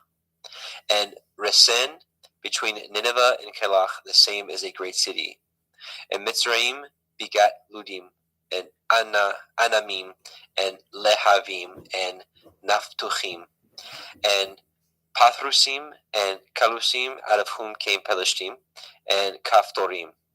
And Canaan begat Sidon, his firstborn, and Heth, and the Yebusi, and the Amori, and the Girgashi, and the Chevi, and the Arki, and the Chini, and the Arvadi, and the Tsemari, and the Hamathi, and afterward were the families of the Canaanim spread abroad. And the border of Canaanim was from Sidon, as you come unto Gerar, unto Gaza, as you go unto Sodom, and Gomorrah, and Admah, and Sevim, even unto Lasha. These are the sons of Ham, after their families, after their tongues, in their countries, and in their nations. And unto Shem also, the father of all the children of Eber, the brother of Japheth, the elder, even to him were children born. And the children of Shem, Elam, Ashur, Arphaxad, and Lud, and Aram. And the children of Aram, Uz, Hul, Gether, and Mash. And Arphaxad begat Shelach, and Shelach begat Eber. And unto Eber were born two sons. The name of one was Peleg, for in his days the earth was divided. And his brother's name was Yoktan. Yoktan begat Almodad, and Shelef, and Chatzar Maveth, and Yerach, and Hadoram, and Uzal, and Dikla, and Oval, and Avimael, and Shiva, and Ophir, and Havilah, and Yovav. All these were the sons of Yoktan. And their dwelling was from Mesha, as you go unto Sephar, a mountain of the east. These are the sons of Shem, after their families, after their tongues, in their lands, after their nations. These are the families of the sons of Noach, after their generations, in their nations, and by these were the nations divided in the earth after the flood. Genesis 11. And the whole earth was of one language and of one speech. And it came to pass, as they journeyed from the east, that they found a plain in the land of Shinar, and they dwelt there. And they said one to another, Go to, let us make brick, and burn them thoroughly. And they had brick for stone, and slime had they for mortar. And they said, Go to, let us build a city and a tower, whose top may reach unto the heavens, and let us make a name, lest we be scattered abroad upon the face of the whole earth. And Yahweh came down to see the city and the tower which the children of men built. And Yahweh said, Behold, the people is one, and they have all one language, and this they begin to do. And now nothing will be restrained from them, which they have imagined to do. Go to, let us go down, and there confound their language, that they may not understand one another's speech. So Yahweh scattered them abroad from thence upon the face of all the earth, and they left off to build the city. Therefore is the name of it called Babel, because Yahweh did there confound the language of all the earth.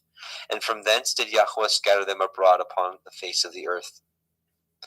These are the generations of Shem. Shem was 100 years old and begat Arphaxad 2 years after the flood. And Shem lived after he begat Arphaxad 500 years and begat sons and daughters. And Arphaxad lived 35 years and begat Shelach. Arphaxad lived after he begat Shelach 403 years and begat sons and daughters. And Shelach lived 30 years and begat Eber. And Shelach lived after he begat Eber 403 years and begat sons and daughters. And Eber lived 430 years and begat Peleg. And Eber lived after he begat Peleg 430 years and begot sons and daughters. And Peleg lived 30 years and begot Reu. And Peleg lived after he begot Reu 209 years and begot sons and daughters. And Reu lived 32 years and begot Serug. And Reu lived after he begot Serug 207 years and begot sons and daughters. And Serug lived 30 years and begot Nahor. And Serug lived after he begot Nahor 200 years and begot sons and daughters. And Nahor lived 920 years and begot Terach. And Nahor lived after he begot Terach 119 years and begot sons and daughters. And Terach lived 70 years and begot Avram, Nahor, and Haran. Now these are the generations of Terach. Terach begot Avram, Nahor, and Haran. And Haran begot Lot. And Haran died before his father Terach in the land of his nativity in Ur of the Kasdim. And Avram and Nahor took them women. The name of Avram's woman was Sarai, and the name of Nahor's woman Milcah.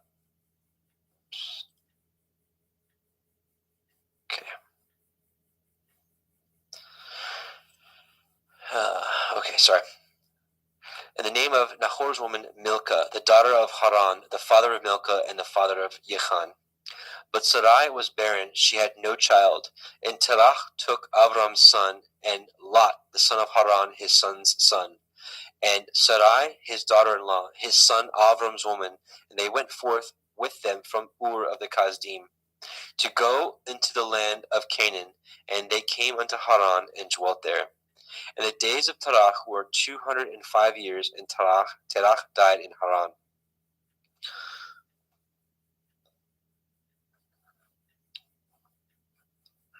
Genesis 12. Now Yahweh had said unto Avram, Get you out of your country, and from your kindred, and from your father's house, unto a land that I will show you. And I will make of you a great nation, and I will bless you, and make your name great, and you shall be a blessing. And I will bless them that bless you, and curse him that curses you, and in you shall all families of the earth be blessed.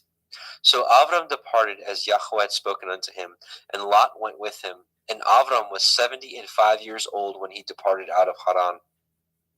And Avram took Sarai his woman, and Lot his brother's son, and all their substance they had gathered, and the souls that they had gotten in Haran. They went forth to go into the land of Canaan, and into the land of Canaan they came. And Avram passed through the land unto the place of Shechem, unto the plain of Moreh, and the Canaanite was then in the land. And Yahweh appeared unto Avram, and said, Unto your seed will I give this land. And there built he an altar unto Yahweh, who had appeared unto him. And he removed from thence unto a mountain on the east of Bethel, and pitched his tent, having Bethel on the west, and Ai on the east. And there he built an altar unto Yahweh, and called upon the name of Yahweh. And Avram journeyed, going on still towards the Negev. And there was a famine in the land, and Avram went down into Mitzrayim to sojourn there, and for the famine was grievous in the land.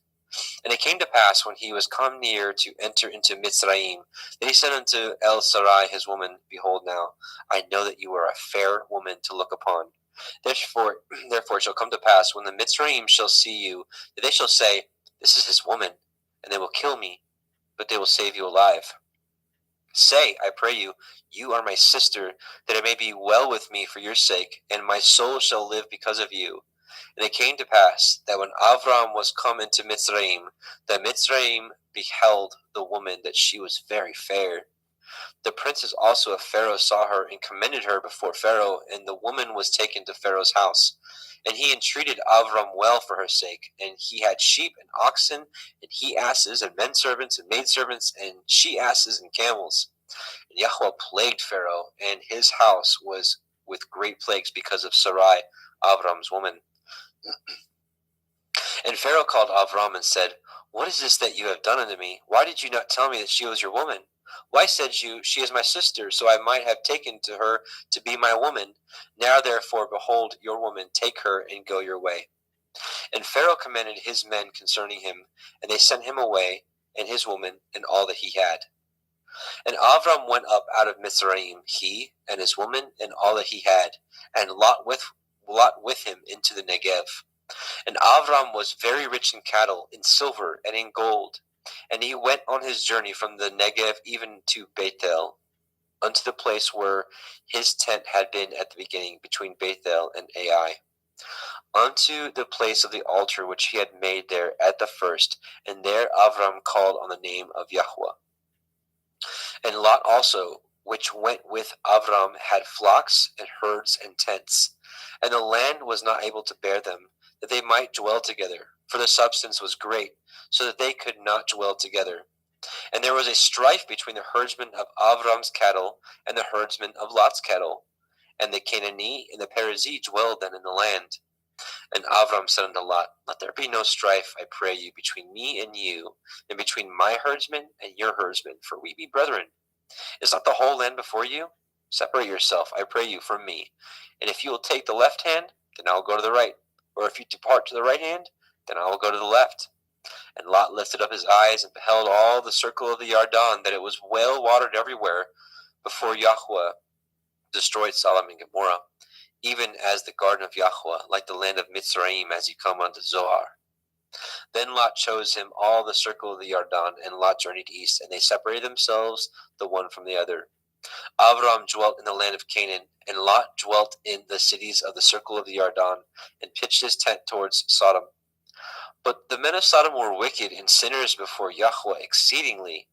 Yahweh said unto Avram, after that Lot was separated from him, Lift up your eyes now, and look from the place where you are northward, and southward, and eastward, and westward.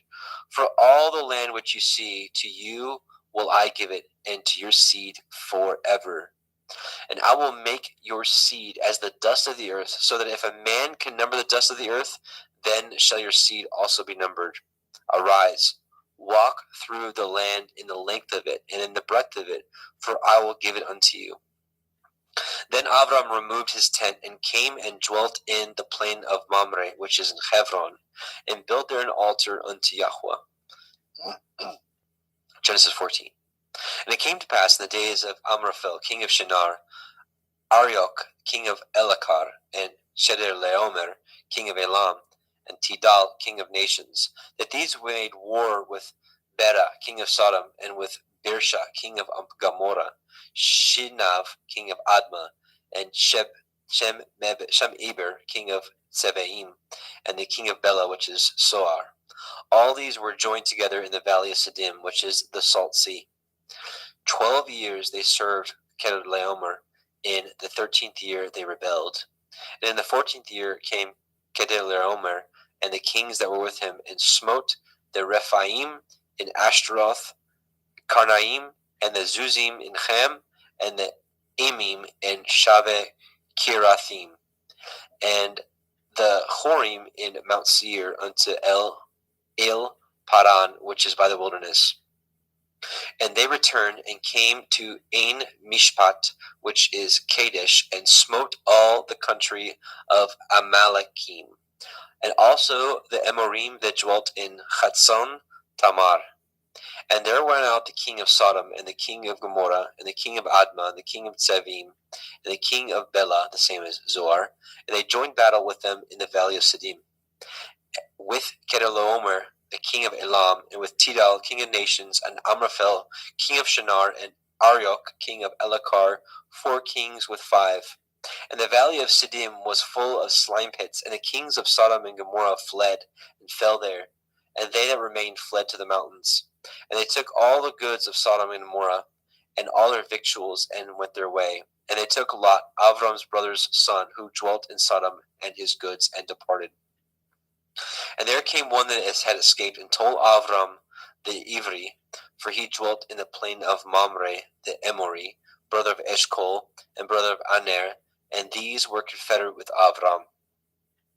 And when Avram heard that his brother was taken captive, he armed his trained servants, born in his own house, 318, and pursued them unto Dan.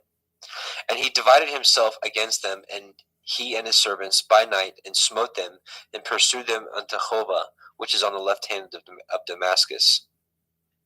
And he brought back all the goods, and also brought again his brother Lot and his goods, and all, and the women also, and the people.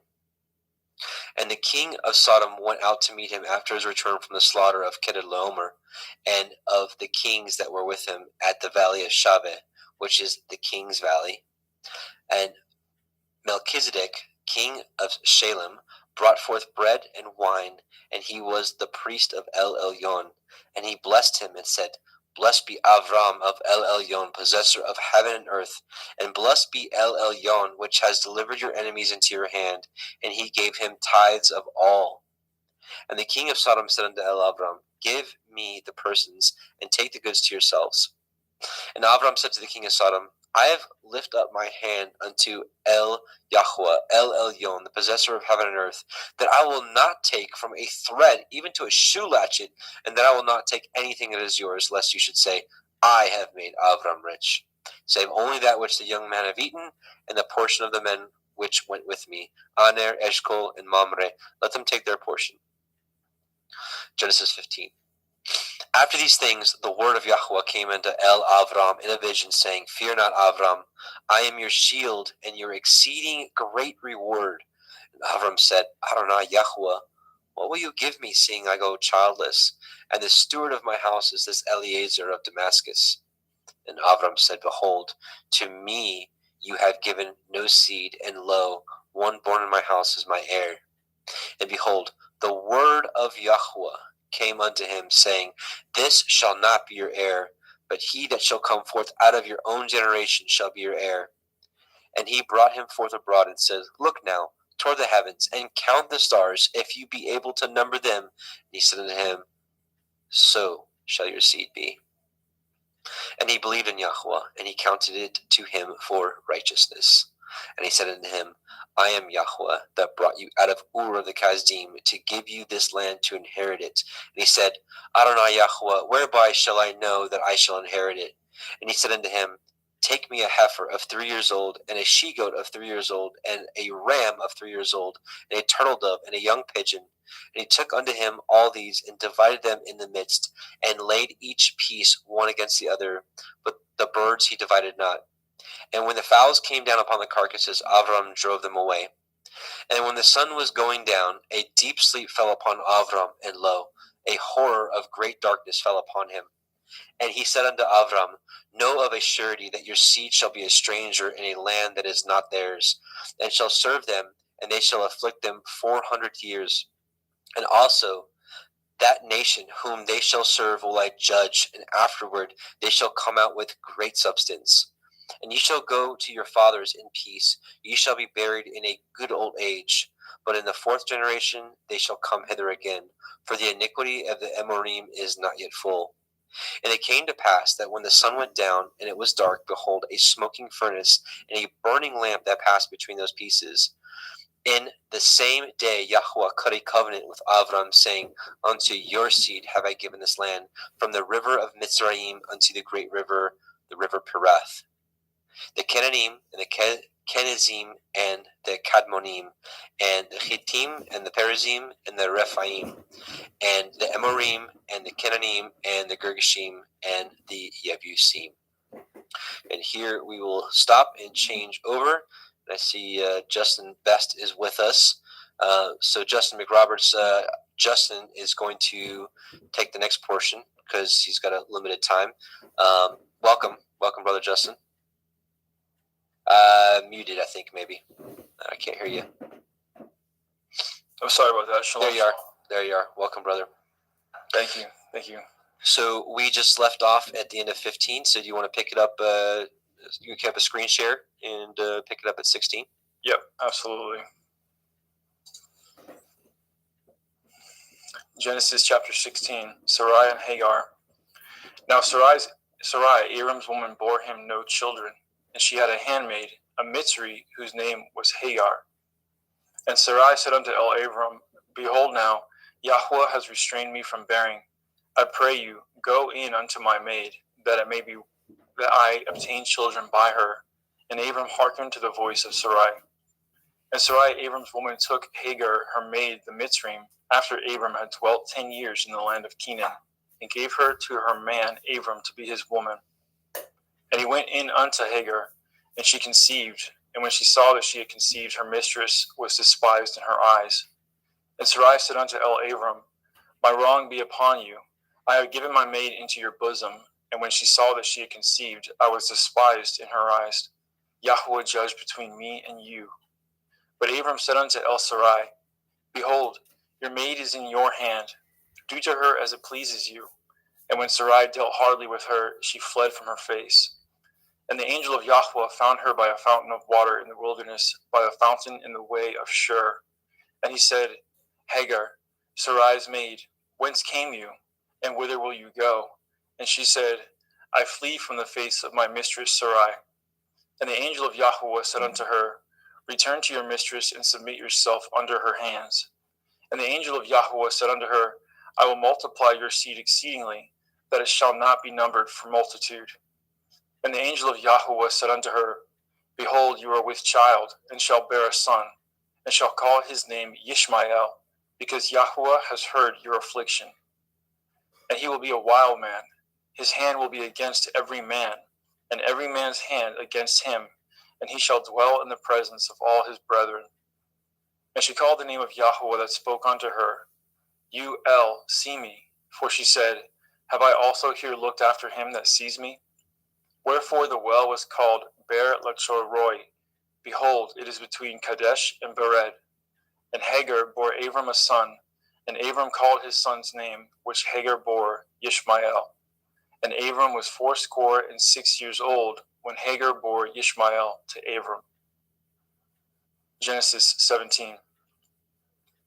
And when Abram was 90 years old and 9, Yahweh appeared unto Abram, and said unto him, I am El Shaddai. Walk before me and be perfect, and I will make my covenant between me and you, and will multiply you exceedingly. And Abram fell on his face, and Elohim talked with him, saying, As for me, behold, my covenant is with you, and you shall be a father of many nations. Neither shall your name any more be called Abram, but your name shall be called Abraham, for a father of many nations have I made you. And I will make you exceeding fruitful, and I will make nations of you, and kings shall come out of you. And I will establish my covenant between me and you and your seed after you in their generations for an everlasting covenant, to be Elohim unto you and to your seed after you. And I will give unto you and to your seed after you the land wherein you are a stranger, all the land of Canaan, for everlasting possession, and I will be their Elohim. And Elohim said unto Abraham, You shall guard my covenant, therefore, you and your seed after you in their generations. This is my covenant, which ye shall guard, between me and you and your seed after you. Every male child among you shall be circumcised, and ye shall circumcise the flesh of your foreskin, and it shall be a sign of the covenant betwixt me and you. And he that is 8 days old shall be circumcised among you, every male child in your generations. He that is born in the house or bought with money of any stranger, which is not of your seed. He that is born in your house, and he that is bought with your money, must need to be circumcised. And my covenant shall be in your flesh for an everlasting covenant. And the uncircumcised male child, whose flesh of his foreskin is not circumcised, that soul shall be cut off from his people. He has broken my covenant. And Elohim said unto Abraham, As for Sarai your woman, you shall not call her name Sarai, but Sarah shall be her name. And I will bless her, and give you a son also of her. Yea, I will bless her, and she shall be a mother of nations. Kings of people shall be of her. Then Abraham fell upon his face and laughed, and said in his heart, Shall a child be born unto him that is 100 years old? And shall Sarah, that is 90 years old, bear? And Abraham said unto Elohim, Oh, that Yishmael might live before you. And Elohim said, Sarah your woman shall bear you a son indeed, and you shall call his name Yitzchak, and I will establish my covenant with him for an everlasting covenant, and with his seed after him. And as for Yishmael, I have heard you. Behold, I have blessed him, and I will make him fruitful, and I will multiply him exceedingly. 12 princes shall he beget, and I will make him a great nation. But my covenant will I establish with Yitzchak, which Sarah shall bear unto you at the set time in the next year. And he left off talking with him, and Elohim went up from Abraham. And Abraham took Ishmael his son, and all that were born in his house, and all that were bought with his money, every male among the men of Abraham's house, and circumcised the flesh of their foreskin in the selfsame day, as Elohim had said unto him. And Abraham was 90 years old and 9 when he was circumcised in the flesh of his foreskin. And Ishmael his son was 13 years old when he was circumcised in the flesh of his foreskin. And the selfsame day was Abraham circumcised, and Ishmael his son. And all the men of his house, born in the house and bought with money of the stranger, were circumcised with him. And Yahweh appeared unto him in the plains of Mamre, and he sat at the tent door in the heat of the day. And he lifted up his eyes and looked, and lo, 3 men stood by him. And when he saw them, he ran to meet them from the tent door, and bowed himself toward the ground, and said, My Adonai, if now I have found favor in your sight, pass not away, I pray you, from your servant. Let a little water, I pray you, be fetched, and wash your feet, and rest yourselves under the tree. And I will fetch a morsel of bread, and comfort ye in your hearts. After that ye shall pass on, for therefore are you come to your servant. And he said, So do as you have said. And Abraham hastened it to the tent of El Sarah, and said, Make ready quickly 3 measures of fine meal, knead it, and make cakes upon the hearth. And Abraham ran to the herd, and fetched a calf tender and good, and gave it unto a young man, and he hastened to dress it. And he took butter and milk, and the calf which he had dressed, and set it before them. And he stood by them under the tree, and they did eat. And they said unto him, Where is Sarah your woman? And he said, Behold, in the tent. And he said, I will certainly return unto you according to the time of life. And lo, Sarah your woman shall have a son. And Sarah heard it in the tent door which was behind him. Now Abraham and Sarah were old and well stricken in age, and ceased to be with Sarah after the manner of women. Therefore Sarah laughed within herself, saying, After I am waxed old, shall I have pleasure, my Lord being old also? And Yahweh said unto Abraham, Wherefore did Sarah laugh, saying, Shall I of a surety bear a child, which am old? Is anything too hard for Yahweh? At the time appointed I will return unto you, according to the time of life, and Sarah shall have a son. Then Sarah denied, saying, I laughed not, for she was afraid. And he said, Nay, but you did laugh. And the men rose up from thence and looked toward Sedom, and Abraham went with them to bring them on the way. And Yahweh said, Shall I hide from Abraham that thing which I do? Seeing that Abraham shall surely become a great and mighty nation, and all the nations of the earth shall be blessed in him. For I know him, that he will command his children, his household after him, and they shall guard the way of Yahweh, to do justice and judgment, that Yahweh may bring upon Abraham that which he has spoken of him. And Yahweh said, Because the cry of Sodom and Amorah is great, and because their sin is very grievous, I will go down now, and see whether they have done altogether according to the cry of it, which is come unto me, and if not, I will know. And the men turned their faces from thence and went toward Sodom. But Abraham stood yet before Yahweh. And Abraham drew near and said, Will you also destroy the righteous with the wicked? Perchance there be 50 righteous within the city. Will you also destroy and not spare the place for the 50 righteous that are therein? That be far from you to do after this manner, to slay the righteous with the wicked, and that the righteous should be as the wicked. That be far from you. Shall not judge of all the earth do right? And Yahuwah said, If I find in Sodom 50 righteous within the city, then I will spare all the place for their sakes. And Abraham answered and said, Behold now, I have taken upon me to speak unto Adonai, which am but dust and ashes. Perchance there shall lack 5 of the 50 righteous. Will you destroy all the city for a lack of 5? And he said, If I find there 40 and 5, I will not destroy it. And he spoke unto him yet again and said, Perchance there shall be 40 found there. And he said, I will not do it for 40's sake. And he said unto him, O let not Adonai be angry, and I will speak. Perchance there shall be 30 found there. And he said, I will not do it if I find 30 there. And he said, Behold now, I have taken upon me to speak unto Adonai. Perchance there shall be found 20 there. And he said, I will not destroy it for 20's sake. And he said, Oh, let not Adonai be angry, and I will speak yet but this once. Perchance 10 shall be found there. And he said, I will not destroy it for 10's sake. And Yahweh went his way as soon as he had left communing with Abraham, and Abraham returned unto his place. Genesis 19.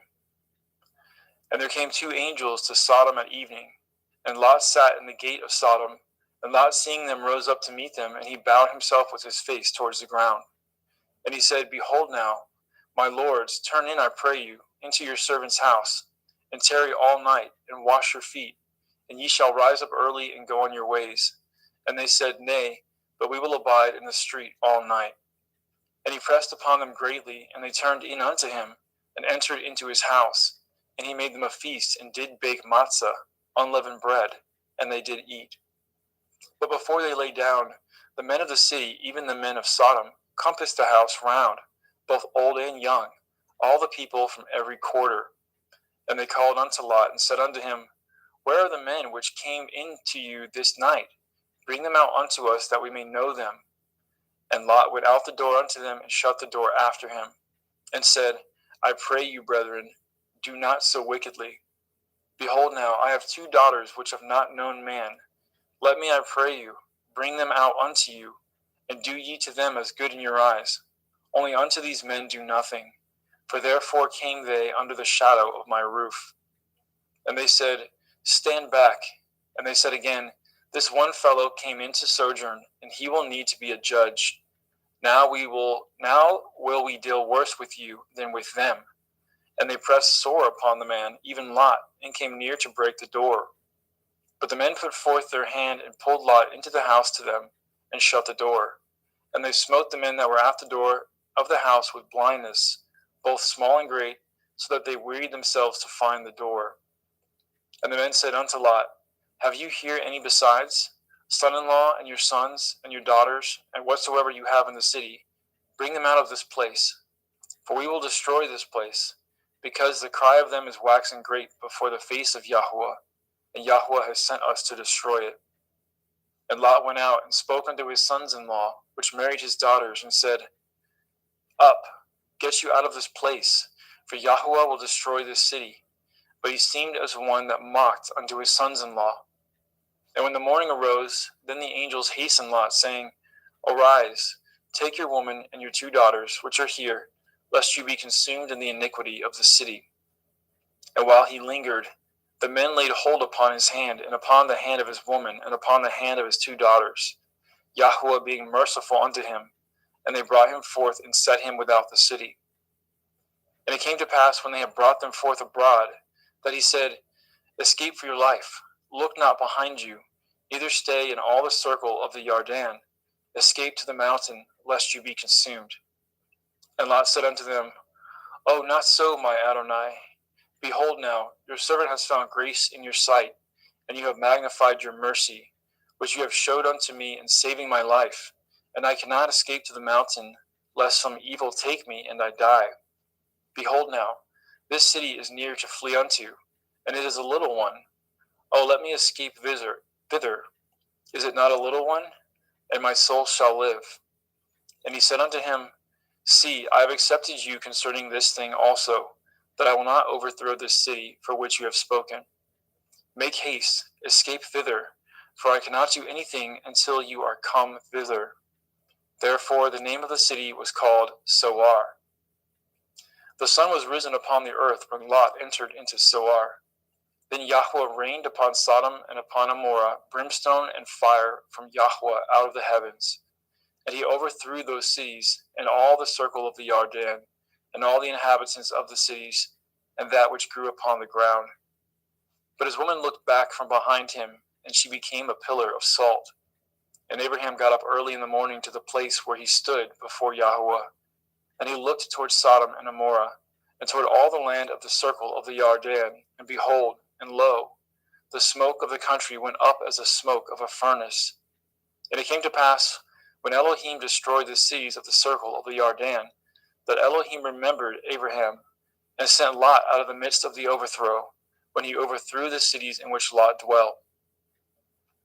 And Lot went up out of Zoar and dwelt in the mountain, and his 2 daughters with him, for he feared to dwell in Zoar, and he dwelt in a cave, he and his 2 daughters. And the firstborn said unto the younger, Our father is old, and there is not a man in the earth to come in unto us after the manner of all the earth.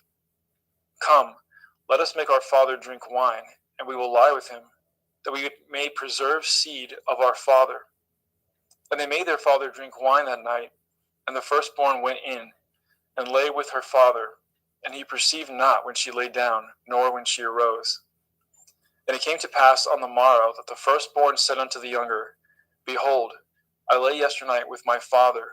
Let us make him drink wine this night also, and go in, and lie with him, that we may preserve seed for our father. And they made their father drink wine that night also, and the younger arose, and lay with him, and he perceived not when she lay down, nor when she arose. Thus were both the daughters of Lot with child by their father. And the firstborn bore a son, and called his name Moab. The same is the father of Moabim unto this day. And the younger, she also bore a son, and called his name Ben-Ami. The same is the father of the children of Ammon unto this day. Genesis 20. Let's get a sip of water.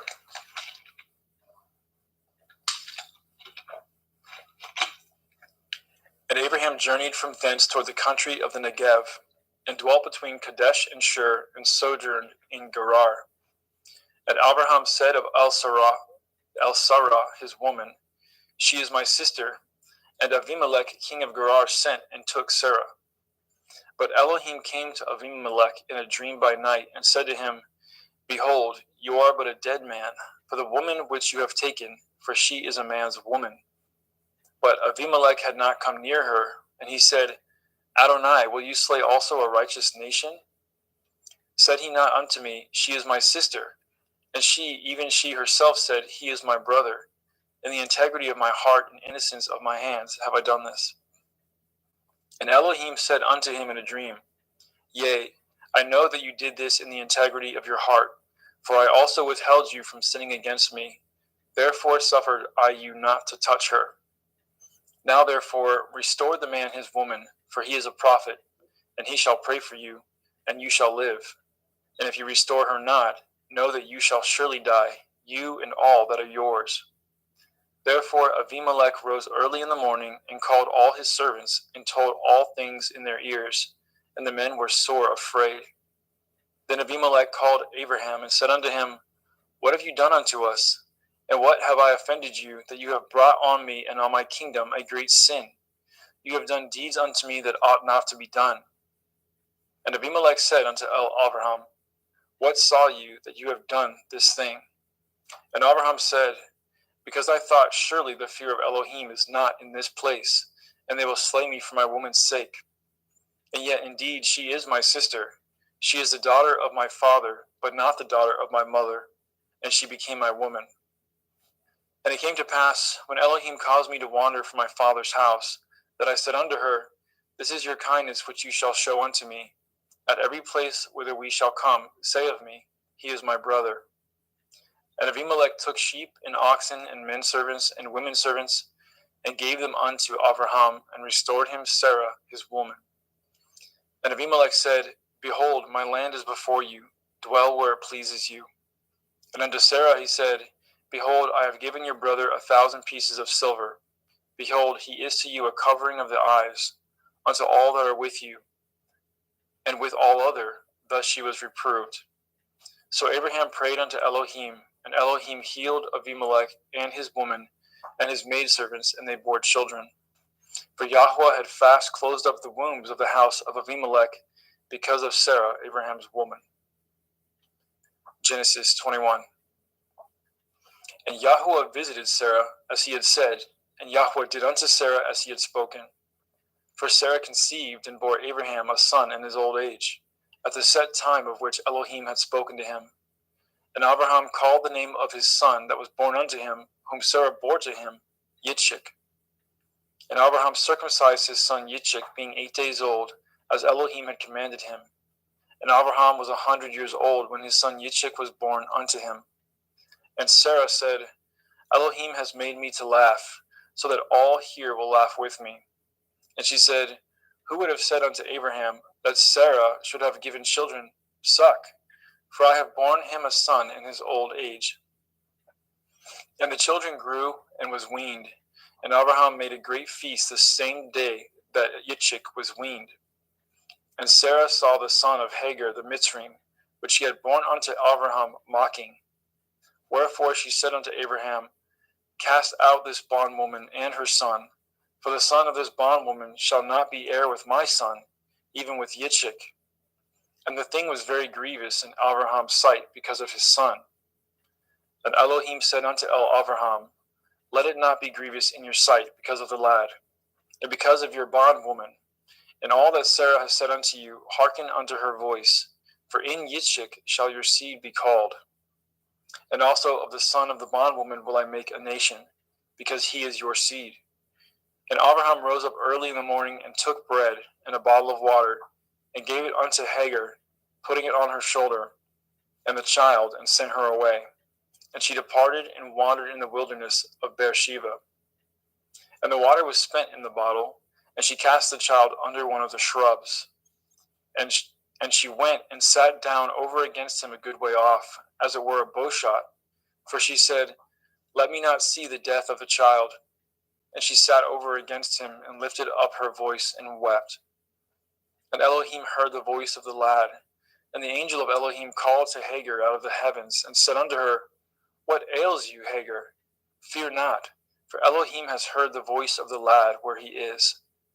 Arise, lift up the lad, and hold him in your hand, for I will make him a great nation. And Elohim opened her eyes, and she saw a well of water. And she went, and filled the bottle with water, and gave the lad drink. And Elohim was with the lad, and he grew, and dwelt in the wilderness, and became an archer. And he dwelt in the wilderness of Paran, and his mother took him a woman out of the land of Mitzrayim. And it came to pass at that time, that Abimelech and Pekol, the chief captain of his host, spoke unto Abraham, saying, Elohim is with you in all that you do. Now therefore swear unto me here by Elohim that you will not deal falsely with me, nor with my son, nor with my son's son, but according to the kindness that I have done unto you, you shall do unto me, and to the land wherein you have sojourned. And Abraham said, I will swear. And Abraham reproved Abimelech because of a well of water, which Abimelech's servants had violently taken away. And Abimelech said, I know not who has done this thing, neither did you tell me, neither yet heard I of it, but today. And Abraham took sheep and oxen and gave them to Abimelech, and both of them cut a covenant. And Abraham set 7 ewe lambs of the flock by themselves. And Abimelech said unto Abraham, What mean these 7 ewe lambs which you have set by themselves?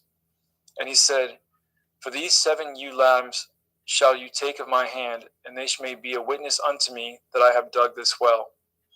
Wherefore he called that place Beersheba, because there they swore, both of them. Thus they cut a covenant of Beersheba. Then Abimelech rose up, and Pekol, the chief captain of his host, and they returned into the land of the Pelishtim. And Abraham planted a grove in Beersheba, and called there on the name of Yahweh El Olam. And Abraham sojourned in the Pelishtim's land many days. Genesis 22. And it came to pass after these things, that Elohim did try Abraham, and said unto him, Abraham.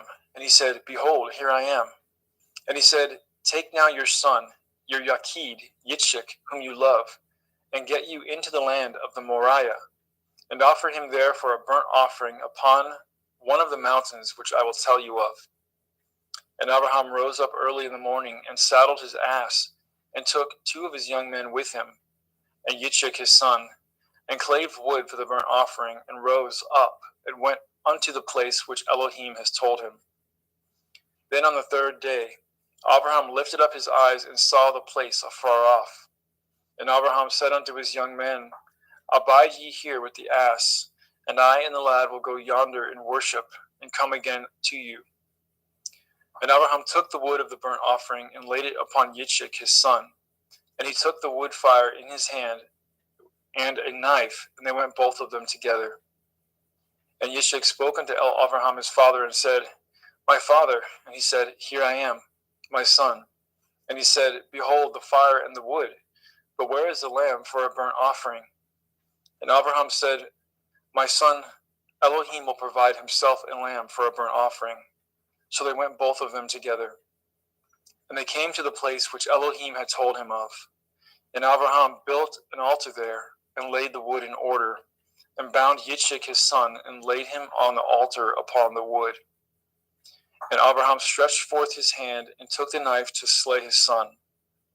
And the angel of Yahweh called unto him out of the heavens, and said, Abraham, Abraham. And he said, Here I am. And he said, Lay not your hand upon the lad, neither do you anything unto him. For now I know that you fear Elohim, seeing you have not withheld your son, your Yachid, from me. And Abraham lifted up his eyes and looked, and behold, behind him a ram caught in a thicket by the thorns, by his horns. And Abraham went and took the ram, and offered him up for a burnt offering in the stead of his son. And Abraham called the name of that place Yahweh Yireh, as it is said to this day, In the mount of Yahweh it shall be seen. And the angel of Yahweh called unto Abraham out of the heavens the second time, and said, By myself have I sworn, says Yahweh, for because you have done this thing, and have not withheld your son, your Yachid, that in blessing I will bless you, and in multiplying I will multiply your seed as the stars of the heavens, and as the sand which is upon the seashore, and your seed shall possess the gate of his enemies. And in your seed shall all the nations of the earth be blessed, because you have obeyed my voice. So Abraham returned unto his young men, and they rose up and went together to Beersheba, and Abraham dwelt at Beersheba. And it came to pass after these things, that it was told Abraham, saying, Behold, Milcah, she has also borne children unto your brother Nachor, Huz his firstborn, and Buz his brother, and Kemuel the father of Aram, and Kesed, and Chazo, and Pildash, and Yidlaph, and Bethuel. And Bethuel begat Rivkah. These 8 Milcah did bear to Nachor, Abraham's brother. And his concubine, whose name was Reumah, she bore also Teva, and Gama, and Thahash, and Ma'akah. Genesis chapter 23. And Sarah was 107 and 20 years old. These were the years of the life of Sarah. And Sarah died in Kiryat Arba. The name is Hebron, in the land of Canaan. And Abraham came to mourn for Sarah and to weep for her. And Abraham stood up from before his dead and spoke unto the sons of Heth, saying, I am a stranger and a sojourner with you. Give me possession of a burying place with you, that I may bury my dead out of my sight. And the children of Heth answered Abraham, saying unto him, Hear us, my lord. You are a mighty prince among us. In the choice of our sepulchres, bury your dead. None of us shall withhold from you this sepulchre, his sepulchre, but that you may bury your dead. And Abraham stood up and bowed himself to the people of the land, even to the children of Heth. And he communed with them, saying, If it be your mind that I should bury my dead out of my sight, hear me, and entreat for me to Ephron the son of Sochar, that he may give me the cave of Machpelah, which he has, which is in the end of this field. For as much money as it is worth, he shall give it me for a possession of a burying place among you. And Ephron dwelt among the children of Heth. And Ephron the Hittite answered, and Abraham in the audience of the children of Heth, even of all that went in at the gate of the city, saying, Nay, my lord, hear me. The field I give you, and the cave that is therein, I give it to you. In the presence of the sons of my people, I give it to you. Bury your dead. And Abraham bowed down himself before the people of the land. And he spoke unto Ephron in the audience of the people and of the land, saying, But if you will give it, I pray you hear me. I will give you money for the field. Take it of me, and I will bury my dead there. And Ephron answered Abraham, saying unto him, My Lord, hearken unto me. The land is worth 400 shekels of silver. What is that betwixt me and you? Bury therefore your dead. And Abraham hearkened unto Ephron, and Abraham weighed to Ephron the silver, which he had named in the audience of the sons of Heth, 400 shekels of silver, current money with the merchant. And the field of Ephron, which was in Machpelah, which was before Mamre, the field, and the cave which was therein, and all the trees that were in the field, that were in the borders round about, were made sure unto Abraham for a possession in the presence of the children of Heth, before all that went in at the gate of the city. And after this, Abraham buried Sarah his woman in the cave of the field of Machpelah before Mamre. The same is Hebron in the land of Canaan. And the field and the cave that is therein were made sure unto Abraham for a possession of a burying place by the sons of Heth. Genesis 24. And Abraham was old and well stricken in age, and Yahweh had blessed Abraham in all things. And Abraham said unto his eldest servant of his house, that ruled over all that he had, Put, I pray you, your hand under my thigh, and I will make you swear by Yahweh, the Elohai of heaven and the Elohai of the earth, that you shall not take a woman unto my son of the daughters of Canaanim, among whom I dwell. But you shall go unto my country and unto my kindred, and take a woman unto my son Yitzchak. And the servant said unto him, Perchance the woman will not be willing to follow me unto this land. Must I needs bring your son again unto the land from whence you came? And Abraham said unto him, Beware that you bring not my son thither again. Yahweh Elohai of heaven, which took me from my father's house and from the land of my kindred, and which spoke unto me, and that swore unto me, saying, Unto your seed will I give this land. He shall send his angel before you, and you shall take a woman unto my son from thence. And if the woman will not be willing to follow you, then you shall be clear from this my oath. Only bring not my son thither again. And the servant put his hand under the thigh of Abraham his master, and swore to him concerning that matter. And the servant took 10 camels of the camels of his master, and departed. For all the goods of his master were in his hand. And he arose, and went to Aram Naharaim, unto the city of Nachor. And he made his camels to kneel down without the city by a well of water at the time of the evening, even the time that women go out to draw water. And he said, O Yahweh Elohai of my master, Abraham, I pray you, send me good speed this day, and show kindness unto my master, Abraham. Behold, I stand here by the well of water, and the daughters of the men of the city come out to draw water. And let it come to pass that the damsel to whom I shall say, Let down your pitcher, I pray you that I may drink, and she shall say, Drink, and I will give your camels drink also. Let this same be she that you have appointed for your servant Yitzchak, and thereby shall I know that you have showed kindness unto my master. And it came to pass before he had done speaking, that behold, Rivkah came out, who was born to Bethuel, son of Milcah, the woman of Nachor, Abraham's brother, with her pitcher upon her shoulder.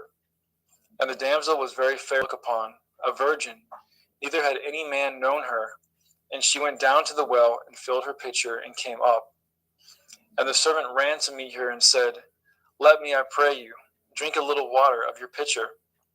And she said, Drink, my lord. And she hasted, and let down her pitcher upon her hand, and gave him drink. And when she had done giving him drink, she said, I will draw water for your camels also, until they have done drinking. And she hasted, and emptied her pitcher into the trough, and ran again unto the well to draw water, and drew for all his camels. And the man wondering at her held his peace, to wit whether Yahweh had made his journey prosperous or not. And it came to pass, as the camels had done drinking, that the man took a golden earring of 1/2 shekel weight, and 2 bracelets for her hands of 10 shekel weights of gold. And he said, Whose daughter are you? Tell me, I pray you, is there room in your father's house for us to lodge in? And she said unto him, I am the daughter of Bethuel, son of Milcah, which she bore unto Nachor. She said moreover unto him, We have both straw and provender enough, and room to lodge in. And the man bowed down his head and worshipped Yahuwah. And he said, Blessed be Yahuwah Elohai of my master Abraham, who has not left destitute my master of his mercy and his truth. I being in the way, Yahuwah led me to the house of my master's brethren. And the damsel ran, and told them of her mother's house these things. And Rivkah had a brother, and his name was Lavan. And Lavan ran out unto the man unto the well. And it came to pass, when he saw the earring and the bracelets upon his sister's hands, and when he heard the words of Rivkah his sister, saying, Thus spoke the man unto me, that he came unto the man, and behold, he stood by the camels at the well. And he said, Come in, you blessed of Yahuwah. Wherefore stand you without? For I have prepared the house and room for the camels. And the man came into the house, and he ungirded his camels, and gave straw and provender for the camels, and water to wash his feet, and the men's feet that were with him. And there was set meat before him to eat. But he said, I will not eat until I have told my errand. And he said, Speak on. And he said, I am Abraham's servant, and Yahweh has blessed my master greatly, and he has become great. And he has given him flocks and herds and silver and gold, and men servants and maidservants and camels and asses. And Sarah, my master's woman, bore a son to my master when she was old, and unto him he has given all that he has. And my master made me swear, saying, You shall not take a woman to my son of the daughters of the Canaanim, in whose land I dwell. But you shall go to my father's house, and to my kindred, and take a woman unto my son. And I said unto my master, Perchance the woman will not follow me. And he said unto me, Yahweh, before whom I walk, will send his angel with you, and prosper your way. And you shall take a woman for my son of the kindred and of my father's house. Then shall you be clear from this my oath, when you come to my kindred. And if they give not you one, you shall be clear from my oath. And I came this day unto the well, and said, O Yahweh Elohai of my master Abraham, if now you do prosper my way which I go, behold, I stand by the well of water. And it shall come to pass that when the virgin comes forth to draw water, and I say to her, Give me, I pray you, a little water of your pitcher to drink. And she say to me, Both drink you, and also I will draw for your camels.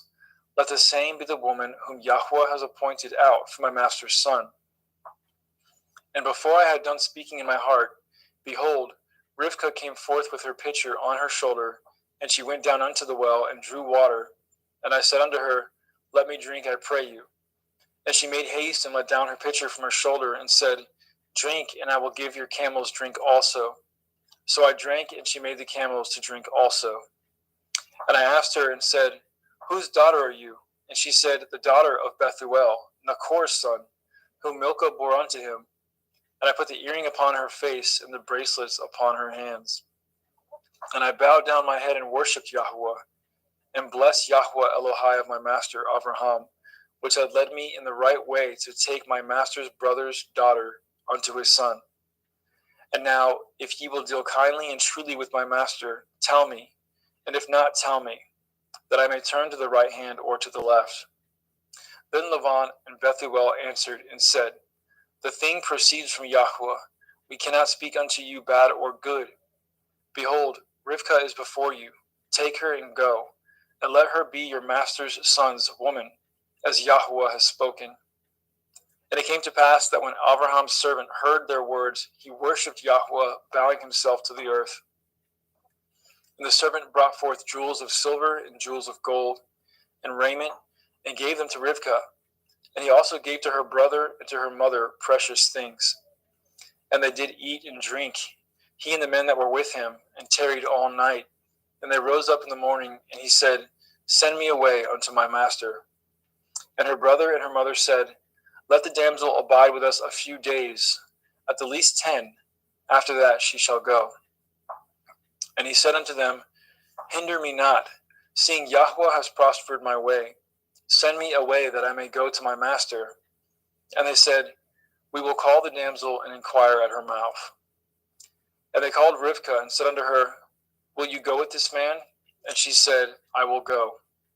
And they sent away Rivkah their sister, and her nurse, and Abraham's servant, and his men. And they blessed Rivkah and said unto her, You are our sister. Be the mother of thousands of millions, and let your seed possess the gate of those which hate them. And Rivkah arose, and her damsels, and they rode upon the camels and followed the man.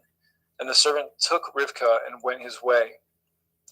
And Yitzchak came from the way of the well of Beer-Lachoi-Roi, for he dwelt in the country of the Negev.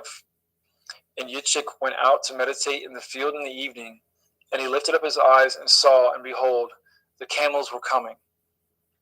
And Rivkah lifted up her eyes, and when she saw Yitzchak, she lighted off the camel. For she had said unto the servant, What man is this that walks in the field to meet us? And the servant had said, It is my master. Therefore she took a veil and covered herself. And the servant told Yitzchak all things that he had done. And Yitzchak brought her into his mother Sarai's tent, and took Rivkah, and she became his woman, and he loved her. And Yitzchak was comforted after his mother's death.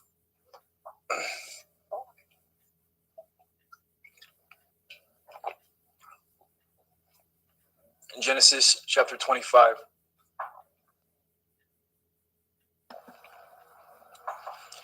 And again Abraham took a woman, and her name was Keturah. And she bore him Zimran, and Yokshan, and Medan, and Midian, and Yishbak, and Shuach. And Yokshan begot Sheva, and Dedan, and the sons of Dedan were Ashurim, Letushim, and Leumim. And the sons of Midian, Ephah, and Epher, and Hanok, and Avida, and Eldaah, and these were the children of Keturah. And Abraham gave all that he had unto Yitzchak. But unto the sons of the concubines which Abraham had, Abraham gave gifts, and sent them away from Yitzchak his son, while he yet lived, eastward unto the east country. And these are the days of the years of Abraham's life which he lived, 160 years. Then Abraham gave up his ruach, and died in a good old age, an old man and full of years, and was gathered to his people. And his sons Yitzchak and Yishmael buried him in the cave of Machpelah, in the field of Ephron, the son of Sochar, the Hittite, which is before Mamre. The field which Abraham purchased of the sons of Heth, there was Abraham buried, and Sarah his woman. And it came to pass after the death of Abraham, that Elohim blessed his son Yitzchak, and Yitzchak dwelt by the well of Beer-Lachoi-Roi. Now these are the generations of Yishmael, Abraham's son, whom Hagar the Mitzrayim, Sarah's handmaid, bore unto Abraham. And these are the names of the sons of Yishmael, by their names according to their generations, the firstborn of Yishmael, Nevayoth, and Kedar, and Adbeel, and Mibsam, and Mishma, and Duma, and Massa, Hadar, and Tema, Yetur, Naphish, and Kedama. These are the sons of Yishmael, and these are their names, by their towns and by their castles, 12 princes according to their nations. And these are the years of the life of Yishmael, 137 years. And he gave up his ruach and died, and was gathered unto his people. And they dwelt from Havilah unto Shur, that is before Mitzrayim, as you go towards Asherah. And he died in the presence of all his brethren. And these are the generations of Yitzchak, Abraham's son. Abraham begot Yitzchak, and Yitzchak was 40 years old when he took Rivkah to be his woman, the daughter of Bethuel, the Arami of Paddan Aram, the sister to Lavan, the Arami. And Yitzchak entreated Yahweh for his woman, because she was barren. And Yahweh was entreated of him, and Rivkah his woman conceived. And the children struggled together within her. And she said, If it be so, why am I thus? And she went to inquire of Yahweh. And Yahweh said unto her, 2 nations are in your womb, and 2 manner of people shall be separated from your generation. And the one people shall be stronger than the other people, and the elder shall serve the younger. And when her days to be delivered were fulfilled, behold, there were twins in her womb. And the first came out red, all over like a hairy garment, and they called his name Esau. And after that came his brother out, and his hand took hold on Esau's heel, and his name was called Yaakov. And Yitzchak was 80 years old when she bore them. And the boys grew, and Esau was a cunning hunter, a man of the field, and Yaakov was an upright man, dwelling in tents. And Yitzchak loved Esau because he did eat of his venison, but Rivkah loved Yaakov. And Yaakov sawed pottage, and Esau came from the field, and he was faint. And Esau said to Yaakov, "Feed me, I pray you, with that same red pottage, for I am faint." Therefore his name was called Edom. And Yaakov said, "Sell me this day your birthright." And Esau said, "Behold, I am at the point to die, and what profit shall this birthright do to me?" And Yaakov said, "Swear to me this day." And he swore unto him, and he sold his birthright unto Yaakov.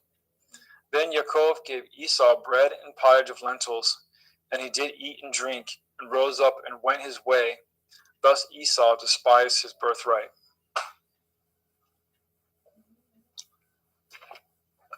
Genesis chapter 26. And there was a famine in the land beside the first famine that was in the days of Abraham. And Yitzchak went unto Abimelech, king of the Pelishtim, unto Gerar. And Yahweh appeared unto him and said, "Go not down into Mitzrayim. Dwell in the land which I shall tell you of. Sojourn in this land, and I will be with you, and I will bless you. For unto you and unto your seed I will give all these countries, and I will perform the oath which I swore unto Abraham your father. And I will make your seed to multiply as the stars of heaven, and I will give unto your seed all these countries, and in your seed shall all the nations of the earth be blessed. Because that Abraham obeyed my voice and did guard my watch, my commandments, my statutes, and my Torah." And Yitzchak dwelt in Gerar. And the men of the place asked him of his woman, and he said, "She is my sister." For he feared to say, "She is my woman," lest, said he, the men of the place should kill me for Rivkah, because she was fair to look upon. And it came to pass, when he had been there a long time, that Abimelech, king of the Pelishtim, looked out a window and saw, and behold, Yitzchak was sporting with Rivkah his woman. And Abimelech called Yitzchak and said, "Behold, of a surety she is your woman, and how said you, she is my sister?" And Yitzchak said unto him, "Because I said, lest I die for her." And Abimelech said, "What is this you have done unto us? One of the people might lightly have lain with your woman, and you should have brought guiltiness upon us." And Abimelech charged all his people, saying, "He that touches this man or his woman shall surely be put to death." Then Yitzchak sowed in that land, and received in the same year 100-fold, and Yahweh blessed him. And the man waxed great, and went forward, and grew until he became very great. For he had possession of flocks, and possession of herds, and great store of servants, and the Pelishtim envied him. For all the wells which his father's servants had dug in the days of Abraham his father, the Pelishtim had stopped them, and filled them with earth. And Abimelech said unto Yitzchak, "Go from us, for you are much mightier than we." And Yitzchak departed thence, and pitched his tent in the valley of Gerar, and dwelt there. And Yitzchak dug the wells of water, which they had dug in the days of Abraham his father, for the Pelishtim had stopped them after the death of Abraham, and he called their names after the names by which his father had called them. And Yitzchak's servants dug in the valley, and found there a well of springing water. And the herdsmen of Gerar did strive with Yitzchak's herdsmen, saying, "The water is ours." And he called the name of the well Esek, because they strove with him. And they dug another well, and strove for that also, and he called the name of it Sitnah. And he removed from thence, and dug another well, for that they strove not, and he called the name of it Rechoboth. And he said, "For now Yahweh has made room for us, and we shall be fruitful in the land." And he went up from thence to Beersheba. And Yahweh appeared unto him the same night, and said, "I am Elohai of Abraham your father. Fear not, for I am with you, and I will bless you, and multiply your seed for my servant Abraham's sake." And he built an altar there, and called upon the name of Yahweh. and pitched his tent there, and there Yitzchak's servants dug a well. Then Abimelech went to him from Gerar, and Akuzoth, one of his friends, and Pekol, the chief captain of his army. And Yitzchak said unto them, Wherefore come ye to me, seeing you hate me, and have sent me away from you? And they said, We saw certainly that Yahweh was with you. And we said, Let there be now an oath betwixt us, even betwixt us and you, and let us cut a covenant with you, that you will do us no hurt, as we have not touched you, and as we have done unto you nothing but good, and have sent you away in peace. You are now the blessed of Yahweh. And he made them a feast, and they did eat and drink. And they rose up early in the morning, and swore to one another, and Yitzchak sent them away, and they departed from him in peace. And it came to pass the same day that Yitzchak's servants came, and told him concerning the well which they had dug, and said unto him, We have found water. And he called it Shavah. Therefore the name of the city is Beer Shavah unto this day. And Esau was 40 years old when he took to be his woman Yehudith, the daughter of Beri the Hittite, and Basmath, the daughter of Elon the Hittite, which were a grief of mind unto Yitzchak and to Rivkah.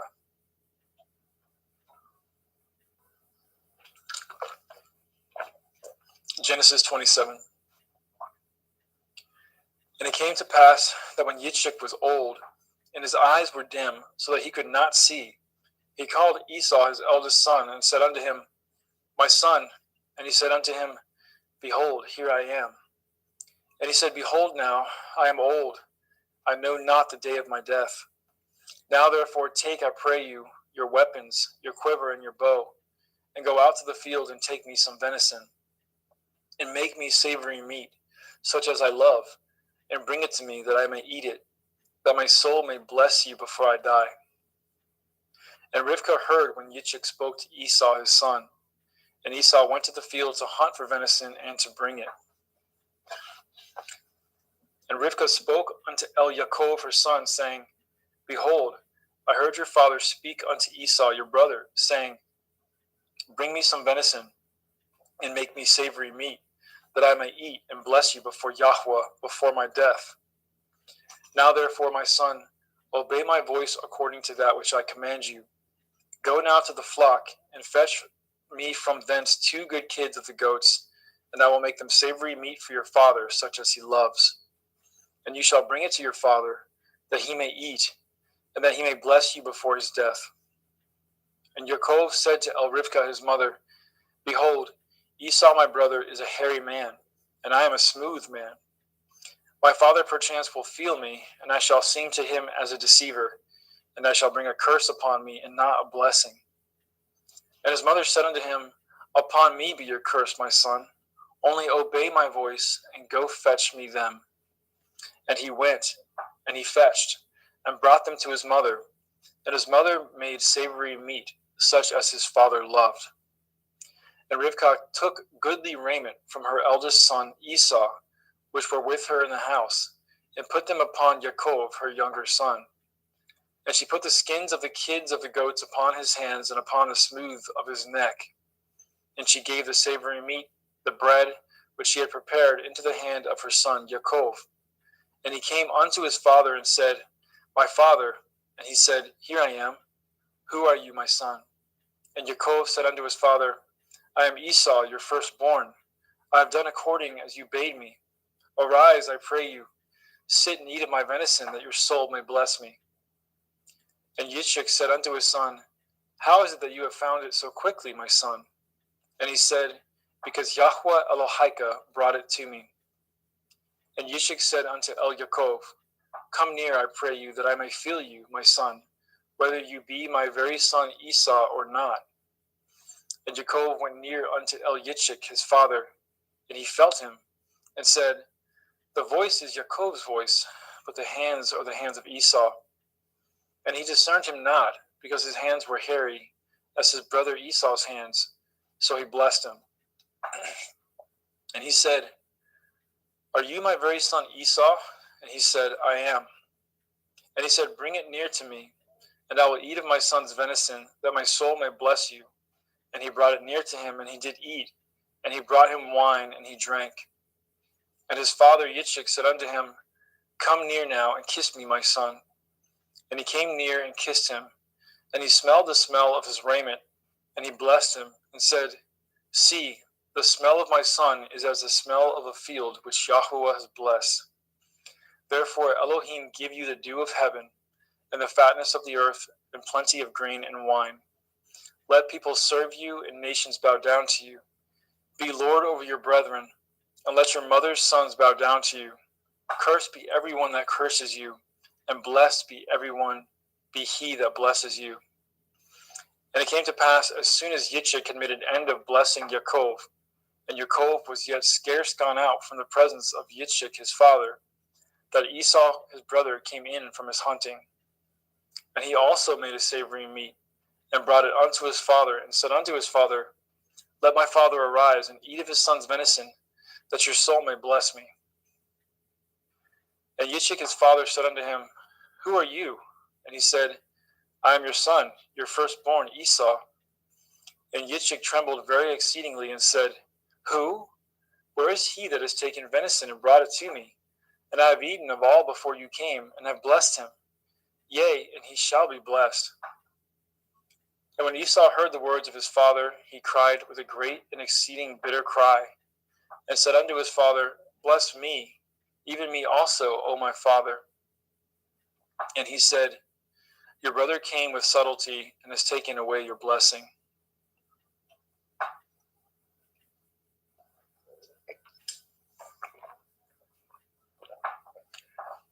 And he said, Is not he rightly named Yaakov? For he has supplanted me these 2 times. He took away my birthright, and behold, now he has taken away my blessing. And he said, Have you not reserved a blessing for me?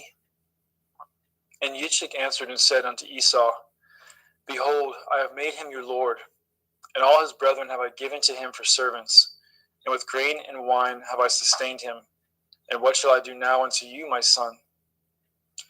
And Esau said unto his father, Have you but one blessing, my father? Bless me, even me also, O my father. And Esau lifted up his voice and wept. And Yitzchak his father answered and said unto him, Behold, your dwelling shall be the fatness of the earth, and of the dew of heaven from above. And by your sword shall you live, and you shall serve your brother. And it shall come to pass, when you shall have the dominion, that you shall break his yoke from off your neck. And Esau hated Yaakov because of the blessing wherewith his father blessed him. And Esau said in his heart, The days of mourning for my father are at hand. Then will I slay my brother Yaakov. And these words of Esau, her elder son, were told to Rivkah. And she sent and called Yaakov, her younger son, and said unto him, Behold, your brother Esau, as touching you, comforts himself, purposing to kill you. Now therefore, my son, obey my voice and arise. Flee to Lavan, my brother, to Haran, and tarry with him a few days until your brother's fury turns away, until your brother's anger turn away from you, and he forget that which you have done to him. Then I will send and fetch you from thence. Why should I be deprived also of you both in one day? And Rivkah said to Yitzchak, I am weary of my life because of the daughters of Heth. If Yaakov take a woman of the daughters of Heth, such as these which are of the daughters of the land, what good shall my life do to me? Genesis 28. And Yitzchak called Yaakov and blessed him, and charged him, and said unto him, You shall not take a woman of the daughters of Canaan. Arise, go to Padan Aram, to the house of Bethuel your mother's father, and take you a woman from thence of the daughters of Lavan your mother's brother. And El Shaddai bless you, and make you fruitful, and multiply you, that you may be a multitude of people, and give you the blessing of Abraham to you, and to your seed with you, that you may inherit the land wherein you are a stranger, which Elohim gave unto Abraham. And Yitzchak sent away Yaakov, and went to Padan Aram unto Lavan, son of Bethuel the Arami, the brother of Rivkah, Yaakov and Esau's mother. When Esau saw that Yitzchak had blessed Yaakov and sent him away to Paddan Aram to take him a woman from thence, and that as he blessed him, he gave him a charge, saying, "You shall not take a woman of the daughters of Canaan," and that Yaakov obeyed his father and his mother and was gone to Paddan Aram. And Esau, seeing that the daughters of Canaan pleased not Yitzchak his father, then went Esau unto El-Yishmael, and took unto the women which he had Machalath, the daughter of Yishmael, Abraham's son, the sister of Nevaioth, to be his woman. And Yaakov went out from Beersheba and went towards Haran. And he lighted upon a certain place and tarried there all night, because the sun was set. And he took the stones out of that place and put them for his pillows, and lay down in that place to sleep. And he dreamed, and behold, a ladder set up on the earth, and the top of it reached to heaven. And behold, the angels of Elohim ascending and descending on it. And behold, Yahweh stood above it and said, I am Yahweh Elohai of Abraham your father, and the Elohai of Yitzchak, the land whereon you lie. To you will I give it, and to your seed.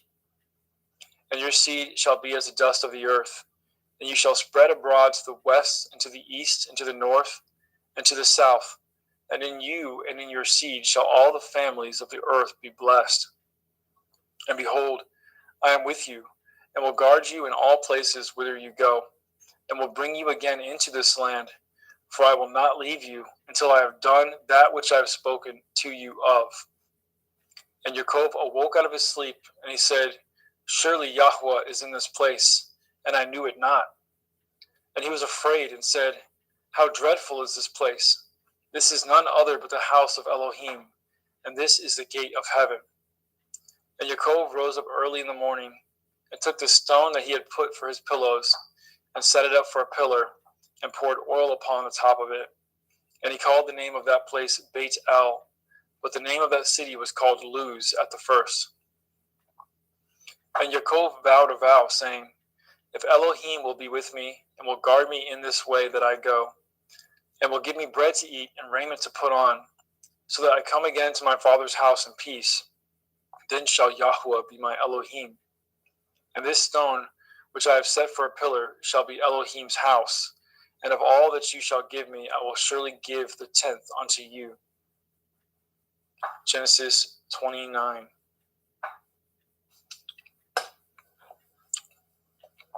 Then Yaakov went on his journey and came into the land of the people of the east. And he looked, and behold, a well in the field, and lo, there were 3 flocks of sheep lying by it. For out of that well they watered the flocks, and a great stone was upon the well's mouth. And thither there were all the flocks gathered. And they rolled the stone from the well's mouth, and watered the sheep, and put the stone again upon the well's mouth in his place. And Yaakov said unto them, My brethren, whence be ye? And they said, Of Haran are we. And he said unto them, Know ye Lavan the son of Nachor? And they said, We know him. And he said unto them, Is he well? And they said, He is well. And behold, Rachel his daughter comes with the sheep. And he said, Lo, it is yet high day, neither is it time that the cattle should be gathered together. Water ye the sheep, and go and feed them. And they said, We cannot, until all the flocks be gathered together, until they roll the stone from the well's mouth. Then we water the sheep. And while he yet spoke with them, Rachel came with her father's sheep, for she kept them.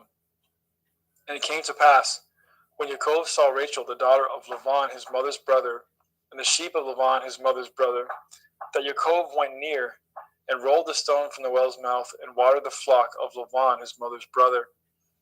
And Yaakov kissed Rachel, and lifted up his voice, and wept. And Yaakov told Rachel that he was her father's brother, and that he was Rivkah's son. And she ran and told her father.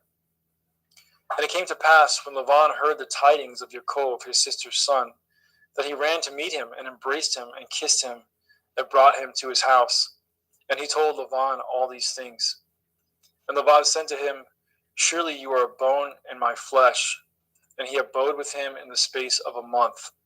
And Laban said to Yaakov, Because you are my brother, should you therefore serve me for naught? Tell me, what shall your wages be? And Laban had 2 daughters.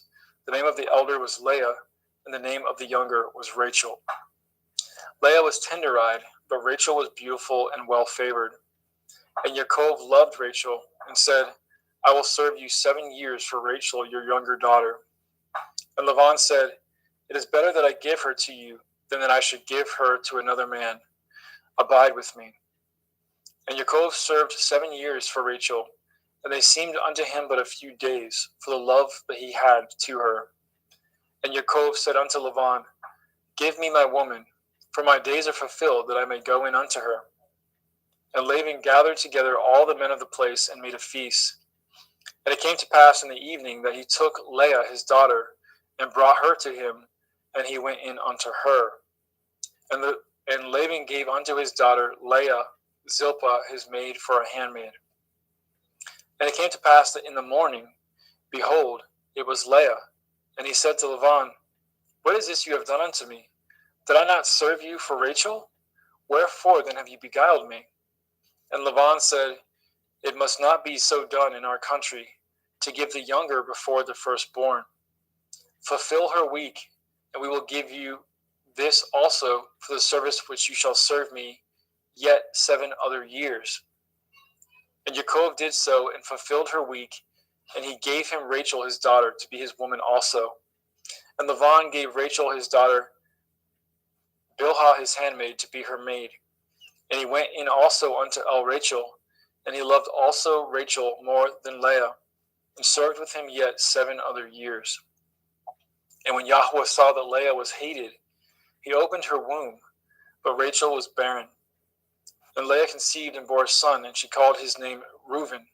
For she said, Surely Yahweh has looked upon my affliction. Now therefore my man will love me. And she conceived again and bore a son, and said, Because Yahweh has heard that I was hated, he has therefore given me this son also. And she called his name Shimon. And she conceived again and bore a son, and said, Now this time my man will be joined unto me, because I have borne him 3 sons. Therefore was his name called Levi. And she conceived again and bore a son. And she said, Now will I praise Yahweh.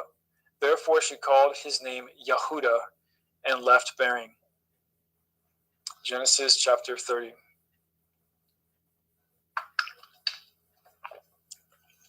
And when Rachel saw that she bore Yaakov no children, Rachel envied her sister, and said unto Yaakov, Give me children, or else I die. And Yaakov's anger was kindled against Rachel, and he said, Am I in Elohim's stead, who has withheld from you the fruit of the womb? And she said, Behold, my maid Bilhah, go in unto her, and she shall bear upon my knees, that I may also have children by her. And she gave him Bilhah her handmaid to be his woman, and Yaakov went in unto her. And Bilhah conceived and bore Yaakov a son. And Rachel said, Elohim has judged me, and has also heard my voice, and has given me a son. Therefore called she his name Dan. And Bilhah, Rachel's maid, conceived again, and bore Yaakov a second son. And Rachel said, With great wrestlings have I wrestled with my sister, and I have prevailed. And she called his name Naphtali. And when Leah saw that she had left bearing, she took Zilpah, her maid, and gave her to Yaakov to be his woman. And Zilpah, Leah's maid, bore Yaakov a son. And Leah said, A troop comes, and she called his name Gad. And Zilpah, Leah's maid, bore Yaakov a second son. And Leah said, Happy am I, for the daughters will call me blessed. And she called his name Asher. And Reuben went in the days of wheat harvest, and found mandrakes in the field, and brought them unto his mother Leah.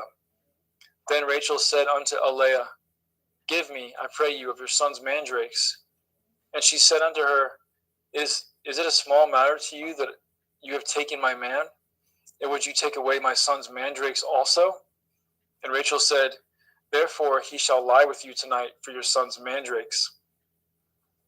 And Yaakov came out of the field in the evening, and Leah went out to meet him, and said, You must come in unto me, for surely I have hired you with my son's mandrakes.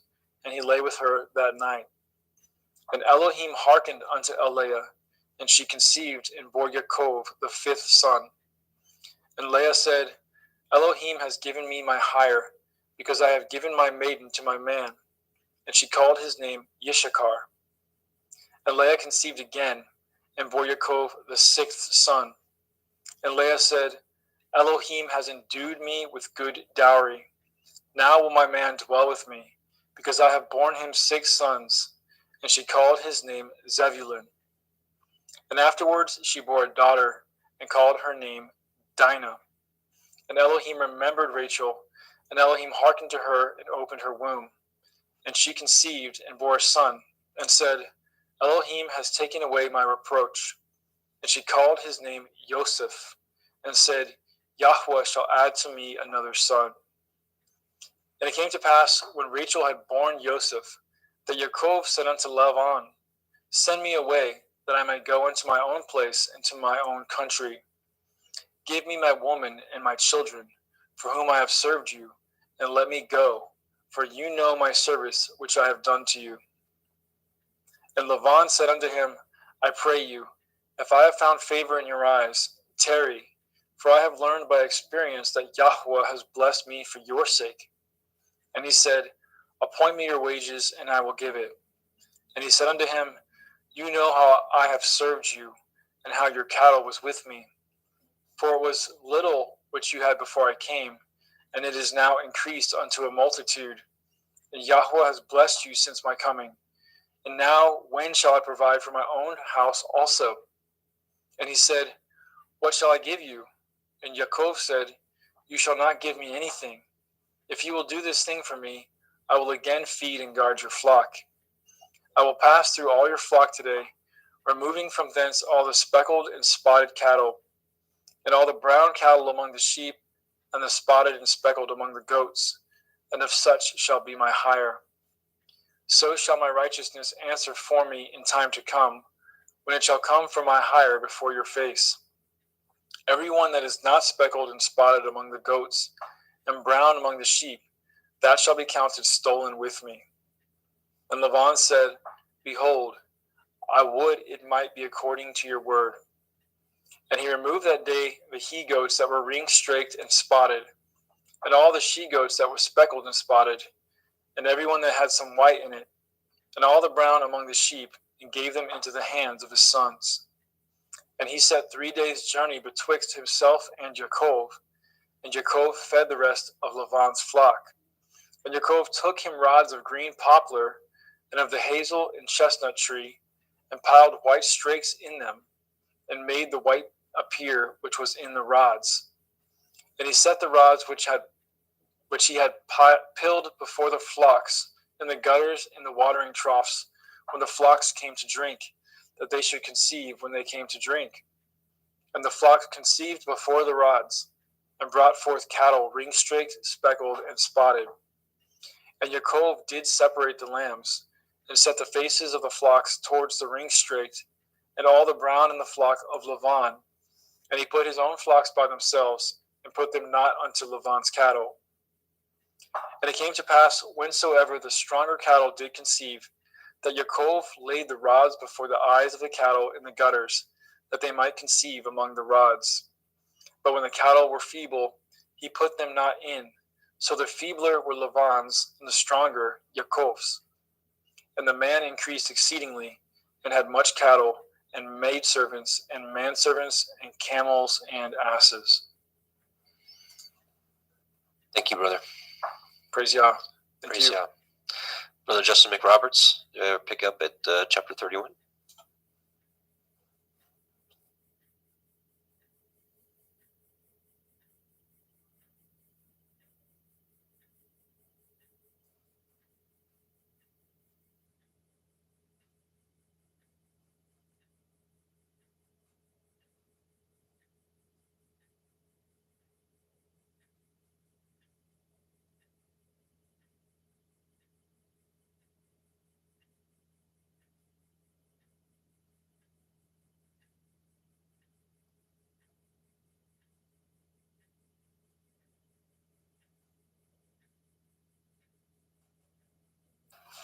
I apologize for that. Genesis 31. And he heard the words of Laban's son, saying, Yaakov has taken away all was our father's, and of that which was our father's has he gotten, and of all his glory. And Yaakov beheld the countenance of Laban, and behold, it was not toward him as before. And Yahweh said unto Yaakov, return unto the land of your fathers, and to your kindred, and will be with you. And Yaakov sent and called Rachel and Leah to the field unto his flock, and said unto them, I seeth your father's countenance, that it is not toward me as before, but the Elohim of my father has been with me. And ye know that with all my power I have served your father, and your father has deceived me, and changeth my wages 10 times, but Elohim suffered him not to hurt me. And if he said thus, the speckle shall be your wages, then all the cattle bore speckled. And if he said thus, the ring straight shall be your hire, then bore all the cattle ring straight.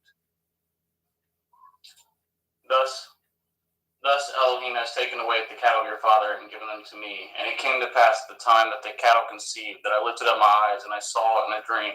And behold, the rams which leaped upon the cattle were ring straight, speckled, and grizzled. And the angel of Elohim spoke unto me in a dream, saying, Yaakov. And I said, Here am I.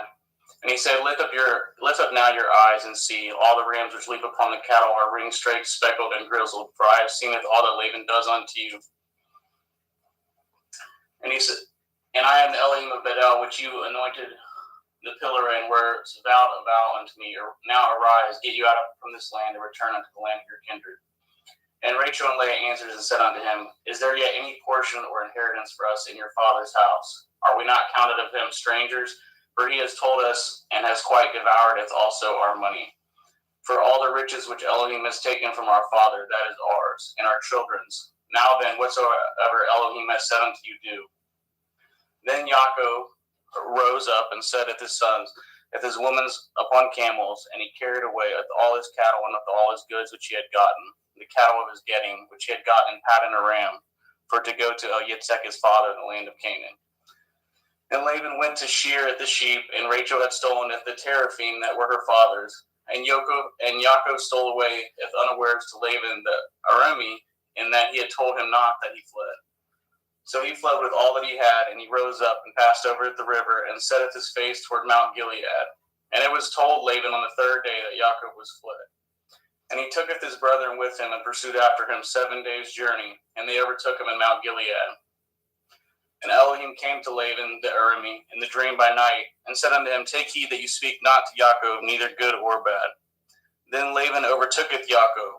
Now Yaakov had pitched his tent in the mount, and Laban with his brethren pitched the mount of Gilead.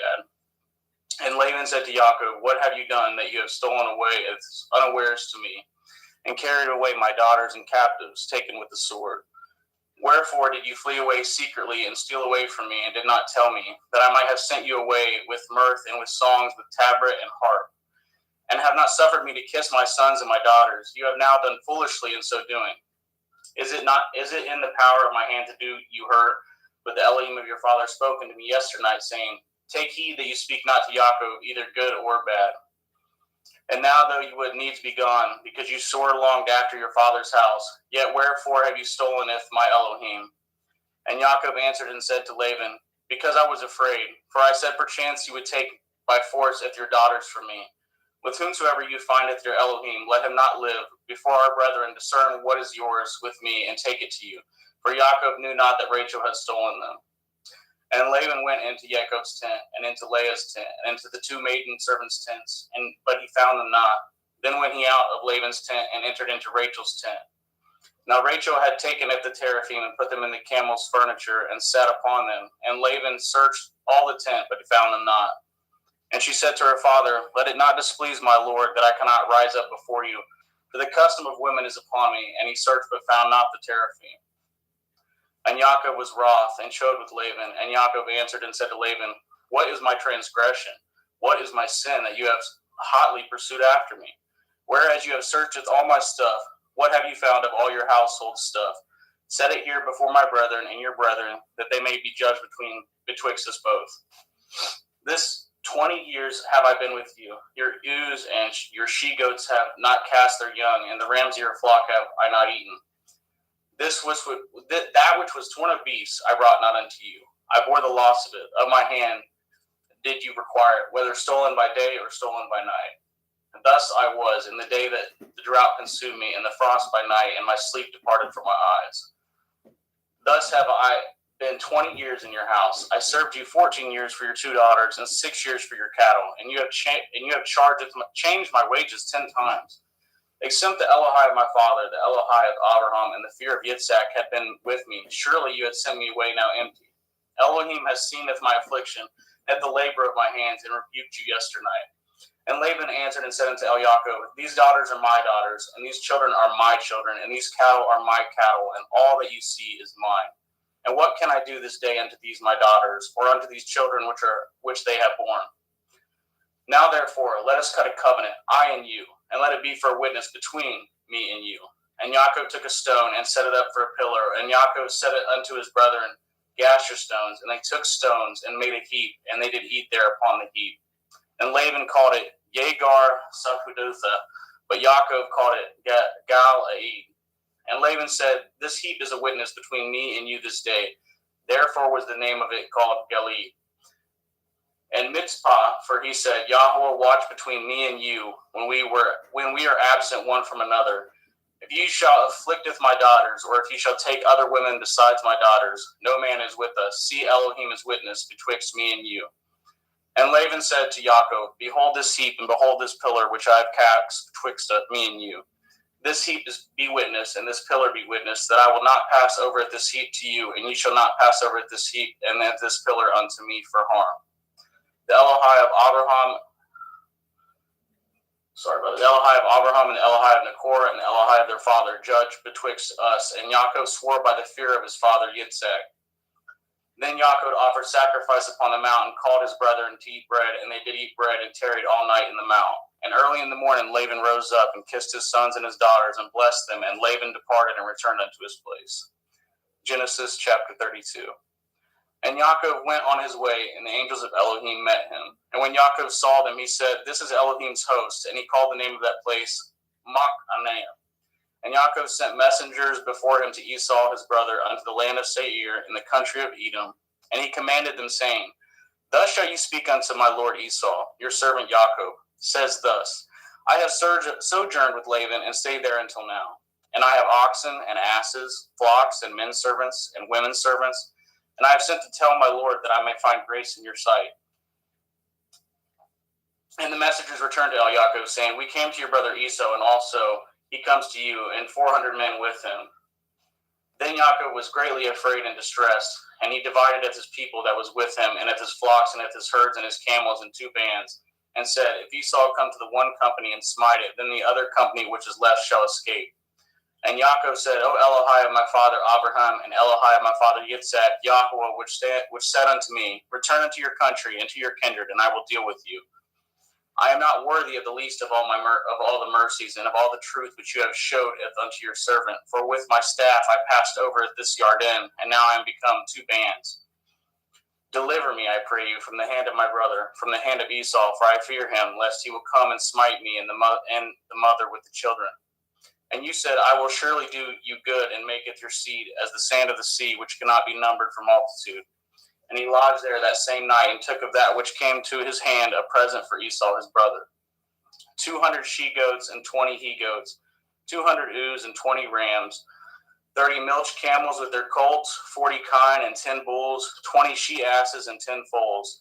And he delivered them into the hand of his servants, every drove by themselves, and said unto his servants, pass over before me, and put a space betwixt drove and drove. And he commanded at the foremost, saying, when Esau my brother meets you and asks you, saying, whose are you, and where go you, and whose are these before you? Then you shall say, they be your servant Yaakov's. It is a present sent unto my lord Esau, and behold, also he is behind us.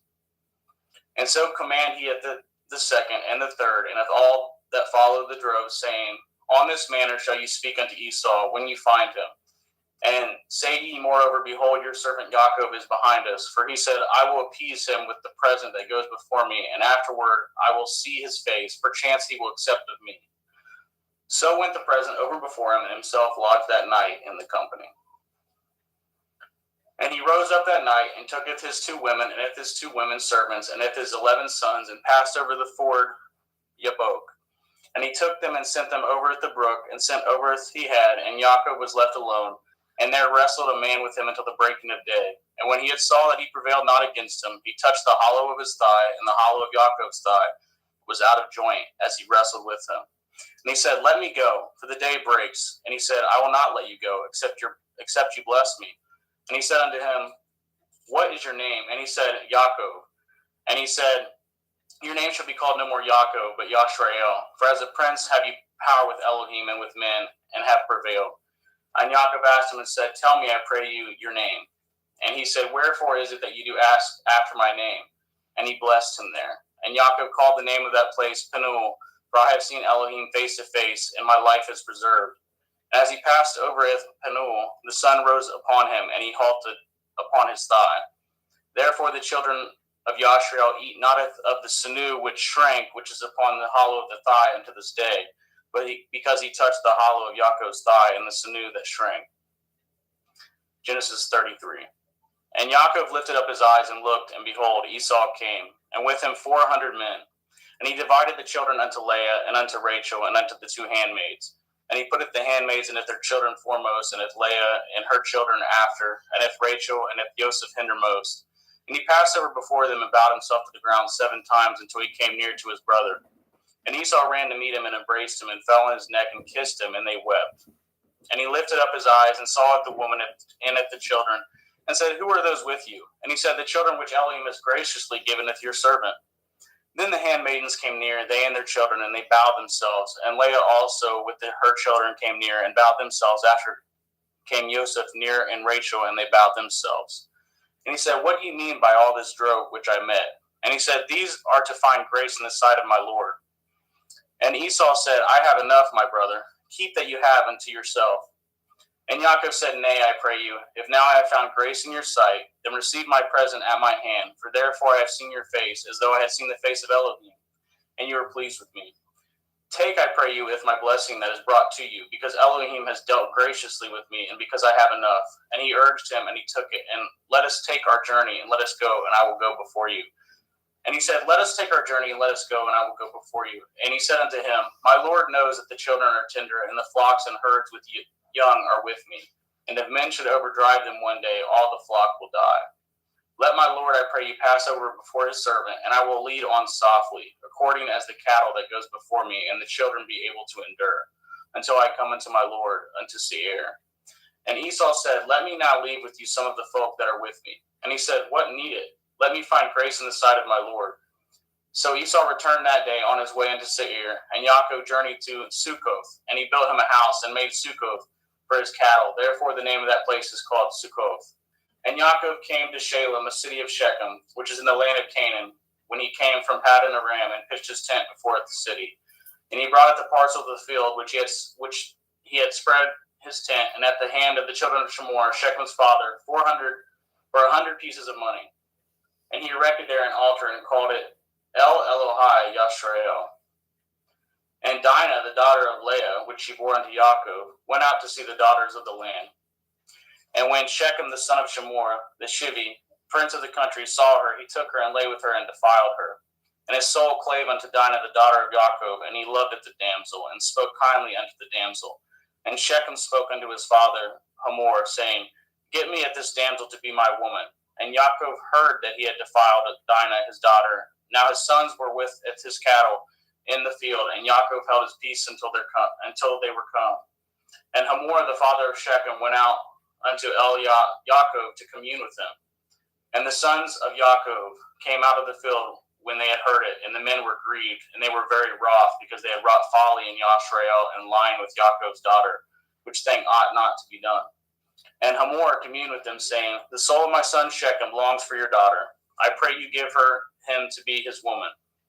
And make ye marriages with us, and giveth your daughters unto us, and take our daughters unto you. And ye shall dwell with us, and the land shall be before you. Dwell and trade ye therein, and get your possessions therein. And Shechem said unto her father and unto her brethren, Let me find grace in your eyes, and what shall ye say unto me, I will give. Ask me never so much dowry and gift, and I will give according as ye shall say unto me, but give me at the damsel to be my woman. And the sons of Yaakov answered as Shechem and as Hamor his father deceitfully, and said, because he has defiled Dinah their sister. And they said unto them, We cannot do this thing, to giveth our sister to one that is uncircumcised, for that were reproach unto us. But in this will we consent unto you, if you will be as we be, that every male of you be circumcised, then will we give our daughter unto you, and we will take your daughter to us, and we will dwell with you, and we will become one people. But if you will not hearken unto us to be circumcised, then will we taketh our daughter, and we will be gone. And the words pleased Hamor and Shechem, Hamor's son. And the young man deferred not to do this thing, because he had delight in Jacob's daughter, and he was more honorable than all the house of his father. And Hamor and Shechem his son came into the gate of their city, and communed with the men of their city, saying, These men are peaceable with us, therefore let them dwell in the land and trade therein, for the land, behold, it is large enough for them. Let us take it their daughters to us for women, and let us give them our daughters. Only herein will the men consent unto us for to dwell with us, to be one people. If every male among us be circumcised as they are circumcised. Shall not their cattle and their substance and every beast of theirs be ours? Only let us consent unto them, and they will dwell with us. And unto Hamor and unto Shechem his son hearkened all that went out of the gate of his city, and every male was circumcised, all that went out of the gate of his city.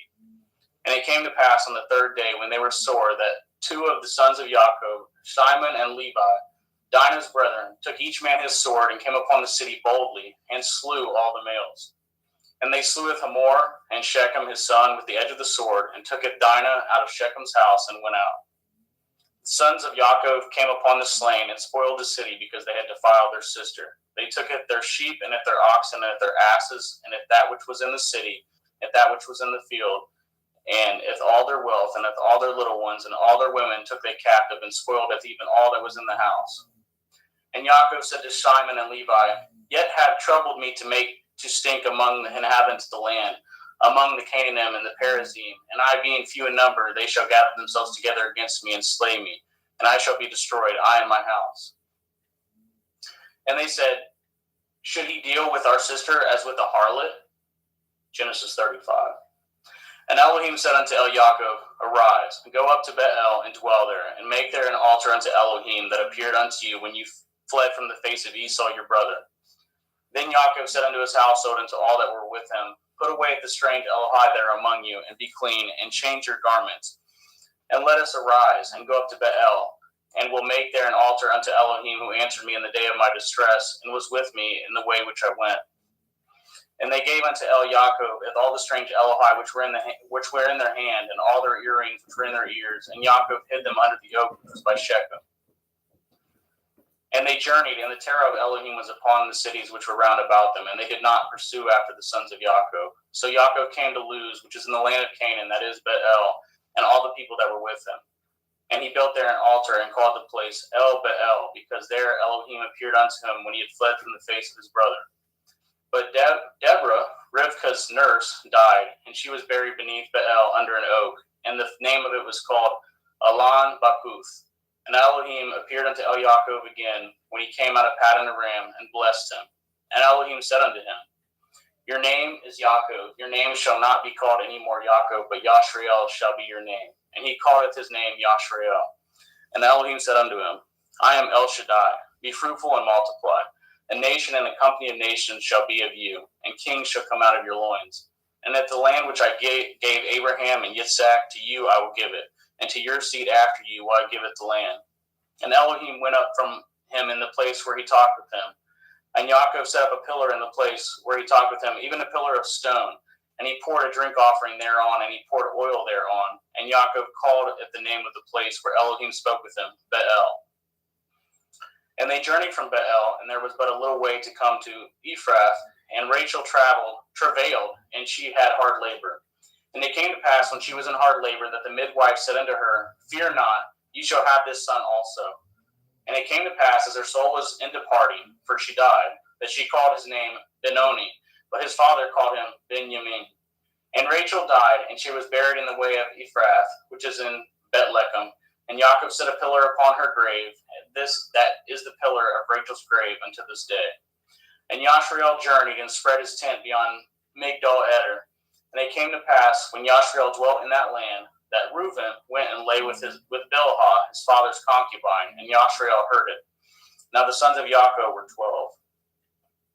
The sons of Leah, Reuben, Yaakov's firstborn, and Shimon, and Levi, and Yehuda, and Issachar, and Zebulun. The sons of Rachel, Joseph, and Benjamin. And the sons of Bilhah, and Rachel's handmaid, Dan and Naphtali. And the sons of Zilpah, Leah's handmaid, Gad and Asher. These are the sons of Yaakov, which were born to him in Paddan Aram. And Yaakov came unto Yitzhak his father, unto Mamre, unto Kiart Arba, which is Chevron, where Abraham and Yitzhak sojourned.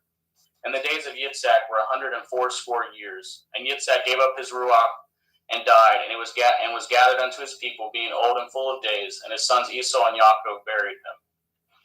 Genesis 36. Now these are the generations of Esau, who is Edom. Esau tooketh his woman of the daughters of Canaan, Eth Adah, the daughter of Elon the Hittite, and Eth Oholibamah, the daughter of Anah, the daughter of Tiz on the Hivi, and Eth Bethsmoth, Ishmael's daughter, sister of Naboth. And Adah bore to Esau Eth Eliphaz, and Basmath bore Eth Reuel, and Oholibamah bore Eth Yeish, and Eth Ya'alam, and Eth Korah. These are the sons of Esau, which were born unto him in the land of Canaan.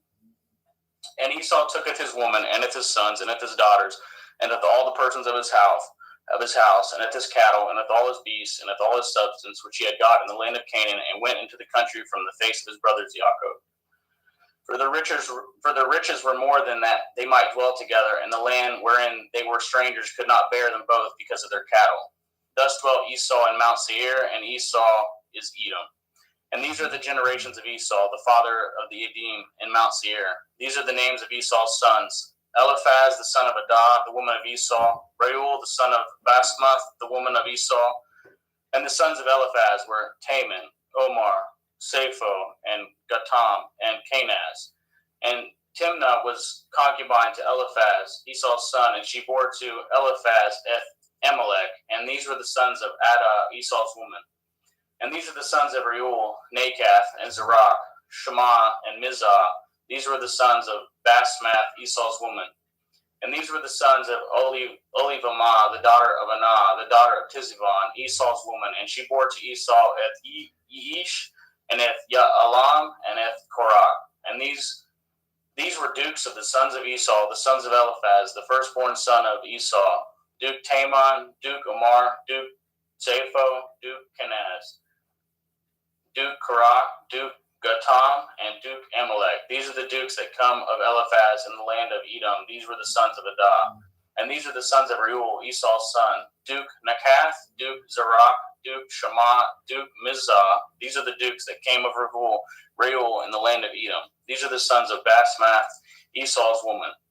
And these are the sons of Oholibamah, Esau's woman: Duke Yeish, Duke Ya'alam, Duke Korah. These were the dukes that came of Oholibamah, daughter of Anah, Esau's woman. These are the sons of Esau, who is Edom, and these are their dukes. These are the sons of Seir, the Hori, who inhabited the land: Lotan, and Shoval, and Tizivon, and Anah, and Dishon, and Etzer, and Dishon. These are the dukes of Horium, and the children of Seir in the land of Edom. And the children of Lotan were Harai and Haman, and Lotan's sister was Timnah. And the children of Shoval were these: Elion, Menakath, and Ebal, Shephi, and Onam. And these are the children of Tevion, both Ayah and Anah. And this was Anah that founded the mules in the wilderness, and he fed the asses of Tiziv on his father. And the children of Anah were these: Dishon and Oholibamah, the daughter of Anah. And these are the children of Dishon: Himdan, and Eshban, and Yithran, and Haran. The children of Etzer are these: Bilhan, and Zabon, and Akon. The children of Dishon are these: Uts and Aran. These are the dukes that came of the Chorim: Duke Lotan, Duke Shoval, Duke Sivon, Duke Anah, Duke Dishon, Duke Etzer, Duke Dishon. These are the dukes that came of Hori among their dukes in the land of Seir. And these are the kings that reigned in the land of Edom, before they reigned any king over the children of Yashrael. And Bela, the son of Beor, reigned in Edom, and the name of his city was Dinhabah. And Bela died, and Jovab, the son of Zerach of Botzrah, reigned in his stead. And Jovab died, and Shusham of the land of Taimani reigned in his stead. And Husham died, and Hadad son of Bedad, who smoteth Midian in the field of Moab, reigned in his stead, and the name of his city was Aviath. And Hadad died, and Samlah of Masrekah reigned in his stead. And Samlah died, and Shaul of Rechoboth by the river reigned in his stead. And Shaul died, and Baal Shanan, the son of Achbor, reigned in his stead. And Baal Hanan, the son of Achbor, died, and Hadar reigned in his stead, and the name of his city was Pau, and his woman's name was Mehetabel, and the daughter of Metred, the daughter of Mezahav. And these are the names of the dukes that came of Esau, according to their families, after their places, by their names: Dukes Timnah, Duke Eliah, Duke Yetheth, Duke Olihavamah, Duke Elah, Duke Peon, Duke Kenaz, Duke Taman, Duke Mithitzer, Duke Magdiel, Duke Eram. These be the dukes of Edom, according to their habitations in the land of their possessions. He is Esau, the father of the Edomim. Genesis chapter 37. And Yaakov dwelt in the land wherein his father was a stranger, in the land of Canaan. These are the generations of Yaakov. Joseph, being 17 years old, was feeding a flock with his brethren, and the lad was with his sons of Bilhah, and with the sons of Zilpah, his father's woman. And Joseph broughteth unto his father their evil report. Now Yashrael loveth Joseph more than all his children, because he was the son of his old age, and made him a coat of many colors. And when his brethren saw that their father loved him more than all his brethren, they hated him, and could not speak peaceably unto him. And Joseph dreamed a dream, and he told it his brethren, and they hated him yet the more. And he said unto them, Hear, I pray you, this dream which I have dreamed. For behold, we were binding sheaves in the field, and lo, my sheaf arose, and also stood upright. And behold, your sheaf stood round about, and made obeisance to my sheaf. And his brethren said to him, Shall you indeed reign over us, or shall you indeed have dominion over us? And they hated him yet the more for his dreams and for his words. And they dreamed yet another dream, and told it his brethren, and said, Behold, I have dreamed a dream more, and behold, the sun and the moon and 11 stars made obeisance to me. And he told it to his father and to his brethren, and his father rebuked him, and said unto him, What is this dream that you have dreamed? Shall I and your mother and your brethren indeed come bow down ourselves to you, to the earth? And his brethren envied him, but his father observed this saying. And his brethren went to feed their father's flock in Shechem. And Yashrael said unto Elioseph, Do not your brethren feed the flock in Shechem? Come, and I will send you unto them. And he said to him, Here am I. And he said unto him, Go, I pray you, seeth whether it will be well with your brethren, and if well with your flocks, and bring me word again. So he sent him out of the valley of Chevron, and he came to Shechem. And a certain man found him, and behold, he was wandering in the field. And the man asked him, saying, What do you seek? And he said, I seeketh my brethren. Tell me, I pray you, where they feed their flocks. And the man said, They departed hence, for I heard them say, Let us go to Dothan. And Joseph went after his brethren, and found them in Dothan. And when they saw him afar off, even before he came near unto them, they conspired against him to slay him. And they said one to another, Behold, this dreamer comes. Come now, therefore, and let us slay him, and cast him into some pit. And we will say, Some evil beast has devoured him, and we shall see what will become of his dreams. And Reuben heard it, and delivered him out of their hands, and said, Let us not kill him. And Reuben said unto them, Shed no blood, but cast him into this pit that is in the wilderness, and lay no hand upon him, that he might rid him out of their hands, to deliver him to his father again. And it came to pass, when Joseph was come unto his brethren, that they stripped Joseph out of his coat, and the coat of many colors that was on him. And they took him and cast him into a pit, and the pit was empty. There was no water in it. And they sat down to eat bread, and they lifted up their eyes and looked, and behold, a company of Ishmaelim came from Gilead with their camels, bearing spicery and balm and myrrh, going to carry it down to Mizraim. And Yehudah said unto his brethren, What profit is it if we slayeth our brother and concealeth his blood? Come and let us sell him to the Ishmaelim, and let not our hand be upon him, for he is our brother and our flesh. And his brethren were content. Then there passed by Midianim merchantmen, and they drew and lifted up Joseph out of the pit, and sold Joseph to the Ishmaelim for 20 pieces of silver, and they brought Joseph into Mizraim. And Reuben returned into the pit, and beheld Joseph was not in the pit, and he returned his clothes, and he returned unto his brethren, and said, The child is not, and I, whither shall I go? And they took Joseph's coat and killed a kid of the goats and dipped the coat in the blood. And they sent the coat of many colors, and they brought it to their father and said, This have we found. Know now whether it be your son's coat or no. And he knew it, and said, It is my son's coat. An evil beast has devoured him. Joseph is without doubt rent in pieces. And Yaakov rent his clothes and put sackcloth upon his loins and mourned for his son many days. And all his sons and all his daughters rose up to comfort him, but he refused to be comforted. And he said, For I will go down into Sheol unto my son mourning. Thus his father wept for him. And the Midianim sold him into Mitzrayim unto Potiphar, an officer of Pharaoh's and captain of the guard. Genesis 38. And it came to pass at that time that Yehuda went down from his brethren and turned into a certain Adulami, whose name was Hiriah. And Yehuda saw their daughter of a certain Canaanite, whose name was Shuach, and he tooketh her and went in unto her, and she conceived and bore a son. And he called his name And she conceived again and bore a son, and she called his name Onan. And yet she again conceived and bore a son, and called his name Shelach, and he was at Keziv, and when she bore him. And Yehuda took a woman from his firstborn, whose name was Tamar, and Yehuda's firstborn, was wicked in the sight of Yahweh, and Yahweh slew him. And Yehuda said unto Onan, Go in unto your brother's woman, and marry her, and raise up seed to your brother.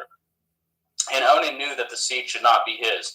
And it came to pass, when he went in unto his brother's woman, that he spilled it on the ground, lest that he should give seed to his brother. And the thing which he did displeased Yahweh, wherefore he slew him also. Then said Yehuda to Tamar, to his daughter-in-law, Remain a widow at your father's house, till Shelach my son be grown. For he said, Lest perchance he die also, as his brethren did. And Tamar went and dwelt in her father's house. And in the process of time, the daughter of Shuach, Yehuda's woman, died, and Yehuda was comforted, and went up into his sheep shears to Timnath. And he and his friend Hiriah the Adulami. And it was told Tamar, saying, Behold, your father-in-law goes up to Timnah to shear his sheep. And she put her widow's garments off from her, and covered her with a veil, and wrapped herself, and sat in an open place which is by the way to Timnah.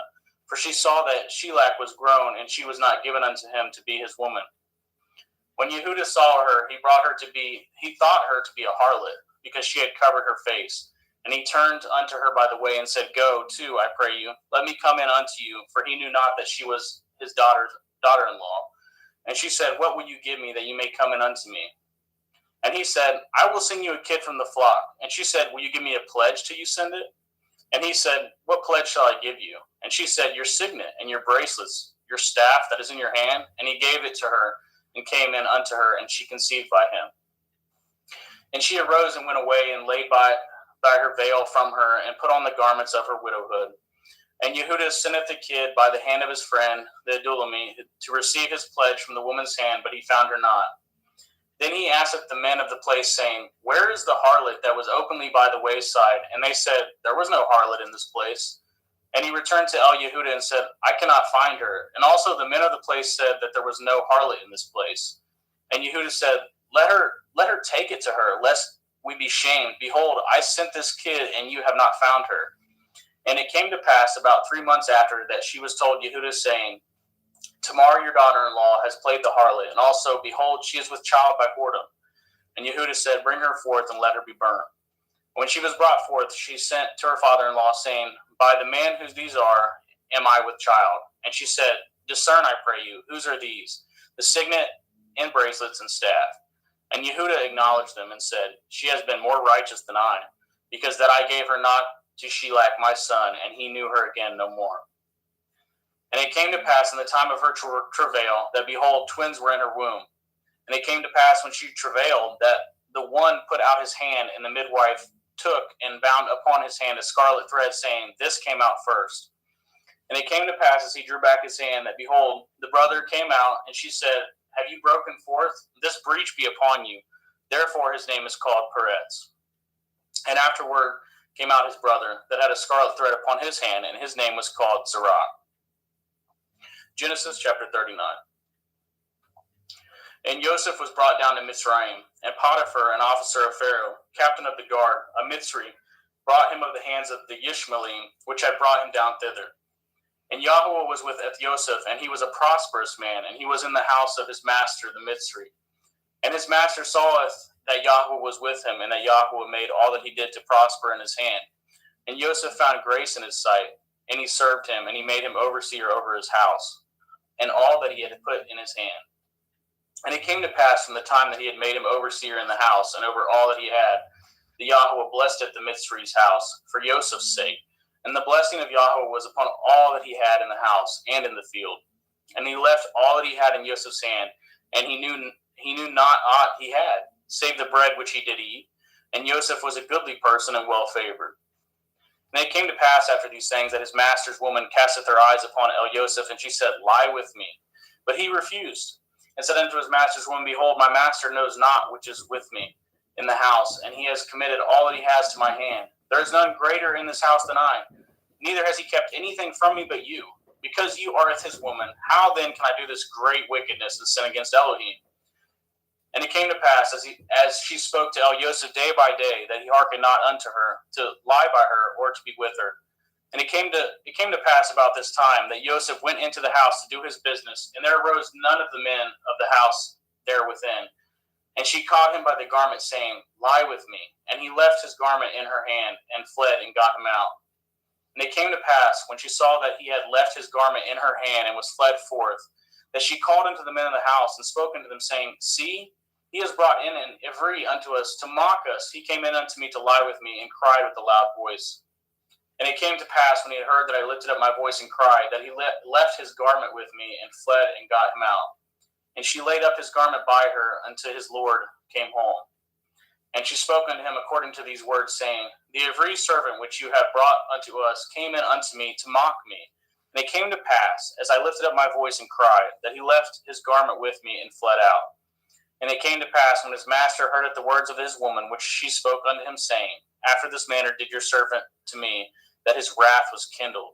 And Joseph's master took him, and put him in the prison, a place where the king's prisoners were bound. And he was there in prison. But Yahweh was with Joseph, and showed him mercy, and gave him favor in the sight of the keeper of the prison. And the keeper of the prison committed to Joseph's hand all the prisoners that were in the prison, and if whatsoever they did there, he was the doer of it. The keeper of the prison looked as not to anything that was under his hand, because Yahweh was with him, and that which he did, Yahweh made him to prosper. Genesis chapter 40. And it came to pass after these things, that the butler of the king of Mitzrayim and his baker had offended the Lord, the king of Mitzrayim. And the Pharaoh was wroth against two of his officers, against the chief of his butlers, and against the chief of his bakers. And he put them in ward in the house of the captain of the guard, into the prison, the place where Joseph was bound. And the captain of the guard was charged at Joseph with him, and he served them, and they continued a season in a ward. And they dreamed a dream, both of them, each man his dream in one night, each man according to the interpretation of his dream, the butler and the baker of the king of Mitzrayim, which were bound in the prison. And Joseph came in unto them in the morning, and looked upon them, and behold, they were sad. And he asked of Pharaoh's officers that were with him in the ward of the Lord's house, saying, Wherefore look ye so sadly today? And they said unto him, We have dreamed a dream, and there is no interpreter of it. And Joseph said unto them, Do not interpretations belong to Elohim? Tell me them, I pray you. And the chief butler tooketh his dream to Joseph, and said to him, In my dream, behold, a vine was before me. And in the vine were 3 branches, and it was as though it budded. And her blossoms shot forth, and the clusters thereof brought forth ripe grapes. And Pharaoh's cup was in my hand, and I took it the grapes, and pressed them into Pharaoh's cup, and gave it the cup into Pharaoh's hand. And Joseph said unto him, This is the interpretation of it. The 3 branches are 3 days. Yet within 3 days shall Pharaoh lift up your head, and restore unto your place, and you shall deliver Pharaoh's cup into his hand, after the former manner when you were his butler. But think on me when it shall be well with you, and show kindness, I pray you, unto me, and make mention of me unto Pharaoh, and bring me out of this house. For indeed I was stolen away out of the land of the Ivrim, and here also I have done nothing, that they should put me in this dungeon. When the chief baker saw that the interpretation was good, he said unto Joseph, I also was in my dream, and behold, I had 3 white baskets on my head. And in the uppermost basket there was of all manner of baked meats for Pharaoh, and the birds did eat them out of the basket upon my head. And Joseph answered and said, This is the interpretation thereof. The 3 baskets are 3 days. Yet within 3 days shall Pharaoh lift up your head from off you, and shall hang you on a tree, and the birds shall eat your flesh from off you. And it came to pass the 3rd day, which was at Pharaoh's birthday, that he made a feast unto all his servants, and he lifted up his head off the chief butler and the chief baker among the servants. And he restored the chief butler unto his butlership again, and he gave the cup into Pharaoh's hand. But he hanged the chief baker, as Joseph had interpreted to them. Yet did not the chief butler remember Joseph, but forgot him. Genesis chapter 41. And it came to pass at the end of the 2 full years that Pharaoh dreamed, and beheld, he stood by the river. And behold, there came up out of the river 7 well-favored kine and fat-fleshed, and they fed in a meadow. And behold, 7 other kine came up after them out of the river, ill-favored and lean-fleshed, and stood by the other kine upon the bank of the river. And the ill-favored and the lean-fleshed kine did eat up at the 7 well-favored and fat kine. So Pharaoh awoke. And he slept and dreamed the 2nd time, and behold, 7 ears of grain came upon one stalk, rank and good. And behold, 7 thin ears, and blasted with the east wind sprung up after them. And 7 thin ears devoured at the 7 rank and full ears. And Pharaoh awoke, and behold, it was a dream. And it came to pass in the morning that his ruach was troubled, and he sent and called for the magicians of Mitzrayim, and at the wise men thereof. And Pharaoh told them his dream, but there was none that could interpret them unto Pharaoh. Then spoke the chief butler unto Pharaoh, saying, I do remembereth my faults this day. Pharaoh was wroth with the servants, and put me in ward in the captain of the guard's house, both me and the chief baker. And we dreamed the dream in one night, I and he. We dreamed each man according to the interpretation of his dream. And there was there with us a young man, and every a servant to the captain of the guard. And we told him, and he interpreted to us our dreams, to each man according to his dream he did interpret. And it came to pass, as he interpreted to us, so it was. Me he restored into my office, and him he hanged. Then Pharaoh sent and called Joseph, and they brought him hastily out of the dungeon, and shaped himself, and changed his raiment, and came in unto Pharaoh. And Pharaoh said unto Joseph, I have dreamed a dream, and there is none that can interpret it. I have heard say of you that you can understand a dream to interpret it. And Joseph answered the Pharaoh, saying, It is not in me. Elohim shall give Pharaoh an answer of peace. And Pharaoh said unto Joseph, In my dream, behold, I stood upon the bank of the river, and behold, there came up out of the river 7 kine fat-fleshed and well-favored, and they fed in a meadow. And behold, 7 other kine came up after them, poor and very ill-favored and lean-fleshed, such as I had never saw in the land of Mitzrayim for badness. And the lean and the ill-favored kine did eat up the first 7 fat kine. And when they had eaten them up, it could not be known that they had eaten them, but they were still ill-favored as at the beginning. So I awoke. And I saw in my dream, and behold, 7 ears came up in one stalk, full and good. And behold, 7 ears withered thin, and blasted with the east wind sprung up after them. And the thin ears devoured at the 7 good ears. And I told this unto the magicians, but there was none that could declare it unto me. And Joseph said unto Pharaoh, The dream of Pharaoh it is one. Elohim has showed Pharaoh what he is about to do.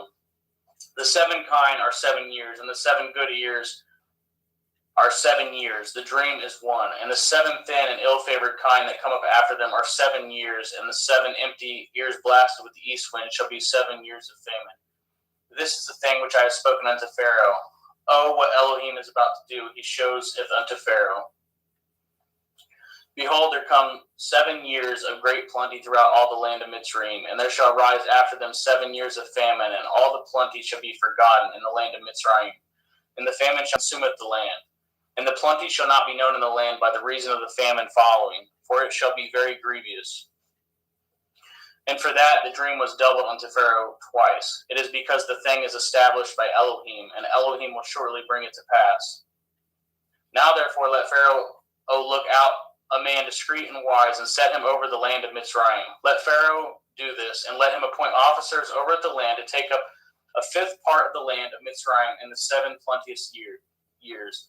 And let them gather all the food of those good years that come, and lay up grain under the hand of Pharaoh, and let them guard food in the cities, and that food shall be for store to the land against the 7 years of famine, which shall be in the land of Mitzrayim, that the land perish not through the famine.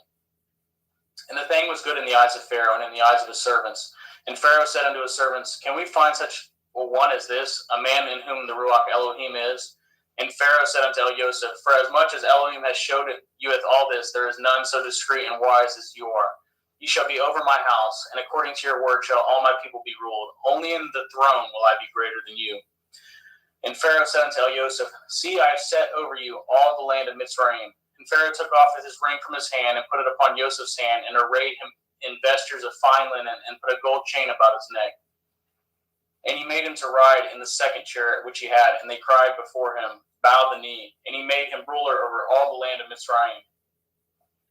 And Pharaoh said unto Joseph, I am Pharaoh, and without you shall no man lift up this hand, at this foot in all the land of Mitzrayim. And Pharaoh called Joseph's name Sophath-Panach, and he gave him to be his woman, Asenath, the daughter of Potiphar's priest of On. And Joseph went out over all the land of Mitzrayim. And Joseph was 30 years old when he stood before Pharaoh, king of Mitzrayim. And Joseph went out from the presence of Pharaoh and went throughout all the land of Mitzrayim. And in the 7 plenteous years the earth brought forth by handfuls. And he gathered up all the food of the 7 years which were in the land of Mitzrayim, and laid up the food in the cities, and the food of the field which was round about every city laid he up in the same. And Joseph gathered grain as the sand of the sea, very much, until he left numbering, for it was without number. And unto Joseph were born 2 sons before the years of famine came, which Asenath, the daughter of Potiphar, priest of On, bore unto him. And Joseph called up the name of the firstborn Manasseh, for Elohim said, He has made me forget my toil in all my father's house. And at the name of the second he called Ephraim, for Elohim has called me to be fruitful in the land of my affliction. And the 7 years of plenteous that was in the land of Mitzrayim were ended, and the 7 years of famine began to come, according as Joseph had said. And the famine was in all the lands, but in all the land of Mitzrayim there was bread. And when all the land of Mitzrayim was famished, the people cried to Pharaoh for bread. And Pharaoh said unto all the Mitzrayim, Go unto Joseph, what he says to you do. And the famine was over all the face of the earth. And Joseph opened all the storehouses and sold unto the Mitzrayim. And the famine was waxed sore in the land of Mitzrayim. And all the countries came into Mitzrayim to Joseph to buy grain, because that the famine was so sore in all the lands. Genesis 42. Now when Yaakov saw that there was grain in Mitzrayim, Yaakov said unto his sons, Why do you look one upon another? And he said, Behold, I have heard that there is grain in Mitzrayim. Get you down thither, and buy for us from thence, that we may live and not die. And Joseph's 10 brethren went down to buy grain in Mitzrayim. But if Benjamin, Joseph's brother, Yaakov sent not with his brethren, for he said, Lest perchance mischief befall him. And the sons of Yashriel came to buy grain among those that came, for the famine was in the land of Canaan. And Joseph was the governor over the land, and he it was that sold all the people of the land. And Joseph's brethren came and bowed down themselves before him with their faces to the earth. And Joseph saw his brethren, and he knew them, but made himself strange unto them, and spoke roughly unto them. And he said unto them, Whence come ye? And they said, From the land of Canaan to buy food. And Joseph knew his brethren, and they knew him not. And Joseph remembered the dreams which he dreamed of them. And he said unto them, Ye are spies, to see if the nakedness of the land you are come. And they said unto him, Nay, my lord, but to buy food are your servants come. We are all one man's sons. We are true men. Your servants are no spies. And he said unto them, Nay, but to see the nakedness of the land ye are come. And they said, Your servants are 12 brethren, the sons of one man, in the land of Canaan. And behold, the youngest is this day with our father, and one is not. And Joseph said unto them, This is that I spoke unto you, saying, Ye are spies. Hereby ye shall be proved. By the life of Pharaoh ye shall not go forth hence, except your youngest brother come hither. Send one of you, and let him fetcheth your brother, and ye shall be kept in prison, that your words may be proved, whether there be any truth in you, or else by the life of Pharaoh surely ye are spies. And he put them all together intoward 3 days. And Joseph said unto them the 3rd day, This do and live, for I feareth Elohim. If ye be true men, let one of your brethren be found in the house of your prison. Go ye carry grain for the famine of your houses. But bringeth your youngest brother unto me, so shall your words be verified, and ye shall not die. And they did so. And they said one to another, We are truly guilty concerning our brother, in that we saw the anguish of his soul when he besought us, and we could not hear. Therefore is this distress come upon us. And Reuben answered them, saying, Spoke I not unto you, saying, Do not sin against the child, and you would not hear? Therefore, behold, all this blood is required. And they knew not that Joseph understood them, for he spoke unto them by an interpreter. And he turned himself about from them and wept, and returned to them again, and communed with them, and took from them Ethsheman, and bound him before their eyes. And Joseph commanded to fill up their sacks with grain, and restore every man's money into his sack, and to give them provision for the way. And thus did he unto them. And they laded their asses with the grain, and departed thence. And as one of them opened his sack to give his ass provender in the inn, he espied his money, for behold, it was in his sack's mouth. And he said unto his brethren, My money is restored, and lo, it is even in my sack. And their heart failed them, and they were afraid, saying one to another, What is this that Elohim has done unto us? And they came unto Yaakov their father unto the land of Canaan, and told him all that befall unto them, saying, The man who is the Lord of the land spoke roughly unto us, and took us for spies of the country. And we said unto him, We are true men, we are no spies. We be 12 brethren, the sons of our father. One is not, and the youngest is this day witheth our father in the land of Canaan. And the man, the Lord of the country, said unto us, Hereby shall I know that ye are true men. Leave one of your brethren here with me, and taketh food for the famine of your households, and be gone. And bringeth your youngest brother unto me. Then I shall know that you are no spies, but ye are true men. And so will I deliver you with your brother, and ye shall traffic in the land. And it came to pass, as they emptied their sacks, that behold, every man's bundle of money was in his sack. And when both they and their father saw the bundles of money, they were afraid. And Yaakov saw their father, and said unto them, Me have ye bereaved of my children. Joseph is not, and Shimon is not, and you will take Benjamin away. All these things are against me. And Reuben spoke unto his father, saying, Slayeth my two sons, if I bring him not to you, deliver him into my hand, and I will bring him to you again. And he said, My son shall not go down with you, for his brother is dead, and he is left alone. If mischief shall befall him by the way in which ye go, then shall you bring down my gray hairs with sorrow to Sheol. Genesis chapter 43. And the famine was sore in the land. And it came to pass, when they had eaten up at the grain which they had brought out of Mitzrayim, their father said unto them, Go again, buy us a little food. And Yehudah spoke unto him, saying, The man did solemnly protest unto us, saying, Ye shall not see my face, except your brother be with you. If you will sendeth our brother with us, we will go down and buy you food. But if you will not send him, we will not go down. For the man said unto us, Ye shall not see my face, except your brother be with you. And Yashrael said, Wherefore dealt ye so ill with me, as to tell the man whether ye had yet a brother? And they said, The man asked us strangely of our state and of our kindred, saying, Is your father yet alive? Have ye another brother? And we told him according to the tenor of these words. Do we certainly know that he would say, Bringeth your brother down? And Yehudah said unto Yashrael his father, Send the lad with me, and we will arise and go, that we may live and not die, both we and you, and also our little ones. I will be surety for him. Of my hand shall you require him, if I bring him not unto you, and set him before you, then let me bear the blame forever. For if we had lingered, surely now we had returned the second time. And their father Yashrael said unto them, If it must be so now, do this. Take of the best fruits in the land in your vessels, and carry down the man a present, a little balm, a little honey, spices and myrrh, nuts and almonds. And take a double money in your hand, and the money that was brought again in the mouth of your sacks, carry it again in your hand, and perchance it was an oversight. Taketh your brother, and arise, go again unto the man.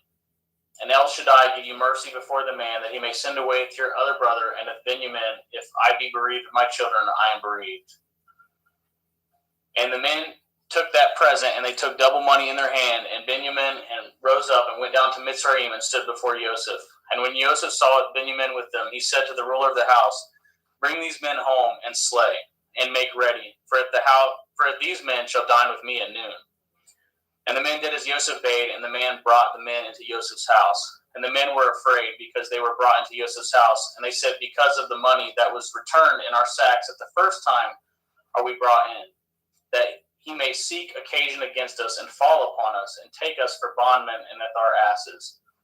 And they came near to the steward of Joseph's house, and they communed with him at the door of the house, and said, O sir, we came indeed down at the first time to buy food. And it came to pass, when we came to the inn, that we opened our sacks, and behold, every man's money was in the mouth of his sack, and our money is full weight, and we have brought it again in our hand. And other money have we brought down in our hand to buy food. We cannot tell who put our money in our sacks. And he said, Peace be to you. Fear not. Your Elohim and the Elohim of your father has given you the treasure in your sacks. I had your money, and he brought it Shimon out unto them. And the man brought the men into Joseph's house and gave them water, and they washed their feet, and he gave their asses provender. And they made ready at the present against Joseph came at noon, for they had heard that they should eat bread there. And when Joseph came home, they brought him the present which was in their hand into the house, and bowed themselves to him in the earth. And he asked them of their welfare, and said, Is your father well? The old man of whom you spoke, is he yet alive? And they answered, Your servant our father is in good health. He is yet alive. And they bowed down their heads and made obeisance. And he lifted up his eyes and saw his brother, Benjamin, and his mother, and said, Is this your younger brother of whom you spoke unto me? And he said, Elohim be gracious unto you, my son. And Joseph made haste, for his heart did yearn upon his brother, and he sought where to weep. And he entered into his chamber and wept there. And he washed his face and went out and refrained himself and said, Set on bread. And they set on for him by himself, and for them by themselves, and for the Mitzrayim which did eat with him by themselves, because the Mitzrayim might not eat bread with the Ephraim, for that is an abomination unto the Mitzrayim. And they sat before him, the firstborn according to his birthright, and the youngest according to his youth, and the men marveled one at another. And he took and sent messes unto them from before him, but Benjamin's mess was 5 times so much as any of theirs, and they drank and were merry with them. Genesis 44. And he commanded at the steward of the house, saying, Fill up the men's sacks with food, and as much as they can carry, and put every man's money in his sack's mouth. And putteth my cup, the silver cup, in the sack's mouth of the youngest, and with his grain money, and he did according to the word that Joseph had spoken. As soon as the morning was light, the men were sent away, they and their asses. And when they were gone out of the city, and not yet afar off, Joseph said unto his stewards, Follow after the men, and when you do overtake them, say unto them, Wherefore have you rewarded evil for good? Is not this it which my Lord drinks, and whereby indeed he divines? Ye have done evil in so doing. And he overtook them, and he spoke unto them at these same words. And they said unto him, Wherefore says my Lord these words? Far be it that your servants should do according to this thing. Behold the money which we found in our sacks' mouths, we brought again unto you out of the land of Canaan. How then should we steal out of your Lord's house silver or gold? With whomsoever of your servants it be found, both let him die, and we also will be my Lord's bondmen. And he said, Now also let it be according to your words. He with whom it is found shall be my servant, and ye shall be blameless. Then they speedily took down every man at his sack to the ground, and opened every man his sack, and he searched and began at the eldest, and left at the youngest, and the cup was found in Benjamin's sack. Then they rent their clothes, and laded every man his asses, and returned to the city. And Yehudah and his brethren came to Joseph's house, for he was yet there, and they fell before him on the ground. And Joseph said unto them, What deed is this that ye have done? Know ye not that such a man as I can certainly divine? And Yehudah said, What shall we say unto my Lord? What shall we speak? Or how shall we clear ourselves? Elohim has found out the iniquity of your servants. Behold, we are my Lord's servants, both we and he also with whom the cup is found. And he said, Far be it that I should do so. But the man in whose hand the cup is found, he shall be my servant. And as for you, get up in peace unto your father. Then Yehudah came near unto him and said, O my Lord, let your servant, I pray you, speak a word in my Lord's ears, and let not your anger burn against your servant, for you are even as Pharaoh. My Lord asked his servant, saying, Have ye a father or a brother? And we said unto my Lord, We have a father, and an old man, and a child of his old age, a little one, and his brother is dead, and he is alone, left of his mother, and his father loves him. And you said unto your servants, Bring down unto me, that I may set my eyes upon him. And we said unto my Lord, The lad cannot leaveth his father, for if he should leaveth his father would die. And you said unto your servants, Except your youngest brother come down with you, ye shall see my face no more. And it came to pass, when we came up unto your servant my father, we told him the words of my Lord. And our father said, Go again, and buy us a little food. And we said, We cannot go down. If our youngest brother be with us, then we will go down, for we may not see the man's face, except our youngest brother be with us. And your servant my father said unto us, Ye know that my woman bore me 2 sons, and the one went out from me, and I said, Surely he is torn in pieces, and I saw him not since. If ye take this also from me, and mischief befall him, ye shall bring down with my gray hairs with sorrow to Sheol. Now therefore, when I come to your servant my father, and the lad be not with us, seeing that his life is bound up in the lad's life, it shall come to pass when he sees that the lad is not with us, he will die, and your servant shall bring down at the gray hairs of your servant our father with sorrow to Sheol. For your servant became surety for the lad unto my father, saying, If I bring him not unto you, then I shall bear the blame to my father forever. Now therefore I pray you, let your servant abide instead of the lad in a bondman to my lord, and let the lad go up with his brethren. For how shall I go up to my father, and the lad be not with me, lest perchance I see the evil that should come on my father? Genesis 45. Then Joseph could not refrain himself before all them that stood by him, and he cried, caused every man to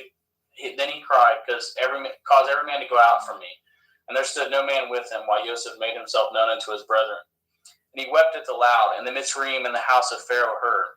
And Joseph said unto his brethren, I am Joseph. Does my father yet live?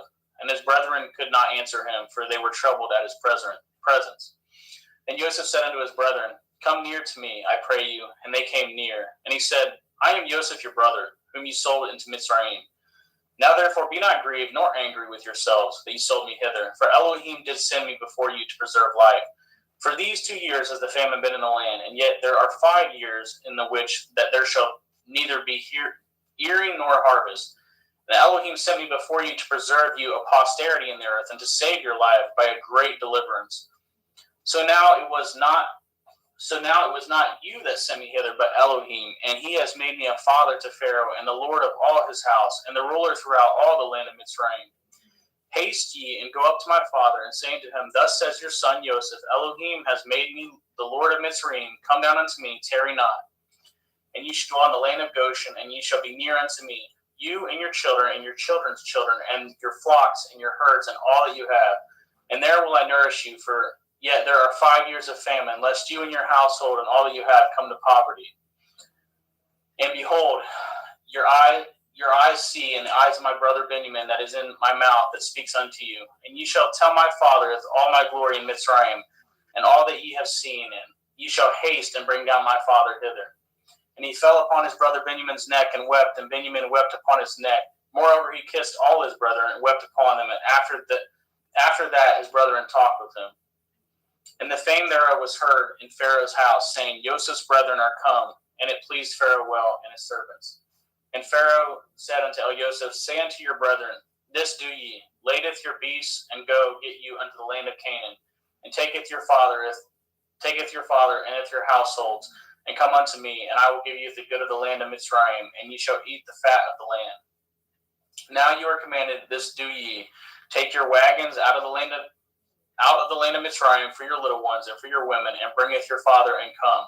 Also regard not your stuff, for the good of all the land of Mitzrayim is yours. And the children of Yashriel did so, and Joseph gave them wagons according to the commandment of Pharaoh, and gave them provision for the way.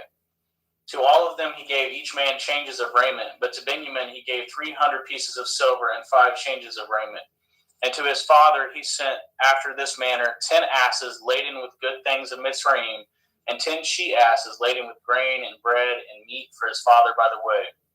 So he sent his brethren away, and they departed, and he said unto them, See that ye fall not out by the way.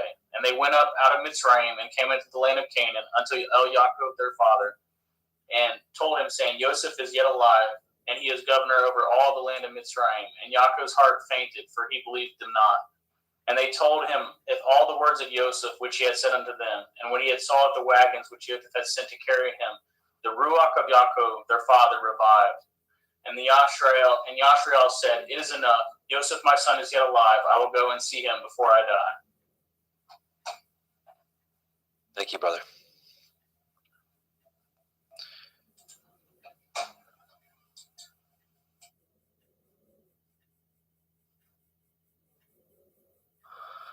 Genesis 46. And Yashrael took his journey with all he had, and came to Beersheba, and offered sacrifices unto the Elohim of his father Yitzchak. And Elohim spoke unto Yashrael in the visions of the night, and said, Yaakov, Yaakov. And he said, Here am I. And he said, I am El, the Elohai of your father. Fear not to go down into Mitzrayim, for I will there make of you a great nation. And I will go down with you into Mitzrayim, and I will also surely bring you up again, and Joseph shall put his hand upon your eyes. And Yaakov rose up from Beersheba, and the sons of Yashrael carried Yaakov their father and their little ones and their women in the wagons which Pharaoh had sent to carry him. And they took their cattle and their goods which they had gotten in the land of Canaan, and came into Mitzrayim, Yaakov and all his seed with him, his sons and his sons' sons with him, his daughters and his sons' daughters, and all his seed brought he with him into Mitzrayim. And these are the names of the children of Yashrael, which came into Mitzrayim: Yaakov and his sons, Reuben, Yaakov's firstborn. And the sons of Reuben, Hanok and Palu and Chetzron and Carmi. And the sons of Shimon, Yemuel, Yamin, Ohad, and Yakin, and Sochar, and Shaul, the son of a Canaanite woman. And the sons of Levi, Gershon, Kohath, and Merari. And the sons of Yehuda, and Onan, and Shelach, and Peretz, and Zerach. But and Onan died in the land of Canaan. And the sons of Peretz were Chetzron and Hamul. The sons of Yisachar, Tola, Pua, and Yov, and Shimron. The sons of Zebulun, Sered, and Elion, and Yachael. These be the sons of Leah, which she bore unto Yaakov in Padan Aram, with his daughter Dinah. All the souls of his sons and daughters were 33. And the sons of Gad, Siphon, Chagai, Shunai, and Etzbon, and Eri, and Arodai, and Arelai. The sons of Asher, Yimna, Yitzchav, and Yishvai, and Berai, and Serach, their sister. The sons of Beriah, Hever, and Malkiel. These are sons of Zilpah, whom Laban to Leah his daughter, who gave to Leah his daughter. And these she bore unto Yaakov, even 16 souls. The sons of Rachel, Yaakov's woman, Joseph and Benjamin. And unto Joseph in the land of Mitzrayim were born Manasseh and Ephraim, with Asenath, the daughter of Potiphera, priest of On, bore unto him. And the sons of Benjamin were Bela, Becher, Ashbel, Gera, Naaman, Echai, Rosh, Mupim, and Shupim, and Ard. These are the sons of Rachel, which were born unto Yaakov. All the souls were 14. And the sons of Dan, Cushim. And the sons of Naphtali, Yachzeel, and Gunai, and Yetzer, and Shilem. These are the sons of Bilhah, which Laban gave unto Rachel his daughter, and she bore these unto Yaakov. All the souls were 7. All the souls that came with Yaakov into Mitzrayim were, which came out of his loins, besides Yaakov's women, all the souls were 66. And the sons of Joseph, which were born him in Mitzrayim, were 2 souls. All the souls of the house of Yaakov, which came into Mitzrayim, were 70. And he sent Yehuda before him unto Joseph to direct his face unto Goshen. And they came into the land of Goshen. And Joseph made ready his chariot, and went up to meet Yashrael his father to Goshen, and presented himself unto him. And he fell on his neck, and he wept on his neck a good while. And Yashrael said unto Joseph, Now let me die, since I have seen your face, because you are yet alive. And Joseph said unto his brethren and unto his father's house, I will go up and show Pharaoh, and say unto him, My brethren and my father's house, which were in the land of Canaan, are come unto me. And the men are shepherds, for their trade has been to feed cattle, and they have brought their flocks and their herds and all that they have. And it shall come to pass, when Pharaoh shall call you, and shall say, What is your occupation? That you shall say, Your servants' trade has been about cattle from our youth even until now, both we and also our fathers, that you may dwell in the land of Goshen. For every shepherd is an abomination unto the Mitzrayim. Genesis 47.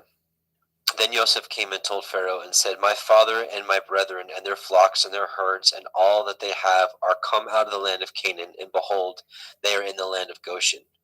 And he took some of his brethren, even 5 men, and presented them unto Pharaoh. And Pharaoh said unto his brethren, What is your occupation? And they said unto Pharaoh, Your servants are shepherds, both we and also our fathers. They said moreover unto Pharaoh, For to sojourn in the land are we come, for your servants have no pasture for their flocks, for the famine is sore in the land of Canaan. Now therefore, we pray you, let your servants dwell in the land of Goshen. And Pharaoh spoke unto Yosef, saying, Your father and your brethren are come unto you. The land of Mitzrayim is before you. In the best of the land make your father and your brethren to do well. In the land of Goshen let them dwell.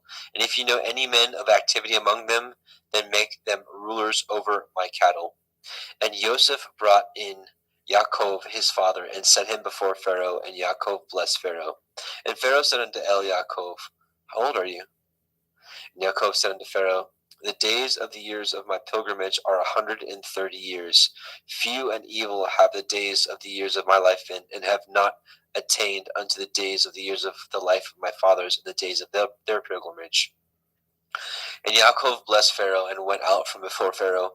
And Joseph placed his father and his brethren, and gave them a possession in the land of Mitzrayim, in the best of the land, in the land of Ramesses, as Pharaoh had commanded. And Joseph nourished his father and his brethren, and all his father's household, with bread according to their families. And there was no bread in all the land, for the famine was very sore, so that the land of Mitzrayim and all the land of Canaan fainted by reason of the famine. And Joseph gathered all the money that was found in the land of Mitzrayim and in the land of Canaan for the grain which they bought. And Joseph brought the money into Pharaoh's house. And when money failed in the land of Mitzrayim and in the land of Canaan, all the Mitzrayim came unto Joseph and said, Give us bread, for why should we die in your presence? For the money fails. And Joseph said, Give your cattle, and I will give you for your cattle if money fail. And they brought their cattle unto Joseph, and Joseph gave them bread in exchange for horses, and for the flocks, and for the cattle of the herds, and for asses. And he fed them with bread for all their cattle for that year. When that year was ended, they came unto him a second year, and said unto him, We will not hide it from my lord, how that our money is spent. My lord also has our herds of cattle. There is not aught left in the sight of my lord, but our bodies and our lands. Wherefore shall we die before your eyes, both we and our land? Buy us and our land for bread, and we and our land will be servants to the Pharaoh, and give us seed that we may live and not die, that the land be not desolate. And Joseph bought all the land of Mitzrayim for Pharaoh, and the Mitzrayim sold every man his field, because of the famine prevailed over them. So the land became Pharaoh's. And as for the people, he removed them to cities from one end of the borders of Mitzrayim even to the other end thereof. Only the land of the priests bought he not, for the priests had a portion assigned them of Pharaoh, and did eat their portion which Pharaoh gave them, wherefore they sold not their lands. Then Joseph said unto the people, Behold, I have bought you this day and your land for Pharaoh. Lo, here is seed for you, and ye shall sow the land. And it shall come to pass in the increase that you will give the fifth part unto Pharaoh, and 4 parts shall be your own, for seed of the field, and for your food, and for them of your household, and for food for your little ones. And they said, You have saved our lives. Let us find grace in the sight of my Lord, and we will be Pharaoh's servants.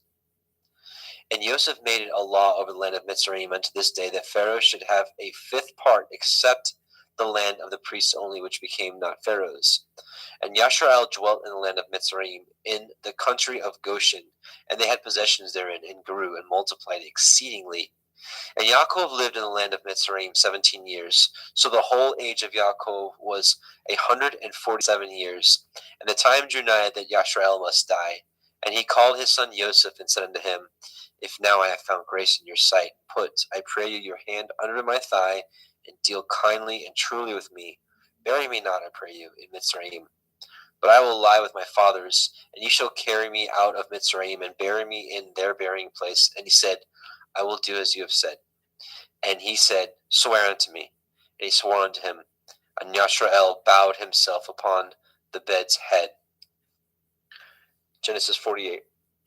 And it came to pass after these things, that one told Joseph, Behold, your father is sick. And he took him with him his 2 sons, Manasseh and Ephraim. And one told Yaakov, and said, Behold, your son Joseph comes unto you. And Yashrael strengthened himself, and sat upon the bed. And Yaakov said unto Joseph, El Shaddai appeared unto me at Luz in the land of Canaan, and blessed me, and said unto me, Behold, I will make you fruitful, and multiply you, and I will make of you a multitude of people, and will give this land to your seed after you for an everlasting possession. And now your two sons, Ephraim and Manasseh, which were born unto you in the land of Mitzrayim, before I came unto you in Mitzrayim, are mine. As Reuben and Shimeon, they shall be mine. And your issue, which you beget after them, shall be yours, and shall be called after the name of their brethren in their inheritance. And as for me, when I came from Padan Aram, Rachel died by me in the land of Canaan in the way, when yet there was but a little way to come unto Ephratah. And I buried her there in the way of Ephratah, the same as Bethlehem. And Yashrael beheld Joseph's sons, and said, Who are these? And Joseph said unto his father, These are my sons, whom Elohim has given me in this place. And he said, Bring them, I pray you, unto me, and I will bless them. Now the eyes of Yeshrael were dim for age, so that he could not see. And he brought them near unto him, and he kissed them, and embraced them. And Yeshrael said unto Elioseph, I had not thought to see your face, and lo, Elohim has showed me also your seed. And Joseph brought them out from between his knees, and he bowed himself with his face to the earth. And Joseph took them both, Ephraim in his right hand toward Yashrael's left hand, and Manasseh in his left hand toward Yashrael's right hand, and brought them near unto him. And Yashrael stretched out his right hand and laid it upon Ephraim's head, who was the younger, and his left hand on Manasseh's head, guiding his hands wittingly, for Manasseh was the firstborn. And he blessed Joseph and said, Elohim, before whom my fathers Abraham and Yitzchak did walk, the Elohim which fed me all my life long until this day, the angel which redeemed me from all evil, bless the lads, and let my name be named on them, and the name of my fathers Abraham and Yitzchak, and let them grow into a multitude in the midst of the earth. And when Joseph saw that his father had laid his right hand upon the head of Ephraim, it displeased him. And he held up his father's hand to remove it from Ephraim's head unto Manasseh's head. And Joseph said unto his father, Not so, my father, for this is the firstborn. Put your right hand upon his head. And his father refused and said, I know it, my son, I know it. He shall also become a people, and he also shall be great. But truly his younger brother shall be greater than he, and his seed shall become a multitude of nations. And he blessed them that day, saying, And you shall Yashrael bless, saying, Elohim make you as Ephraim and as Manasseh.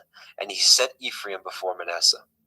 And Yashrael said unto Elioseph, Behold, I die, but Elohim shall be with you, and bring you again into the land of your fathers. Moreover, I have given to you one portion above your brethren, which I took out of the hand of the Emori with my sword and with my bow. Genesis 49. And Yaakov called unto his sons, and said, Gather yourselves together, that I may tell you that which shall befall you in the last days. Gather yourselves together, and hear, ye sons of Yaakov, and hearken unto Yashrael your father. Reuben, you are my firstborn, my might, and the beginning of my strength, the excellency of dignity, and the excellency of power. Unstable as water, you shall not excel, because you went up to your father's bed, then defiled it. He went up to my couch. Shimon and Levi are brethren. Instruments of cruelty are in their habitations. O my soul, come not into their secret, unto their assembly. My honor be not united. For in their anger they slew a man, and in their self-will they dug down a wall. Cursed be their anger, for it was fierce, and their wrath, for it was cruel. I will divide them in Yaakov, and scatter them in Yashrael. Yehuda, you are he whom your brethren shall praise. Your hand shall be in the necks of your enemies. Your father's children shall bow down before you. Yehuda is a lion's whelp. From the prey, my son, you are gone up. He stooped down. He couched as a lion, and as an old lion, who shall rouse him up? The scepter shall not depart from Yehuda, nor a Torah giver from between his feet, until Shiloh come, and unto him shall the gathering of the people be. Binding his foal unto the vine, and his ass's colt unto the choice vine, he washed his garments in wine, and his clothes in the blood of grapes. His eyes shall be red with wine, and his teeth white with milk. Zebulun shall dwell at the haven of the sea. He shall be a haven for ships, and his border shall be unto Sidon. Issachar is a strong asses couching down between two burdens. And he saw that rest was good, and the land that it was pleasant, and bowed his shoulder to bear. and became a servant unto tribute. Dan shall judge his people as one of the tribes of Yashrael. Dan shall be a serpent by the way, an adder in the path that bites the horse's heels, so that his rider shall fall backwards. I have waited for your Yeshua, O Yahweh. Gad, a troop shall overcome him, but he shall overcome at the last. Out of Asher his bread shall be fat, he shall yield royal dainties. Naphtali is a hind let loose, he gives goodly words. Joseph is a fruitful bough, even a fruitful bough by a well, whose branches run over the wall. The archers have sorely grieved him, and shot at him, and hated him. But his bow abode in strength, and the arms of his hands were made strong by the hands of the mighty Elohim of Yaakov. From thence the shepherd, the stone of Yashrael. Even by the Elohim of your father, who shall help you, and by El Shaddai, who shall bless you with blessings of heaven above, blessings of the deep that lies under, blessings of the breasts and the womb. The blessings of your father have prevailed above the blessings of my progenitors unto the utmost bound of the everlasting hills. They shall be on the head of Joseph, and on the crown of the head of him that was separate from his brethren. Benjamin shall raven as a wolf. In the morning he shall devour the prey, and at night he shall divide the spoil. All these are the 12 tribes of Yashrael, and this is it that their father spoke unto them and blessed them. Every one according to his blessing he blessed them. And he charged them and said unto them, I am to be gathered unto my people. Bury me with my fathers in the cave that is in the field of Ephron the Hittite, in the cave that is in the field of Machpelah, which is before Mamre in the land of Canaan, which Avraham bought with the field of Ephron the Hittite for possession of a burying place. There they buried Avraham and Sarah his woman. There they buried Yitzchak and Rivka his woman, and there I buried Leah. The purchase of the field and of the cave that is therein was from the children of Heth. And when Yaakov had made an end of commanding his sons, he gathered up his feet into the bed and yielded up his ruach and was gathered unto his people. Genesis 50. And Joseph fell upon his father's face and wept upon him and kissed him. And Joseph commanded his servants, the physicians, to embalm his father, and the physicians embalmed Yashrael. And 40 days were fulfilled for him. For so are fulfilled the days of those which are embalmed, and the Mitzrayim mourned for him 10 days. And when the days of his mourning were past, Joseph spoke unto the house of Pharaoh, saying, If now I have found grace in your eyes, speak, I pray you, in the ears of Pharaoh, saying, My father made me swear, saying, Lo, I die. In my grave which I have dug for me in the land of Canaan, there shall you bury me. Now therefore, let me go up, I pray you, and bury my father, and I will come again. And Pharaoh said, Go up, bury your father, according as he made you swear. And Joseph went up to bury his father, and with him went all the servants of Pharaoh, the elders of his house, and all the elders of the land of Mitzrayim. And all the house of Joseph and his brethren and his father's house, only their little ones and their flocks and their herds they left in the land of Goshen. And there went up with him both chariots and horsemen, and it was a very great company. And they came to the threshing floor of Atad, which is beyond the Yarden, and there they mourned with a great and very sore lamentation. And he made a mourning for his father 7 days. And when the inhabitants of the land, the Canaanim, saw the mourning in the floor of Atad, they said, This is a grievous mourning to the Mitzrayim. Wherefore the name of it was called Avel Mitzrayim, which is beyond the Yarden. And his sons did unto him according as he commanded them. For his sons carried him into the land of Canaan, and buried him in the cave of the field of Machpelah, which Avraham bought with the field for a possession of a burying place of Ephron the Hittite before Mamre. And Joseph returned into Mitzrayim, he and his brethren, and all that went up with him to bury his father after he had buried his father. And when Joseph's brethren saw that their father was dead, they said, Joseph will perchance hate us, and will certainly requite us all the evil which we did unto him. They sent a messenger unto Joseph, saying, Your father did command before he died, saying, So shall you say unto Joseph, Forgive, I pray you now, the transgression of your brethren and their sin, for they did unto you evil, and now we pray you, forgive the transgression of the servants of the Elohai of your father. And Joseph wept when they spoke unto him. And his brethren also went and fell down before his face. And they said, Behold, we be your servants. And Joseph said unto them, Fear not, For am I in the place of Elohim? But as for you, you thought evil against me, but Elohim meant it unto good, to bring to pass as it is this day, to save much people alive. Now therefore, fear ye not, I will nourish you and your little ones. And he comforted them and spoke kindly to them. And Joseph dwelt in Mitzrayim, he and his father's house, and Joseph lived 110 years. And Joseph saw Ephraim's children of the third generation. The children also of Machir, the son of Manasseh, were brought up upon Joseph's knees. And Joseph said unto his brethren, I die, and Elohim will surely visit you, and bring you out of this land unto the land which he swore unto Abraham, to Yitzchak, and to Yaakov. And Joseph took an oath of the children of Yashrael, saying, Elohim will surely visit you, and you shall carry up my bones from hence. So Joseph died, being 110 years old, and they embalmed him, and he was put in a coffin in Mitzrayim. And there is the end of the book of Bereshit, Genesis. Now we will go into Shemot, Exodus.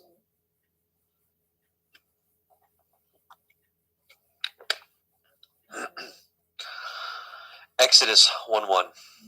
Now these are the names of the children of Yashrael, which came into Mitzrayim. Every man in his household came with Yaakov: Reuben, Shimon, Levi, Yehuda, Issachar, Zebulun, and Benjamin, Dan, Naphtali, Gad, and Asher. And all the souls that came out of the loins of Yaakov were 70 souls.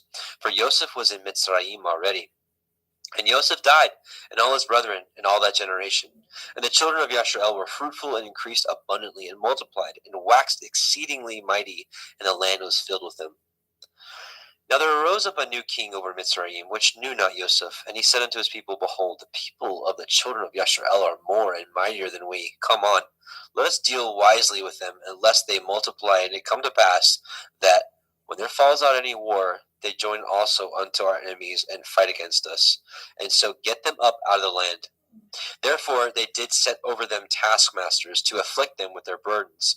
And they built for Pharaoh treasure cities, Pithom and Ramesses. But the more they afflicted them, the more they multiplied and grew, and they were grieved because of the children of Yashrael. And the Mitzrayim made the children of Yashrael to serve with rigor, and they made their lives bitter with hard bondage, in mortar and in brick, and in all manner of service in the field. All their service wherein they made them serve was with rigor. And the king of Mitzrayim spoke to the Ivri midwives, of which the name of the one was Shifra, and the name of the other was Pua. And he said, When ye do the office of a midwife to the Ivrith women, and see them upon the stools, if it be a son, then ye shall kill him. But if it be a daughter, then she shall live. But the midwives feared Elohim, and did not as the king of Mitzrayim commanded them, but saved the men children alive. And the king of Mitzrayim called for the midwives, and said unto them, Why have ye done this thing, and have saved the men children alive? And the midwives said unto Pharaoh, Because the Ivrith women are not as the Mitzri women, for they are lively, and are delivered before the midwives come in unto them. Therefore Elohim dealt well with the midwives, and the people multiplied and waxed very mighty. And it came to pass, because the midwives feared Elohim, that he made them houses. And Pharaoh charged all his people, saying, Every son that is born ye shall cast into the river, and every daughter ye shall save alive. Exodus 2. There went a man of the house of Levi, and took to be his woman a daughter of Levi. And the woman conceived, and bore a son. And when she saw him that he was a goodly child, she hid him 3 months.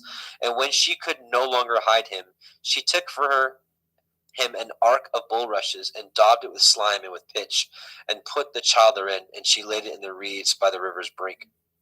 And his sister stood afar off, to wit what would be done to him.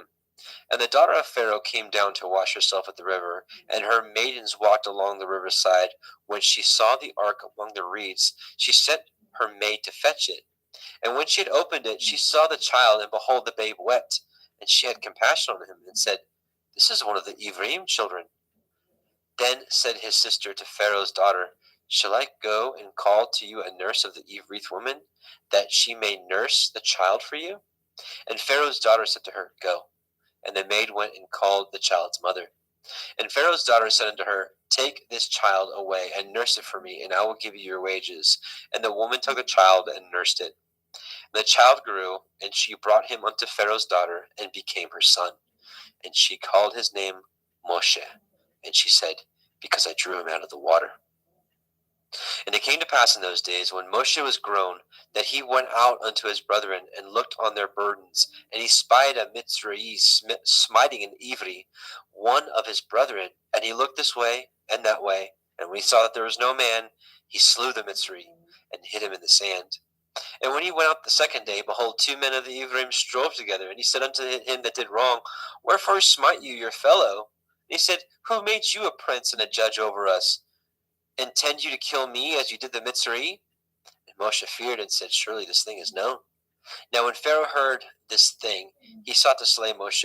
But Moshe fled from the face of Pharaoh, and dwelt in the land of Midian. And he sat down by a well. Now the priest of Midian had 7 daughters, and they came and drew water, and filled the troughs to water their father's flock. And the shepherds came and drove them away, but Moshe stood up and helped them, and watered the flock. And when they came to Reuel, their father, he said, How is it that you are come so soon today? And they said, A Mitzri delivered us out of the hand of the shepherds, and also drew water enough for us, and watered the flock. And he said to his daughters, Where is he? Why is it that ye have left the man? Call him, that he may eat bread. And Moshe was content to dwell with the man. And he gave Moshe Zipporah his daughter. And she bore him a son, and he called his name Gershom, for he said, I have been a stranger in a strange land. And it came to pass in the process of time that the king of Mitzrayim died, and the children of Yashrael sighed by reason of the bondage, and they cried, and their cry came up unto Elohim by reason of the bondage. And Elohim heard their groaning, and Elohim remembered his covenant with Abraham, and with Yitzchak, and with Yaakov. And Elohim looked upon the children of Yashrael, and Elohim had respect unto them. Now, Exodus chapter 3. Now, Moshe kept the flock of Yithro, his father-in-law, the priest of Midian, and he led the flock to the backside of the desert, and came to the mountains of Elohim, even to Horeb.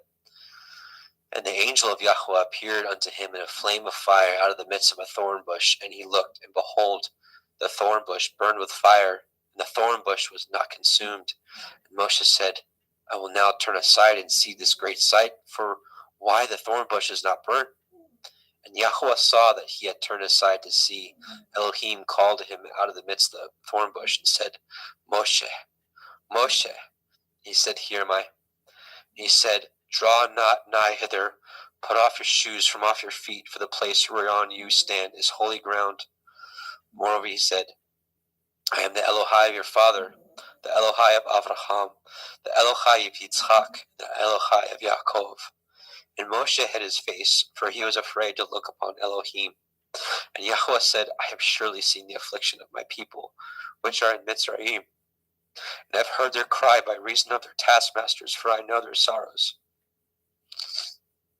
And I come down to deliver them out of the hand of the Mitzrayim, and to bring them up out of the land unto a good land, and a large, and unto a land flowing with milk and honey, unto the place of the Canaanim, and the Chittim, and the Amorim, and the Perizim, and the Chivim, and the Yebusim. Now therefore, behold, the cry of the children of Yashrael is come unto me, and I have also seen the oppression wherewith the Mitzrayim oppress them. Come now therefore, and I will send you unto Pharaoh, that you may bring forth my people, the children of Yashrael, out of Mitzrayim. And Moshe said unto Elohim, Who am I that I should go unto Pharaoh, that I should bring forth the children of Yashrael out of Mitzrayim? He said, Certainly, I will be with you, and this shall be a sign unto you that I have sent you. When you have brought forth the people out of Mitzrayim, you shall serve Elohim upon this mountain. And Moshe said unto Elohim, Behold, when I come unto the children of Yashrael, and shall say unto them, The Elohai of your fathers has sent me unto you, and they shall say to me, What is his name? What shall I say unto them? And Elohim said unto Moshe, Echaya, Asher Echaya, I am that I am. And he said, Thus shall you say unto the children of Yashrael, Ahaya, I am, has sent me unto you. And Elohim said moreover unto Moshe, Thus shall you say unto the children of Yashrael, Yahuwah Elohai of your fathers, the Elohai of Abraham, the Elohai of Yitzchak, and the Elohai of Yaakov has sent me unto you. This is my name forever, and this is my mention unto all generations. Go and gather the elders of Yashrael together, and say unto them, Yahweh Elohai of your fathers, the Elohai of Abraham, of Yitzchak, and Yaakov appeared unto me, saying, I have surely visited you, and seen that which is done unto you in Mitzrayim. And I have said, I will bring you up out of the affliction of the Mitzrayim unto the land of the Canaanim, and the Chittim, and the Amorim, and the Perizim, and the Chavim, and the Yebusim, unto a land flowing with milk and honey. And they shall hearken to your voice, and ye shall come, you and the elders of Yashrael, unto the king of Mitzrayim, and ye shall say unto him, Yahweh Elohai of the Ivrim has met with us. And now, let us go, we beseech you, 3 days' journey into the wilderness.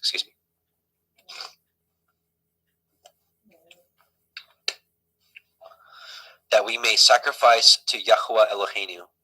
And I am sure that the king of Mitzrayim will not let you go. No, not by a mighty hand. And I will stretch out my hand and smite the Mitzrayim with all my wonders, which I will do in the midst thereof. And after that, he will let you go. And I will give this people favor in the sight of the Mitzrayim. And it shall come to pass that when you go, you shall not go empty. But every woman shall borrow of her neighbor, and of her that sojourns in her house, jewels of silver, and jewels of gold, and raiment, and ye shall put them upon your sons, and upon your daughters, and ye shall spoil the Mitzrayim. Exodus 4. And Moshe answered and said, But behold, they will not believe me, nor hearken unto my voice, for they will say, Yahweh has not appeared unto you. And Yahweh said unto him, What is that in your hand? And he said, A rod. And he said, Cast it on the ground. And he cast it on the ground, and it became a serpent. And Moshe fled from before it. And Yahweh said unto Moshe, Put forth your hand, and take it by the tail. And he put forth his hand, and caught it, and it became a rod in his hand, that they may believe that Yahweh Elohai of your fathers, the Elohai of Abraham, the Elohai of Yitzchak, and the Elohai of Yaakov has appeared unto you. And Yahweh said furthermore unto him, Put now your hand into your bosom. And he put his hand into his bosom. And when he took it out, behold, his hand was leprous as snow.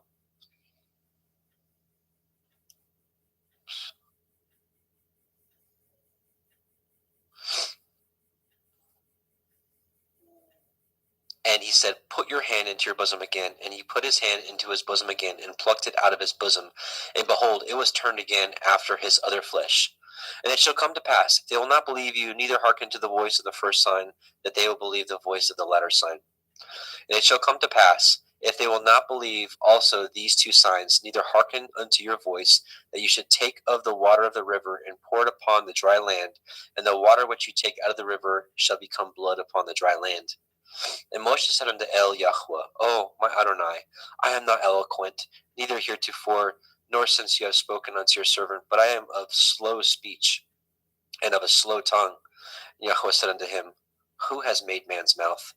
Or who makes the dumb, or the deaf, or the seeing, or the blind? Have not I, Yahweh? Now therefore go, and I will be with your mouth, and teach you what to say, what you shall say. And he said, O my Adonai, send, I pray you, by the hand of him whom you will send. And the anger of Yahweh was kindled against Moshe, and he said, Is not Aharon the Levi your brother? I know that he can speak well. And also, behold, he comes forth to meet you, and when he sees you, he will be glad in his heart. And ye shall speak unto him, and put the words in his mouth, and I will be with your mouth, and with his mouth, and I will teach you what you shall do. And he shall be your spokesman unto the people, and he shall be even as he shall be to you instead of a mouth, and ye shall be to him instead of Elohim. And ye shall take this rod in your hand, wherewith you shall do signs. And Moshe went and returned to Yithro his father-in-law, and said unto him, Let me go, I pray you, and return unto my brethren which are in Mitzrayim, and see whether they yet be alive. And Yithro said to Moshe, Go in peace. And Yahweh said unto Moshe in Midian, Go, return into Mitzrayim, for all the men are dead which sought your life. And Moshe took his woman and his sons, and set them upon an ass, and returned to the land of Mitzrayim. And Moshe took the rod of Elohim in his hand. And Yahweh said unto Moshe, when you go to return into Mitzrayim, say that you do all those wonders before Pharaoh, which I have put in your hand. But I will harden his heart, that he shall not let the people go. And ye shall say unto Pharaoh, thus says Yahweh, Yashrael is my son, even my firstborn. And I say unto you, let my son go, that he may serve me. And if you refuse to let him go, behold, I will slay your son, even your firstborn. And it came to pass by the way in the inn, that Yahweh met him and sought to kill him. Then Zipporah took a sharp stone and cut off the foreskin of her son, and cast it at his feet, and said, surely a bloody man you are to me. So he let him go. Then she said, a bloody man you are, because of the circumcision. And Yahweh said unto Aharon, go into the wilderness to meet Moshe. And he went, and he met him in the mount of Elohim, and kissed him. And Moshe told Aharon all the words of Yahweh who had sent him, and all the signs which he had commanded him. And Moshe and Aharon went and gathered together all the elders of the children of Yisrael. And Aharon spoke all the words which Yahweh had spoken unto Moshe, and did the signs in the sight of the people. And the people believed. And when they heard that Yahweh had visited the children of Yisrael, and that he had looked upon their affliction, then they bowed their heads and worshipped. Exodus 5. And afterward Moshe and Aharon went in and told Pharaoh, thus says Yahweh Elohai of Yisrael, let my people go, that they may hold a feast unto me in the wilderness. And Pharaoh said, who is Yahweh, that I should obey his voice and let Yisrael go? I know not Yahweh, neither will I let Yisrael go. And they said, the Elohai of the Ivrim has met with us.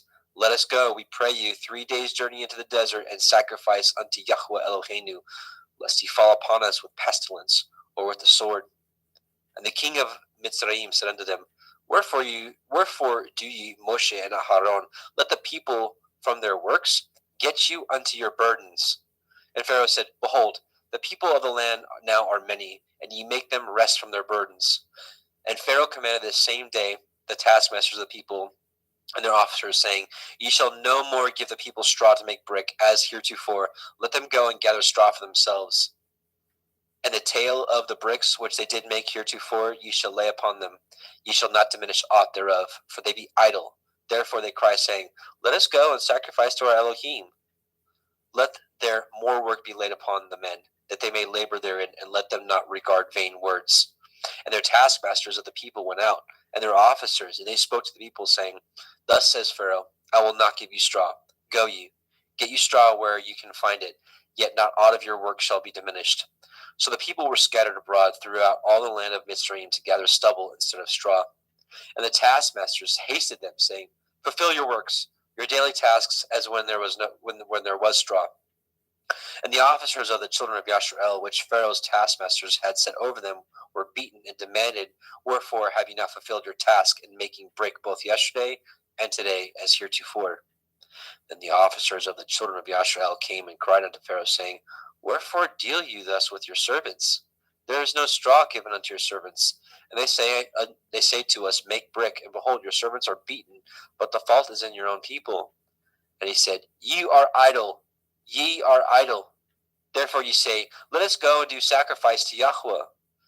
Go therefore now and work, for there shall no straw be given you, yet ye shall deliver the tale of bricks.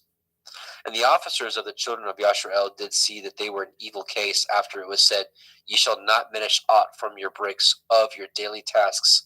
And they met Moshe and Aharon, who stood in the way, as they came forth from Pharaoh. And they said unto him, Yahweh look upon you and judge, because you have made our savor to be abhorred in the eyes of Pharaoh and in the eyes of his servants, to put a sword in their hand to slay us. And Moshe returned unto Yahweh and said, Adonai, wherefore have you so evil entreated this people? Why is it that you have sent me? For since I came to Pharaoh to speak in your name, he has done evil to this people, neither have you delivered your people at all. Exodus chapter 6. Then Yahweh said unto Moshe, now you shall see what I will do to Pharaoh, for with a strong hand shall he let them go, and with a strong hand shall he drive them out of his land. And Elohim spoke unto Moshe and said to him, I am Yahweh, and I appeared unto El Avraham, unto El Yitzchak, and unto El Yaakov by El Shaddai. but by the name of Yahweh was I not known to them. And I have also established my covenant with them to give them the land of Canaan, the land of their pilgrimage, wherein they were strangers. And I have also heard the groaning of the children of Yashrael, whom the Mitzrayim keep in bondage, and I have remembered my covenant. Wherefore say unto the children of Yashrael, I am Yahweh, and I will bring you out from under the burdens of the Mitzrayim, and I will rid you out of their bondage, and I will redeem you with a stretched out arm with great judgments. And I will take you to me for a people, and I will be to you Elohim, and ye shall know that I am Yahweh Elohaikim, which brings you out from under the burdens of the Mitzrayim. And I will bring you in unto the land concerning the which I did swear to give it to Avraham, to Yitzchak, and to Yaakov, and I will give it to you for a heritage. I am Yahweh. And Moshe spoke so unto the children of Yashrael, but they hearkened not unto Moshe for anguish of the Ruach, and for cruel bondage. And Yahweh spoke unto Moshe, saying, Go in, speak unto Pharaoh, king of Mitzrayim, that he let the children of Yashrael go out of the land. And Moshe spoke before Yahweh, saying, Behold, the children of Yashrael have not hearkened unto me. How then shall Pharaoh hear me, who am of uncircumcised lips? And Yahweh spoke unto El Moshe and El Aharon, and gave them a charge unto the children of Yashrael, and unto Pharaoh, king of Mitzrayim, to bring the children of Yashrael out of the land of Mitzrayim. These be the heads of their fathers' houses, the sons of Reuben, the firstborn of Yashrael, Chanok and Palu, Chetzron and Carmi. These be the families of Reuben. The sons of Shimon, Yemuel and Yamin, and Ohad and Yakin, and Sochar, and Shaul, and the son of a Canaanite woman. These are the families of Shimon. And these are the names of the sons of Levi, according to their generations, Gershon, Kohath, Merari. And the years of the life of Levi were 137 years. The sons of Gershom, Livni and Shimi, according to their families. And the sons of Kohath, Amram, Yitzchar, Hebron, and Uziel. And the years of the life of Kohath were 133 years. And the sons of Merari, Machlai, and Mushai. These are the families of Levi, according to their generations. Hang on, give me just a moment.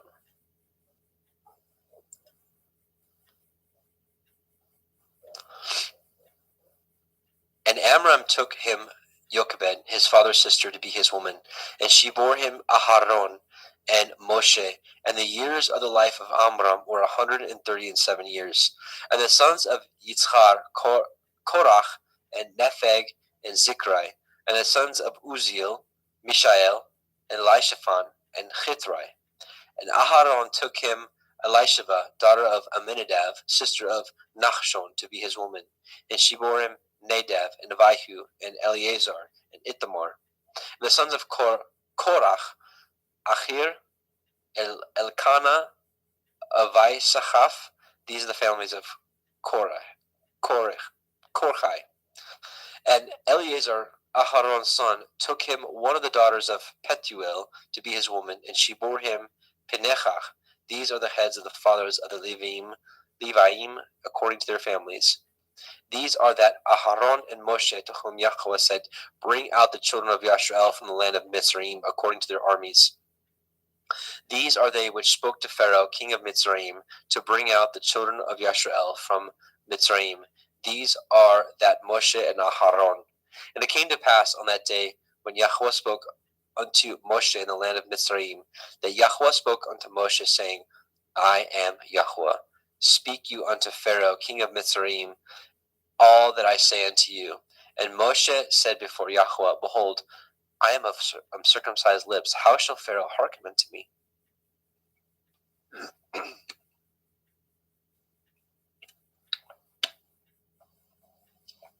Exodus chapter 7. And Yahweh said unto Moshe, See, I have made you an Elohim Pharaoh, and Aharon your brother shall be your prophet. You shall speak all that I command you, and Aharon your brother shall speak unto Pharaoh, that he send the children of Yashrael out of his land. And I will harden Pharaoh's hearts, and multiply my signs and my wonders in the land of Mitzrayim. But Pharaoh shall not hearken unto you. that I may lay my hand upon Mitzrayim and bring forth my armies and my people, the children of Yashrael, out of the land of Mitzrayim by great judgments. And the Mitzrayim shall know that I am Yahweh when I stretch forth my hand upon Mitzrayim and bring out the children of Yashrael from among them. And Moshe and Aharon did as Yahweh commanded them, so did they. And Moshe was 80 years old, and Aharon 83 years old, when they spoke unto Pharaoh. And Yahweh spoke unto El Moshe and unto El Aharon, saying, When Pharaoh shall speak unto you, saying, Show a miracle for you, and then you shall say unto El Aharon, Take your rod and cast it before Pharaoh, and it shall become a serpent. And Moshe and Aharon went unto Pharaoh, and they did so as Yahweh had commanded. And Aharon cast down his rod before Pharaoh, and before his servants, and it became a serpent. Then Pharaoh also called the wise men and the sorcerers, now the magicians of Mitzrayim. They also did in like manner with their enchantments, for they cast down every man his rod, and they became serpents. But Aharon's rod swallowed up their rods.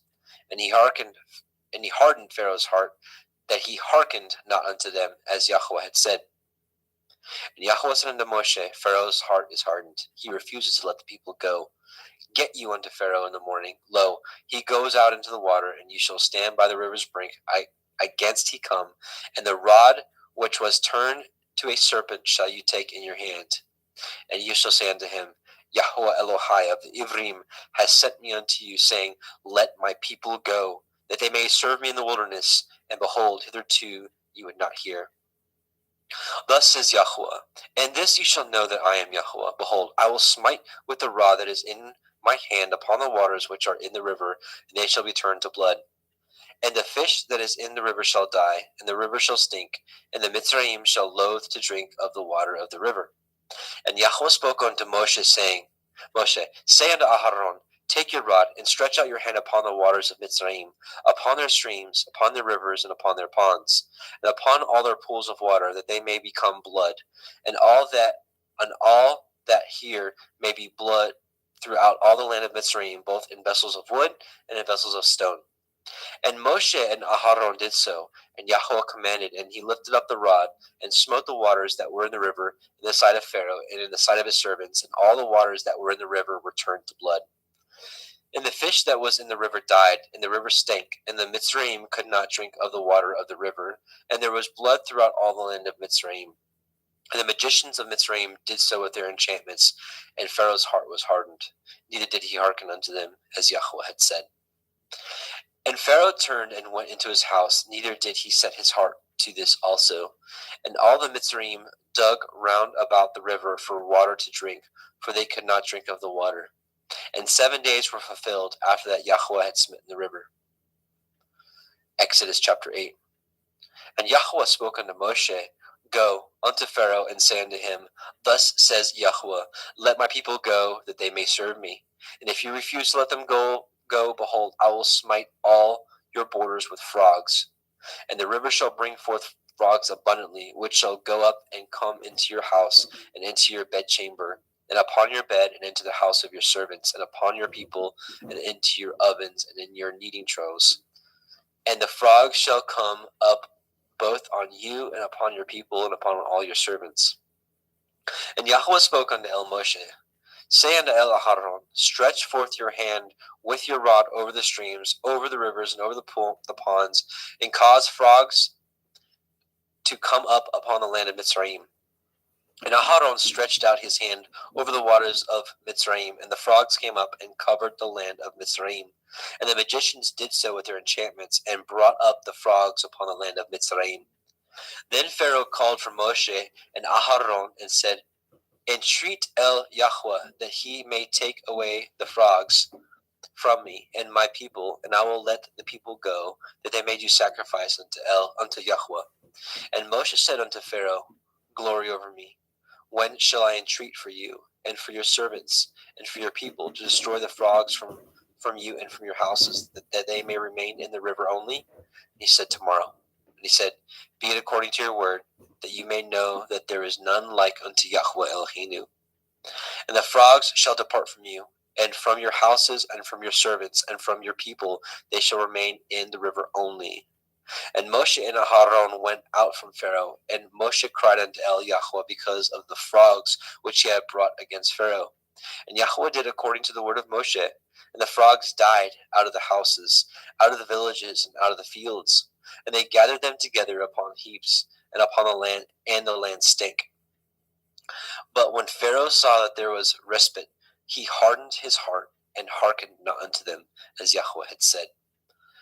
And Yahweh said unto Moshe, say unto Aharon, stretch out your rod, and smite the dust of the land, that it may become lice throughout all the land of Mitzrayim. They did so. For Aharon stretched out his hand with his rod, and he smote the dust of the earth, and it became lice in man and in beast, and all the dust of the land became lice throughout all the land of Mitzrayim.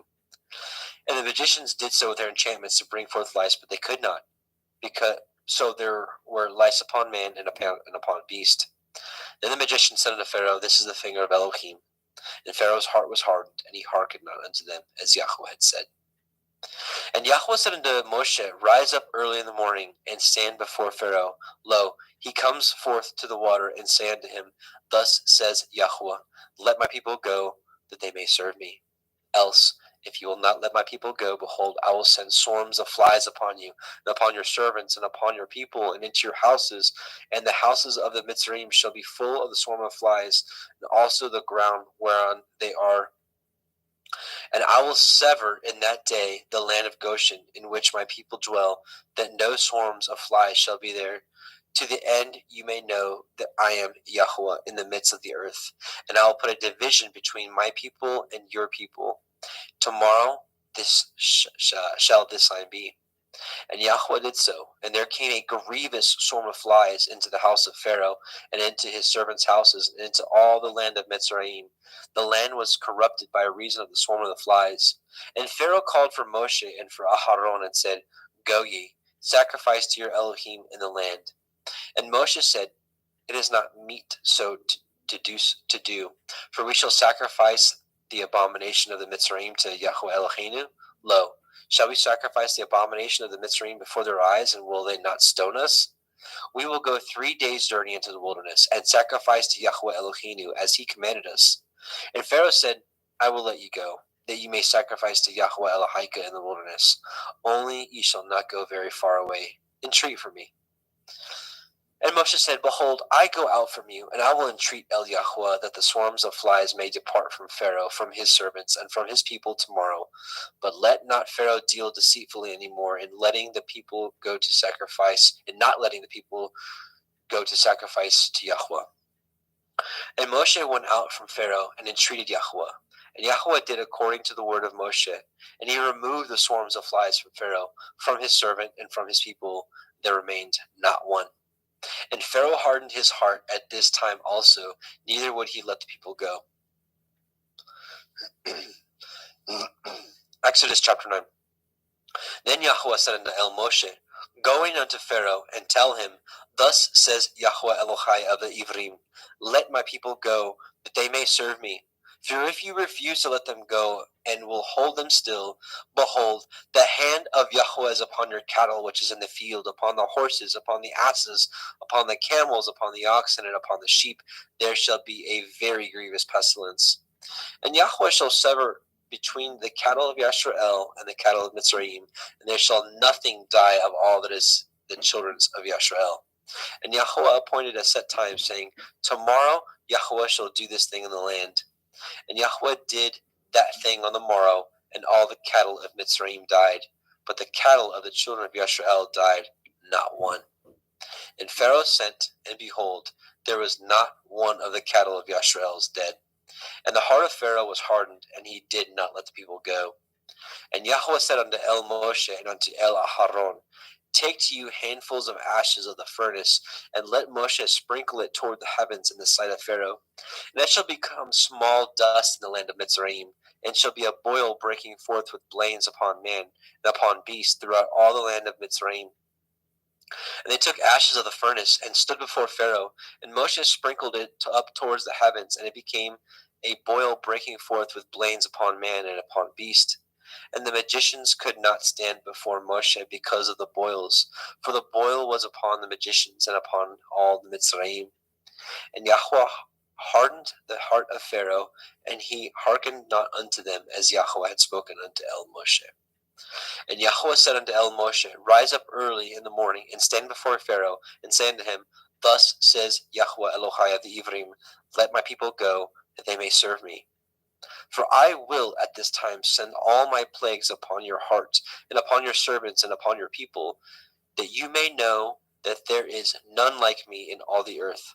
For now I will stretch out my hand, that I may smite you and your people with pestilence, and you shall be cut off from the earth. And in very deed for this cause have I raised you up, for to show in you my power, and that my name be declared throughout all the earth. Yet, as yet, exalt you yourself against my people, that you will not let them go? Behold, tomorrow, about this time, I will cause it to rain a very grievous hail, such as has not been in Mitzrayim since the foundation thereof, even until now. Send therefore now, and gather your cattle, and all that you have in the field, upon every man and beast which shall be found in the field, and shall not be brought home. The hail shall come down upon them, and they shall die. He that feared the word of Yahweh among the servants of Pharaoh made his servants and his cattle flee into the houses. And he that regarded not the word of Yahweh left his servants and his cattle in the field.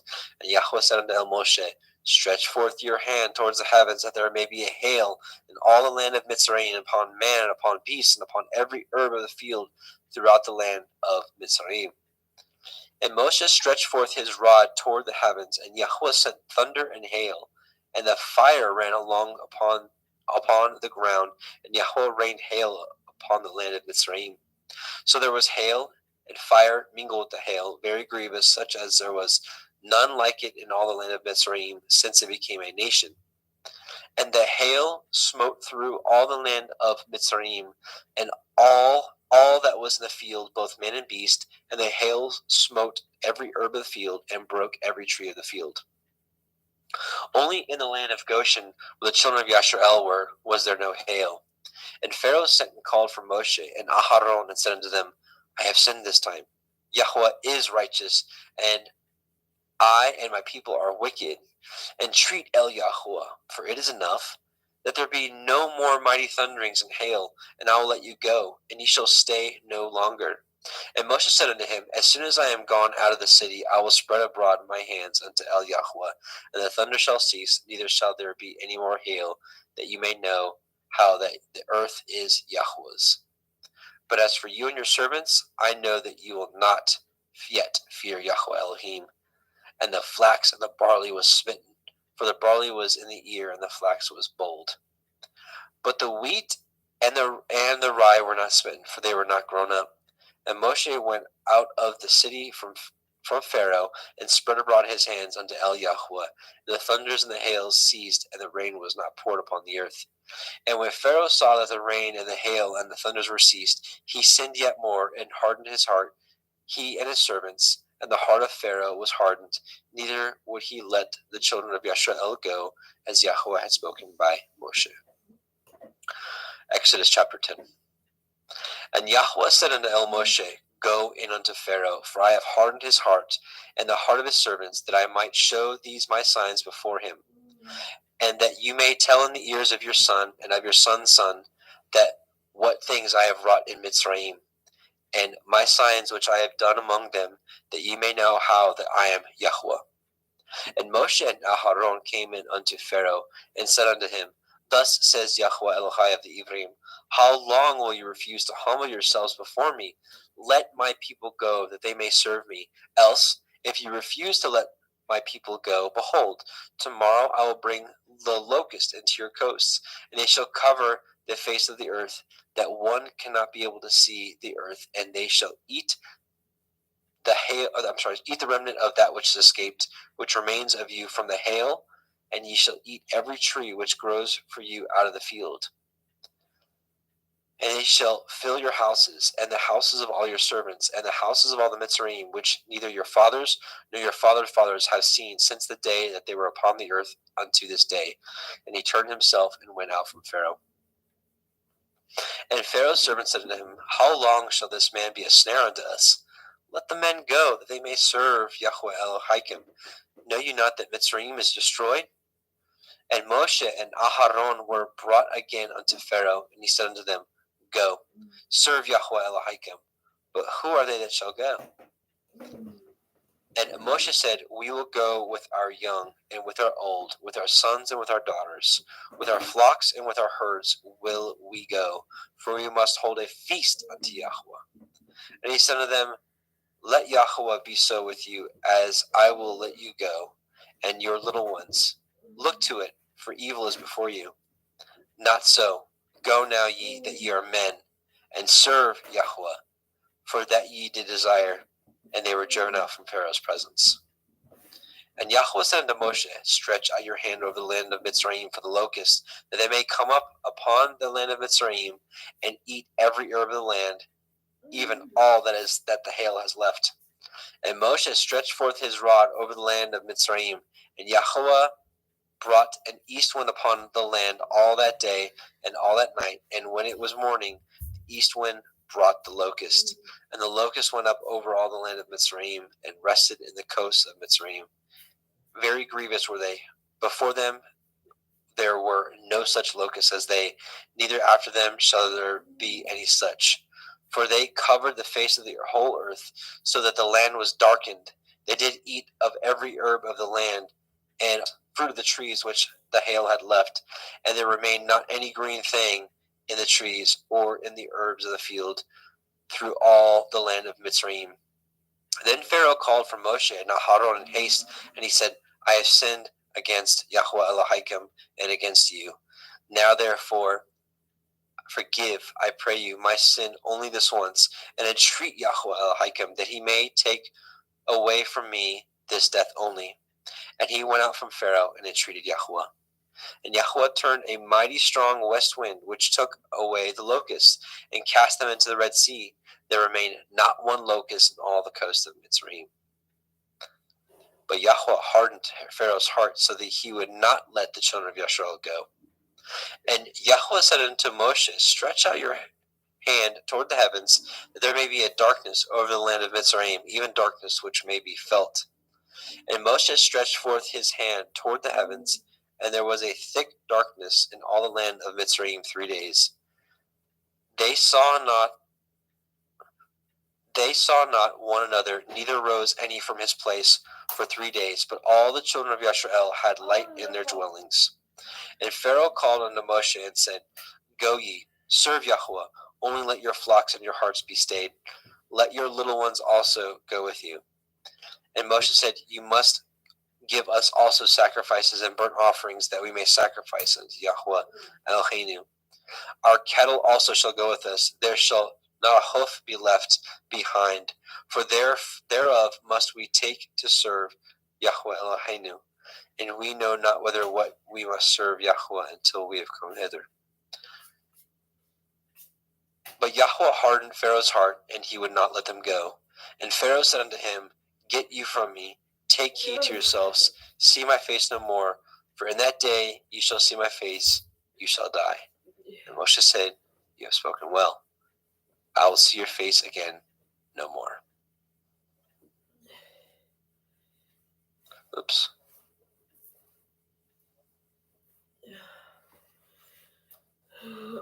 Okay. And Brother Jeremy? Yes, you sir. with us? Okay. I'm going to pick it back up at chapter 11, verse 1. Yep.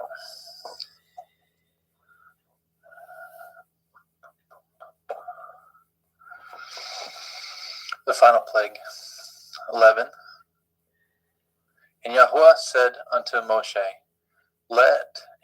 Yet will I bring one plague more upon Pharaoh and upon Mitzrayim. Afterwards he will let you go hence. When he shall let you go, he shall surely thrust you out hence altogether. Speak now in the ears of the people, and let every man borrow of his neighbor, and every woman of her neighbor, jewels of silver and jewels of gold. And Yahweh gave the people favor in the sight of the Mitzrayim. Moreover, the man Moshe was very great in the land of Mitzrayim. in the sight of Pharaoh's servants and in the sight of the people. And Moshe said, Thus says Yahweh, about midnight will I go out into the midst of Mitzrayim, and all the firstborn in the land of Mitzrayim shall die, from the firstborn of Pharaoh who sits upon his throne, even unto the firstborn of the maidservant that is behind the mill, and all the firstborn of beasts. And there shall be a great cry throughout all the land of Mitzrayim, such as there was none like it, nor shall be like it any more. But against any of the children of Yasharel shall not a dog move his tongue, against man or beast, that ye may know how that Yahweh put a difference between the Mitzrayim and Yasharel. And all these your servants shall come down unto me, and bow down themselves unto me, saying, Get you out, and all the people that follow you. After that I will go out. And he went out from Pharaoh in great anger. And Yahweh said unto Moshe, Pharaoh shall not hearken unto you, that my wonders may be multiplied in the land of Mitzrayim. And Moshe and Aharon did all these wonders before Pharaoh, and Yahweh hardened Pharaoh's heart, so that he would not let the children of Yasharel go out of his land. And Yahweh spoke unto El Moshe and El Haron in the land of Mitzrayim, saying, This month shall be unto you the beginning of months. It shall be the first month of the year to you. Speak ye unto all the assembly of Yasharel, saying, In the 10th day of this month they shall take to them every man a lamb according to the house of their fathers, a lamb for a house. And if a household be too little for the lamb, let him and his neighbor next unto his house take it according to the number of souls. Every man according to his eating shall make your count for the lamb. Your lamb shall be without blemish, a male of the first year. Ye shall take it out from the sheep or the goat, or from the goats. Ye shall take it up until the 14th day of the same month, and the whole multitude of the assembly of Yasharel shall kill it in the evening. And they shall take the blood and shall strike it on the 2 side posts and on the upper doorpost of the houses wherein they shall eat it. And they shall eat the flesh in the night, roast with fire, and matzah, unleavened bread, and with bitter herbs they shall eat it. Eat not of it raw, nor sodden it at all with water, but roast with fire his head with his legs, and the purtenance thereof. And ye shall let nothing of it remain until the morning. That which remains of it until the morning shall ye burn with fire. And thus shall ye eat it, with your loins girded, your shoes on your feet, your staff in your hand, and ye shall eat it in haste. It is Yahuwah's Pesach. For I will pass through the land of Mitzrayim this night, and will smite all the firstborn in the land of Mitzrayim, both man and beast, and against all the Elohai of Mitzrayim will I execute judgment. I am Yahuwah. The blood shall be to you for a mark upon the houses where ye are. And when I see the blood, I will pass over you, and the plague shall not be upon you to destroy you, when I smite the land of Mitzrayim. And this day shall be unto you for a memorial, and you shall keep it a feast to Yahweh throughout your generations, and ye shall keep it a feast by an ordinance forever. 7 days shall ye eat matzah. Even the first day ye shall put away leaven out of your houses. For whosoever eats chametz from the first day until the 7th day, that soul shall be cut off from Yasharel. And in the first day there shall be a holy assembly. And in the seventh day there shall be a holy assembly to you. No manner of work shall be done in them, save that which every man must eat, that only may be done for you. And ye shall guard the feast of Matzah. For in this selfsame day have I brought your armies out of the land of Mitzrayim. Therefore shall ye guard this day in your generations by an ordinance forever. In the first day, on the 14th, in the first month, on the 14th day of the month, at evening, shall ye eat matzah until the 21st day of the month at evening. 7 days shall there be no chametz found in your houses. For whosoever eats that which is with chametz, even that soul shall be cut off from the assembly of Yasharel, whether he be a stranger or born in the land. Ye shall eat nothing with chametz. In all your habitations shall ye eat matzah. Then Moshe called for all the elders of Yasharel and said unto them, Draw out and take you a lamb according to your families, and kill the Pesach. And ye shall take a bunch of hyssop, and dip it in the blood that is in the basin, and strike the lintel and 2 side posts with the blood that is in the basin. And none of you shall go out at the door of your house until the morning. For Yahuwah shall pass through to smite the Mitzrayim when he sees the blood upon the lintel and on the 2 side posts. Yahuwah will pass over the door and will not suffer the destroyer to come in unto your houses to smite you. And ye shall guard this thing for an ordinance to you and your sons forever. And it shall come to pass when ye are come to the land which Yahuwah will give you according as he has promised, that ye shall guard this service. And it shall come to pass when your children shall say unto you, What mean ye by this service? That ye shall say, This is the sacrifice of Yahuwah's Pesach, who passed over the houses of the children of Yasharel in Mitzrayim, when he smote the Mitzrayim and delivered our houses, and the people bowed the head and worshipped. And the children of Yasharel went away and did as Yahuwah commanded Moshe and Aharon, so did they. Exodus 12:20. And it came to pass that at midnight Yahuwah smote all the firstborn in the land of Mitzrayim, from the firstborn of Pharaoh that sat on his throne, unto the firstborn of the captive that was in the dungeon, and all the firstborn of cattle. And Pharaoh rose up in the night, and he and all his servants, and all the Mitzrayim. There was a great cry in Mitzrayim, for there was not a house where there was not one dead.